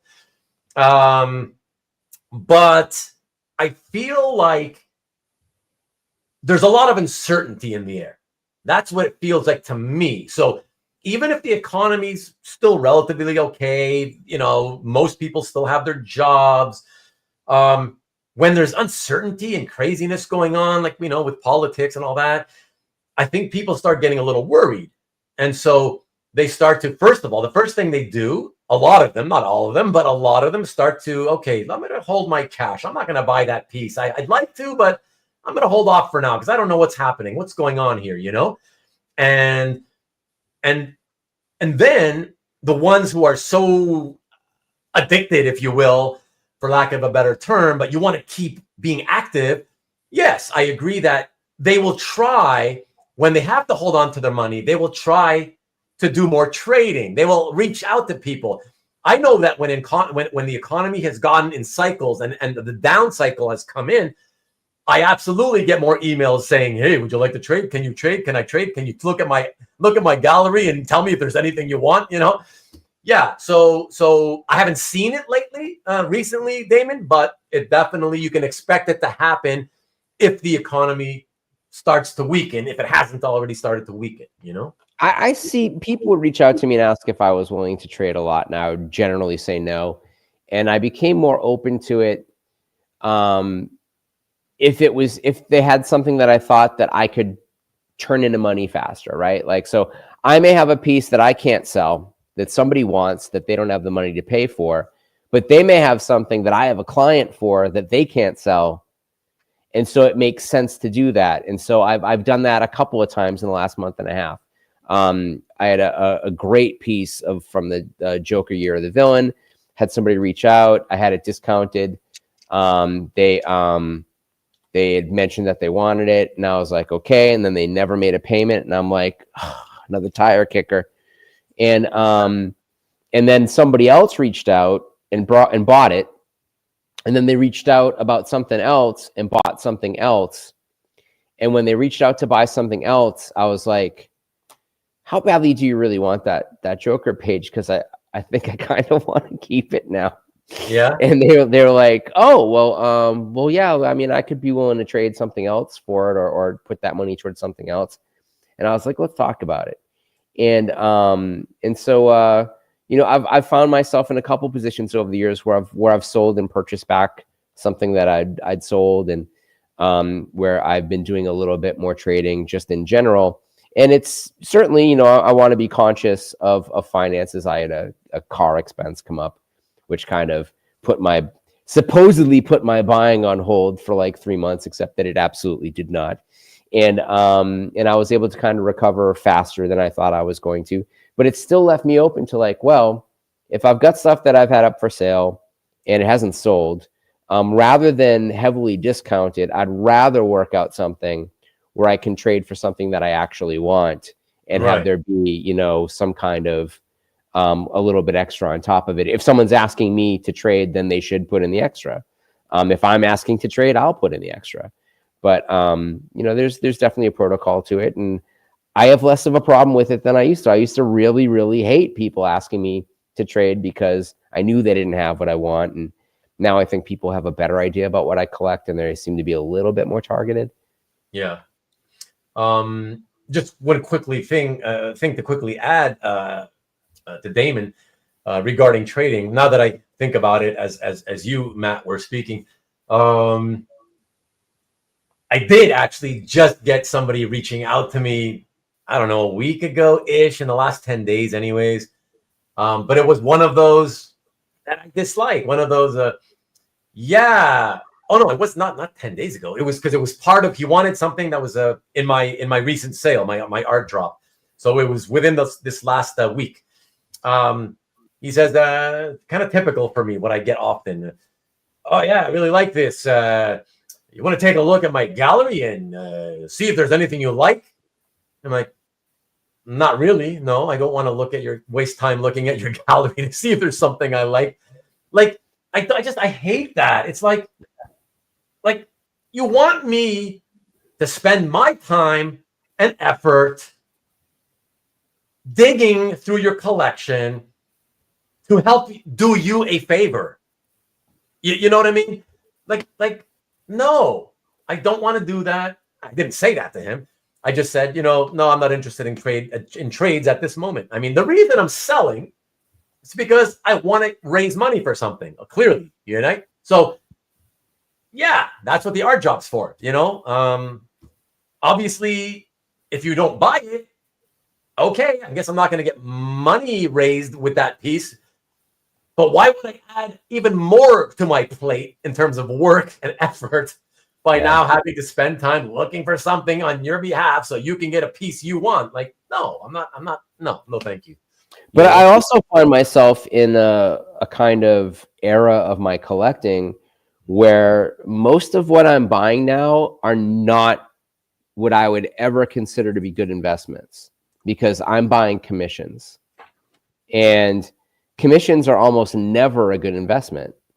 The only way, right? The only way that a commission is ever a good investment is if you discover somebody early enough that they haven't caught on to the point that their price has gotten higher, and then the commission improves with the price of their ongoing price point, not as a published collectible of provenance, unless that piece that you now own becomes published somehow. And it doesn't necessarily need to be the cover or a page in a comic book. It could be the cover of their sketchbook or included in their sketchbook, which they publish. Or it could be, a poster that they produce or an edition that they produce.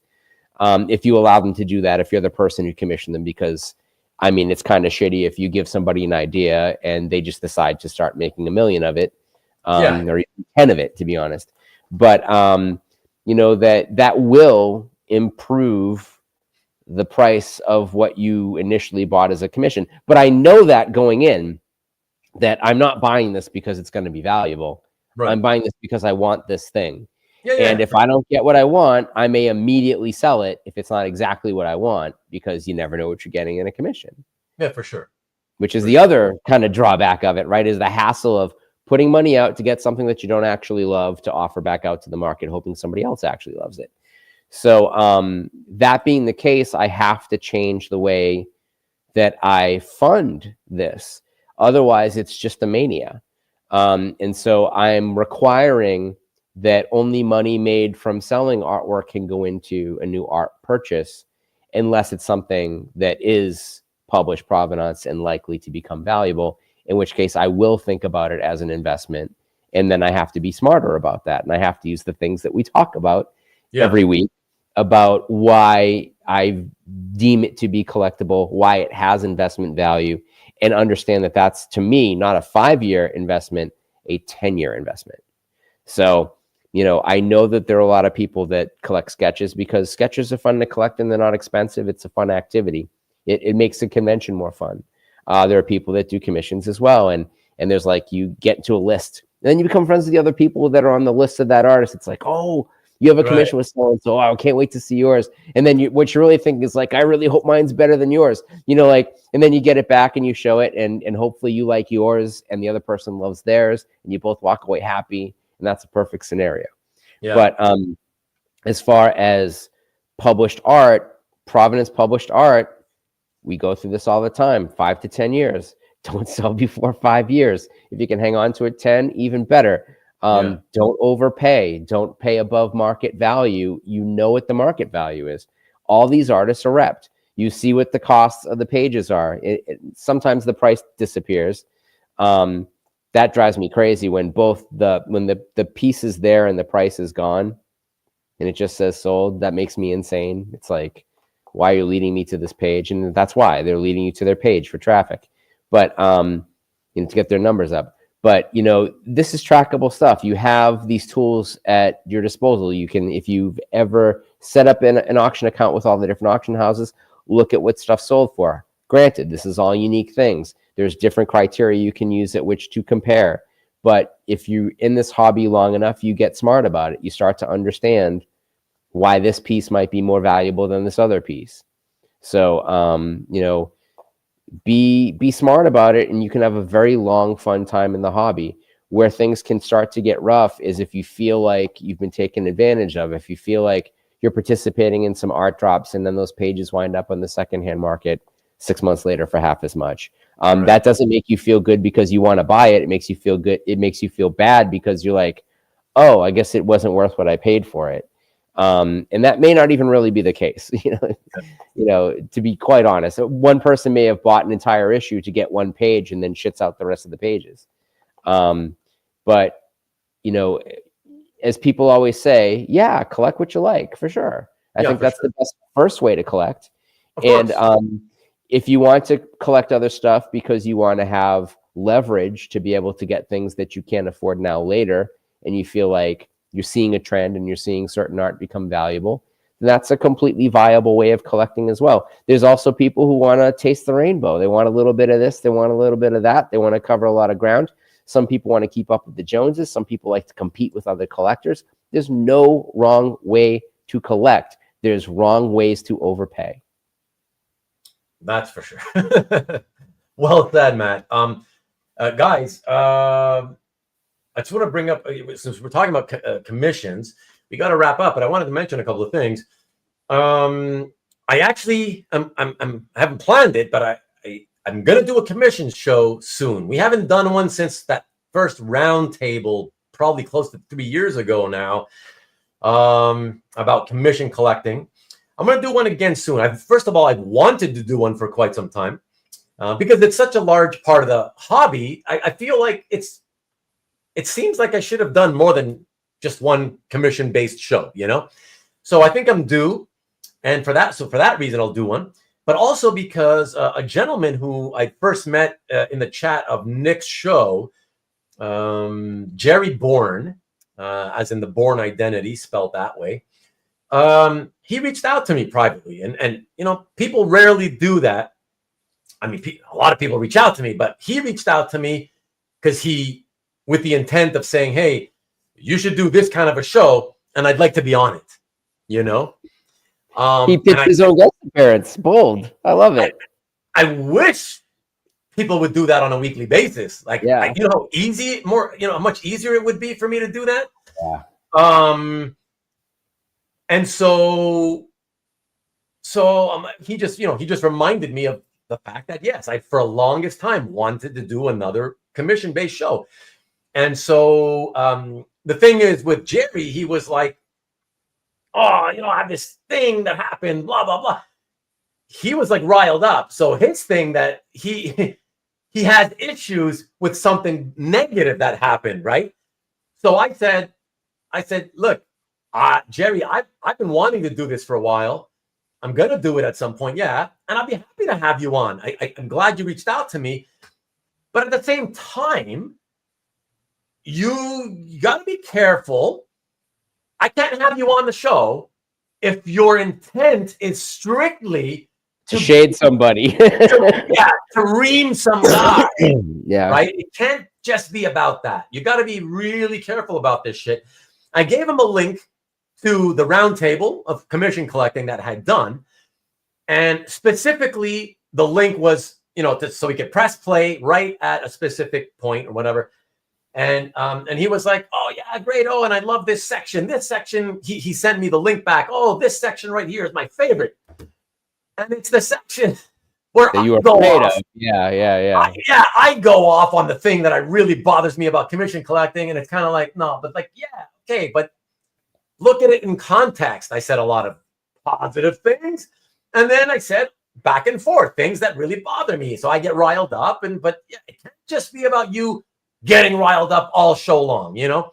Anyways, the point being, I'm putting it out there, guys, because I would love to have anywhere from 3 to 5 commission collectors be guests. So, and I say 3 to 5, I mean 3 or 5, just because I'd like the screen to be filled with even numbers, either 4 of us or 6 of us, because it's easier on the eyes, it looks better. And so again, I do this from time to time. Nobody ever reaches out, but I'll say it anyways. Any of you who are primarily commission collectors, especially, or even if you're half, but you get a lot of commissions, please reach out. I'd be happy to, if you want to be part of the show, and we'll just talk about experiences, good and bad. I mean, it's a shame you can't get Daryl to commit for a show as long as our shows get to be, because he has so many commissions. I mean, Daryl gets amazing commissions. Like he's got like the luck of the Irish when it comes to getting just like great commissions out of people, and a great amount of patience. Mike NSN Art Mike gets a lot of commissions. I get a lot of commissions. There's a lot of people. I mean, Mikhail gets a lot of commissions. Oh, yeah, tons. Yeah. I mean, there's tons of people. However, I will say my preference would be to have some new faces on for a change, right? Yeah. If possible. I mean, I'll have Jerry, right? So at least Jerry, it'll be his first time. I haven't even done anything with him before. So at least one, but I wouldn't mind having at least 2 new faces if possible, right? Yeah. Because yes, I know plenty of commission collectors, but then it's like, well, which one do I reach out to, right? Like, especially if you've already done shows with me, it's kind of like, well, but then again, like you, Matt, you do commissions. I love having you on, so I don't mind if you want to be on the show. You know what I'm saying? You know what I mean, right? Yeah. So whatever. That's why I'm putting it out, because I figure, okay, if some newer people listening, watching would reach out and say, hey, I'd love to do that, I'll pick you guys before I pick my closer friends who've already done my shows, But if not, because I want to do it in the next, I don't know, 2 or 3 weeks or something, if possible. That's what I'm going to try to book it for. So again, anybody interested out there, reach out to me and let me know. Otherwise, I'm just going to start very soon reaching out to whoever, and we'll see what happens. Last point I wanted to make was, some of the guys were talking about, with commissions, I think it was Antoine. But a commission, it could be a good investment if they turn it into a cover. I just want to say, and I know this can open up a whole new can of worms that'll keep us here for another half hour, but I have to say, okay, you guys know I'm not a commission guy, so that's already to start with. But even still, I just have to be honest, okay? I really dislike, it really irks me, this whole excitement about how commission collectors, because I know what they're doing. I know what a lot of them are doing. I know that a lot of them are purposely picking, they're getting commissions designed in such a way so that it can be used as a cover, in hopes that they get it used as a cover, right? And I don't like that. Like, okay, when it gets used as a cover, what it really irks me is the people that, it's a cover. And I'm like, to me, it's not a cover. To me, it's a commission, because we know it's a commission. We know you commissioned it, and it later got used as a cover. You may think that's the same thing. It's not. Okay? Its intent was never to be a cover. It's a commission. They just happened to use it later. And a lot of commissions that are used as covers, variants, look like shit. Sorry, but they do. You know what? A lot do. A lot are lazy. Like almost the only time that commissions get used as covers, it's not because the commission was so cool that it could be a cover. It's usually that the artist is lazy and has something that they can just hand in and not have to do any more work on.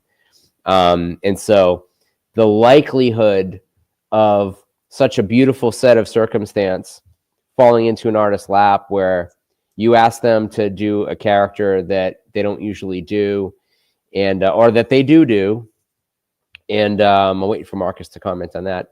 I said do, but Peter, why are you shouting out Sean Clancy? I didn't see Sean. Was he here? Sorry, if you are, hi Sean. I didn't see that comment. You know, riled up show. But I think that occasionally, if I'm an art director, and so like I art direct the hell out of people, and some people are okay with it and some people aren't. And I feel like there's a couple of artists that I gave a little too much direction to, and I think it killed their enthusiasm. And if I just left it to them to do on their own, they might have done better work. Other times I'm just like, I gave an idea and they got busy with it and they turned in something I could see what they were working on. And it was so amazing that I wouldn't even dream of interrupting their process or their enthusiasm to do what they wanted to do, even if it wasn't necessarily what I was expecting. But there's a lot of, if you are commissioning somebody with the hope that it becomes a cover, you might as well just buy a lottery ticket. And because of that, never pay somebody a cover value for a commission, because it's probably not going to get published. So understand that you can absolutely overpay for commissions. That and I mean, I have an amazing Immortal Hulk cover commission that's a tribute to Fantastic Four number 51. And there was definitely talk of it being published as a cover. And then that happened in the middle of, Joe Bennett's getting kind of canceled. Right. And then my enthusiasm further waned when the rep that sold it to me without permission sent a blue line out to the inker, and the inker did an inked version of this illustrated cover. And I wanted to kill him because now I have to buy it, right? Because otherwise there's this inked version of my pencil commission out there because he's going to sell it. And I felt really, I felt done dirty by that. And I had been very, very supportive of his artist in trying to set something up for them. And it just like really put a bad taste in my mouth, to the point that I don't even want to own the piece anymore. So like, that's a risk you run with commissions, is that you're not going to get what you want, and you have no control of what the artist does with that artwork once they've produced it, because it's theirs. It's their intellectual property to an extent. I mean, like it's the company's intellectual property, but artists have certain deals with their publishers. They could produce 4 colorways of that. They could redraw it again and sell another version of it to somebody else.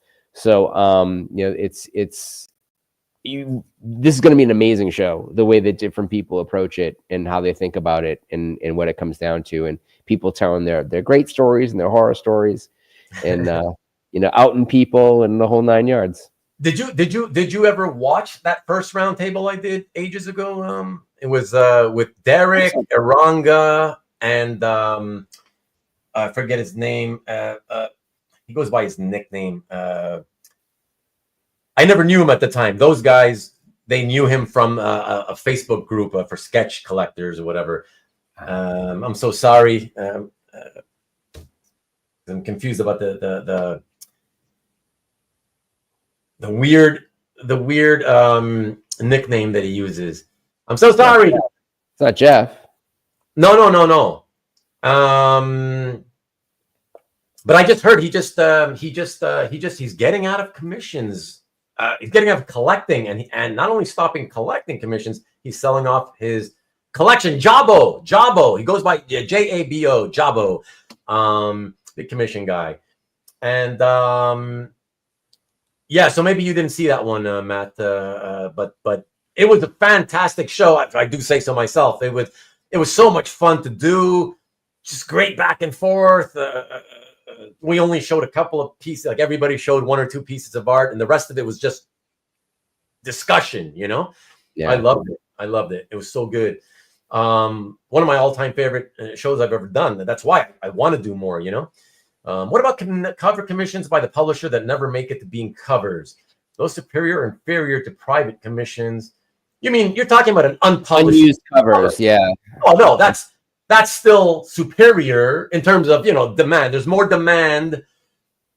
People will still buy a vintage, let's say, unpublished cover.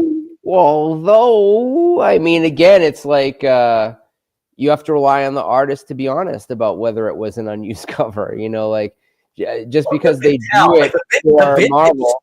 No, the vintage stuff, you can tell that, like. Oh, within the time frame, I suppose. But, from the 80s and earlier, you can see when you see an unpublished cover that it was commissioned by whatever the editor, and that the layout wasn't good enough. So they probably said, when you see the published version, you can tell like, oh, this is probably why they did it, right? It's just it needed to be redesigned or whatever. It just wasn't as eye-catching or whatever, I think up until the modern era, that was a lot more obvious. Yeah. Yeah. But these days, it doesn't happen too often that publishers will commission somebody to do a cover and that they go unpublished. It's much more common that if it's commissioned, they use stuff still gets refused. And there's a lot of test cover gigs. So whether it's Zenoscope or whether, I'm sure even Nick could tell you about this, that he might give somebody an assignment, a test assignment to see if they can pull through, and he doesn't like what he gets back, so he's not going to publish it. He's not going to pay them for it.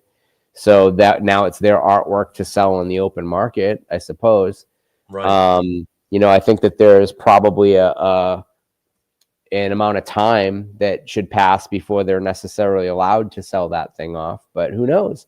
I don't know. If there's no contract in place, if it's sorry, Matt. Ryan Jablonski. Yeah, it goes by Jabo. Yeah, that's him. Okay. Yeah, no, I get it. Yeah, I see. I get what you're saying. Still, whatever. Like that whole topic, whatever. But and maybe it'll come up on that episode. Instantly Film. Rodney's in the house. Do you have a link to that roundtable? I mean, I could go get it now, but you're on my channel, so I would say open. What do you do? Left click on my channel or whatever, my YouTube logo or whatever. Open it in another tab.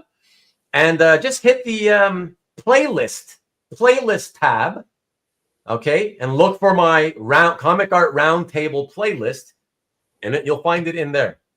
Mm-hmm. And Mr. Pickles, he works for 4C. Who works for 4C? Aranga? Aranga's rep by 4C. I don't know who works for 4C. I don't know what you mean. Oh, look at that! Javi's the man. Look at that. Oh, yeah. Does Jablonski work for 4C? As far as I know, he's not no. Okay. 4C, they don't make any, like, how do they make money? Like, how can they afford to have employees? Working, doing what? I'm packing stuff and mailing it out. I don't know. I don't know. There you go. Yeah. Just add stats to anything to make it an unused cover. Yeah, exactly. Can't believe why some editors rejected great covers back in the day. Well, sometimes I often say like, oh, I can see why it was rejected. They still look nice, but when you Will Eisner did a ton of like prelims. He did like hundreds.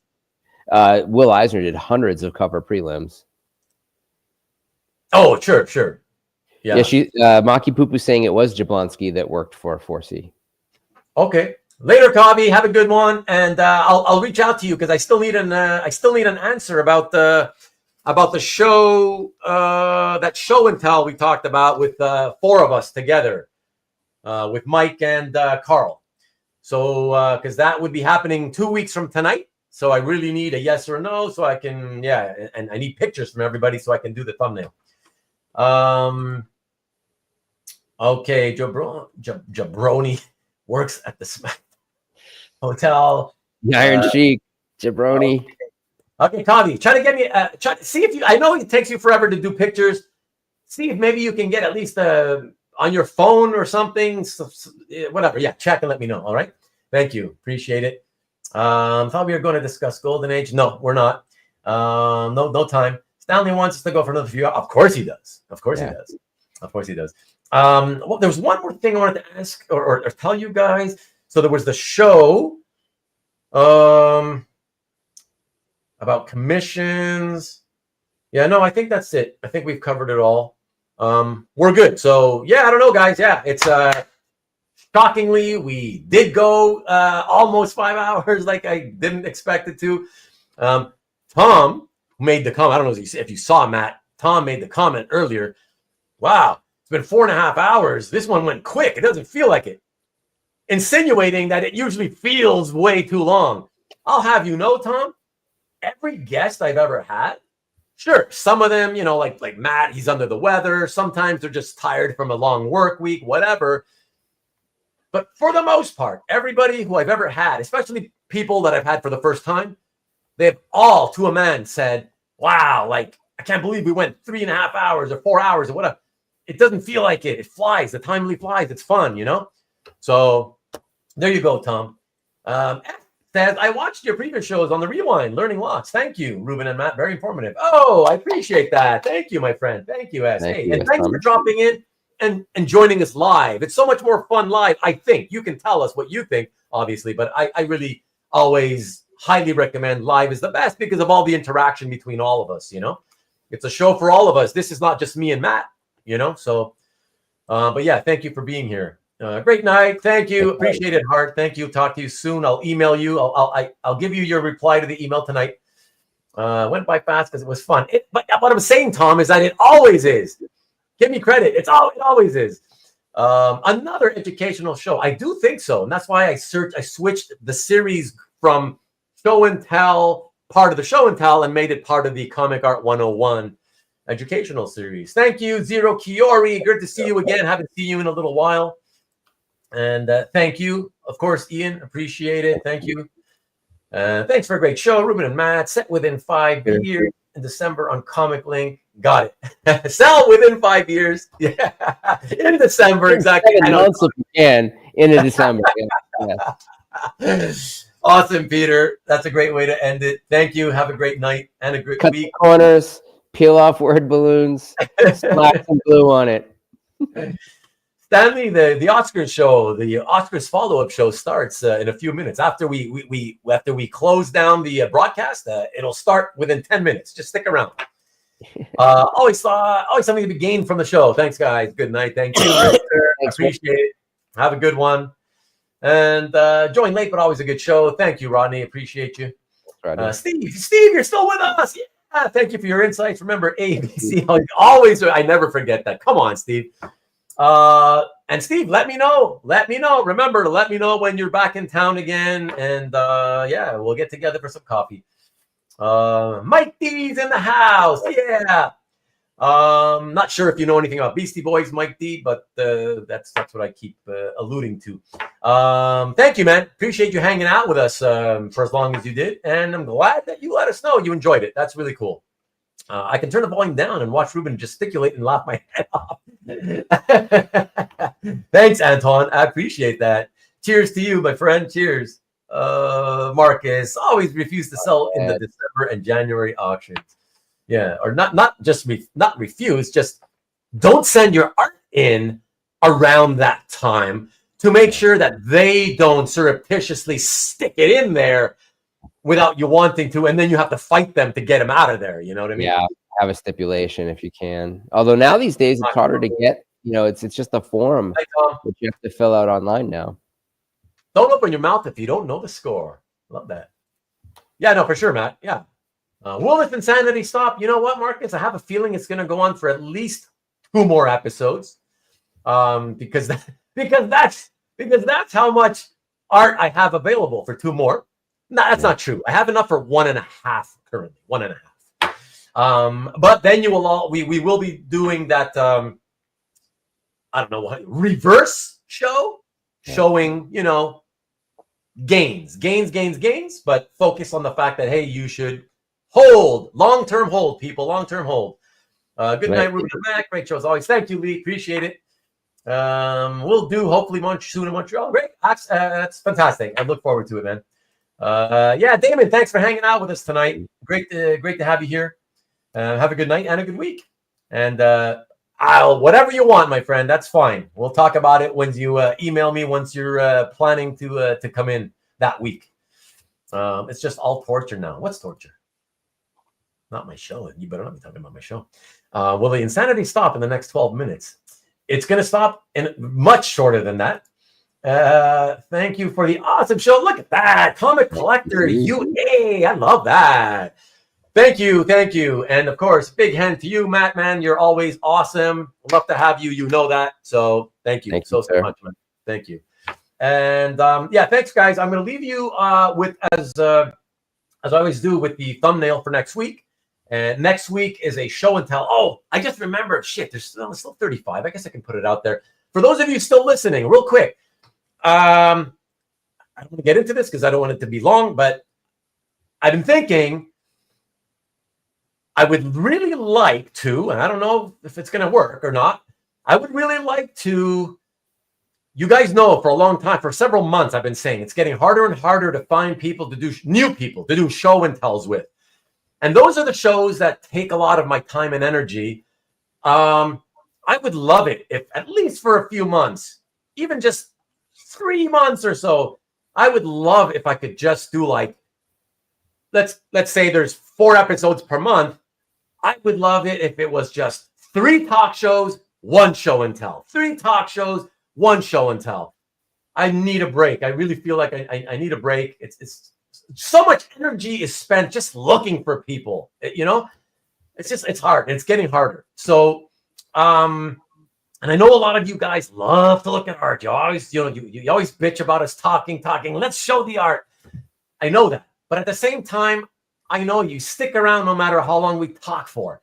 So I just wanted to know, you guys, what do you think if I was to just try to put just sort of hangout episodes, any other type of show other than show and tell, like maybe once a month show and tell, and run an A/B poll. Whatever other what? Run an A/B poll on your channel. What's an A/B poll? You get to ask a question, yes or no. Oh yeah, well I can't do it now. I don't have the software to do that. I think you can do it automatically just using Studio. What the hell is that? Well, we'll talk privately after, anyways. So there you go, guys. So Ruben should visit Las Vegas. Oh, is that where you are, Stanley? Did you just reveal something about yourself that nobody knew? You're so secretive. Stanley, we'll have to hang out, bro. Wow. Look at that. All this time and you're ignoring Matt, and you know damn well that he's in Vegas. Wow. Okay. You made a mistake there, revealing a little tidbit of juicy info. Marcus, movie show is funny because on the one hand, I'd love to just talk about movies, but again, we got to get a little bit of structure, right? And it's kind of like what Tom said about reading a comic or a trade paperback and doing that kind of a show and talking about it. I think we kind of maybe need to watch a flick or something, and then talk about it. Don't watch Catwoman. We can all watch Catwoman. You mean Halle Berry? Oh dear Lord.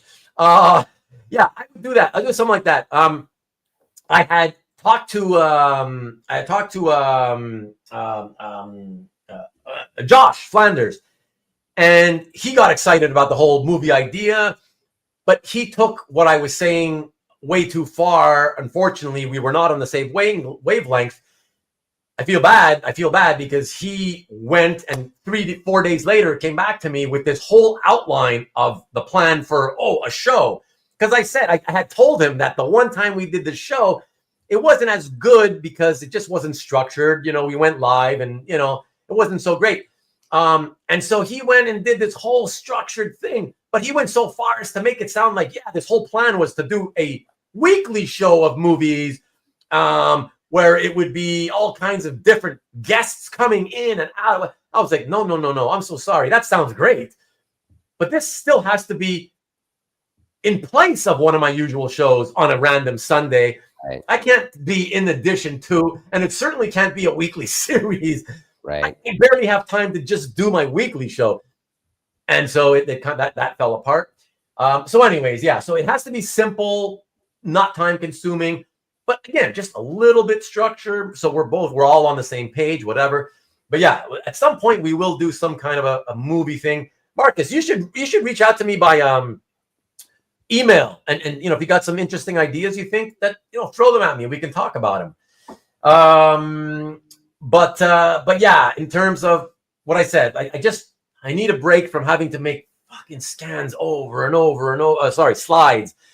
Doing all the research, getting the prices for like this type of show. This I love this type of show.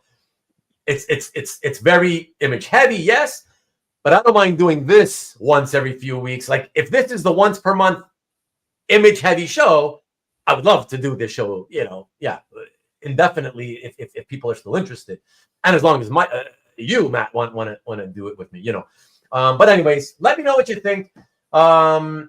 Yeah, we'll see. I just don't want to lose half my audience permanently just because I suddenly started doing, mostly chat shows, Finer points, all of you fair and movies. Stanley is secretly Matt. Maybe that's what we didn't suspect all along, right? Las Vegas. Dun, dun, dun. Yeah. What is that? Basketball? 4 basketballs? What does that mean? Ruben wants to review all Oscar nominees. No, but tell me what you want to do. Ruben could talk about his pickup game for the thumbnail models. What? That sweet on tonight's show. Yeah, she's pretty sweet looking. I'm gonna give you the full screen now. I just rant about movies like YouTube grifters and say everything is woke. No, okay. So thank you again, guys. We're gonna leave you here. Watch every superhero movie, track them. No, but thank you again for hanging out, guys. And I'm going to leave you again with the next week's episode. It's a show and tell number 70 with our friend, a lot of you know him, Brian Peck, been around the hobby a very, very long time. And live, or maybe dead, from the Monterey Bay Aquarium. Comic Art Show and Tell number 70, March 9th, usual time, same channel as always. Appreciate you all. Thank you so much. And we'll see you then. Don't forget Nikki B show on Friday and then be back here on Sunday. Thanks again, everybody. Really appreciate it. Have a good one. And we'll talk soon. Peace and go blue.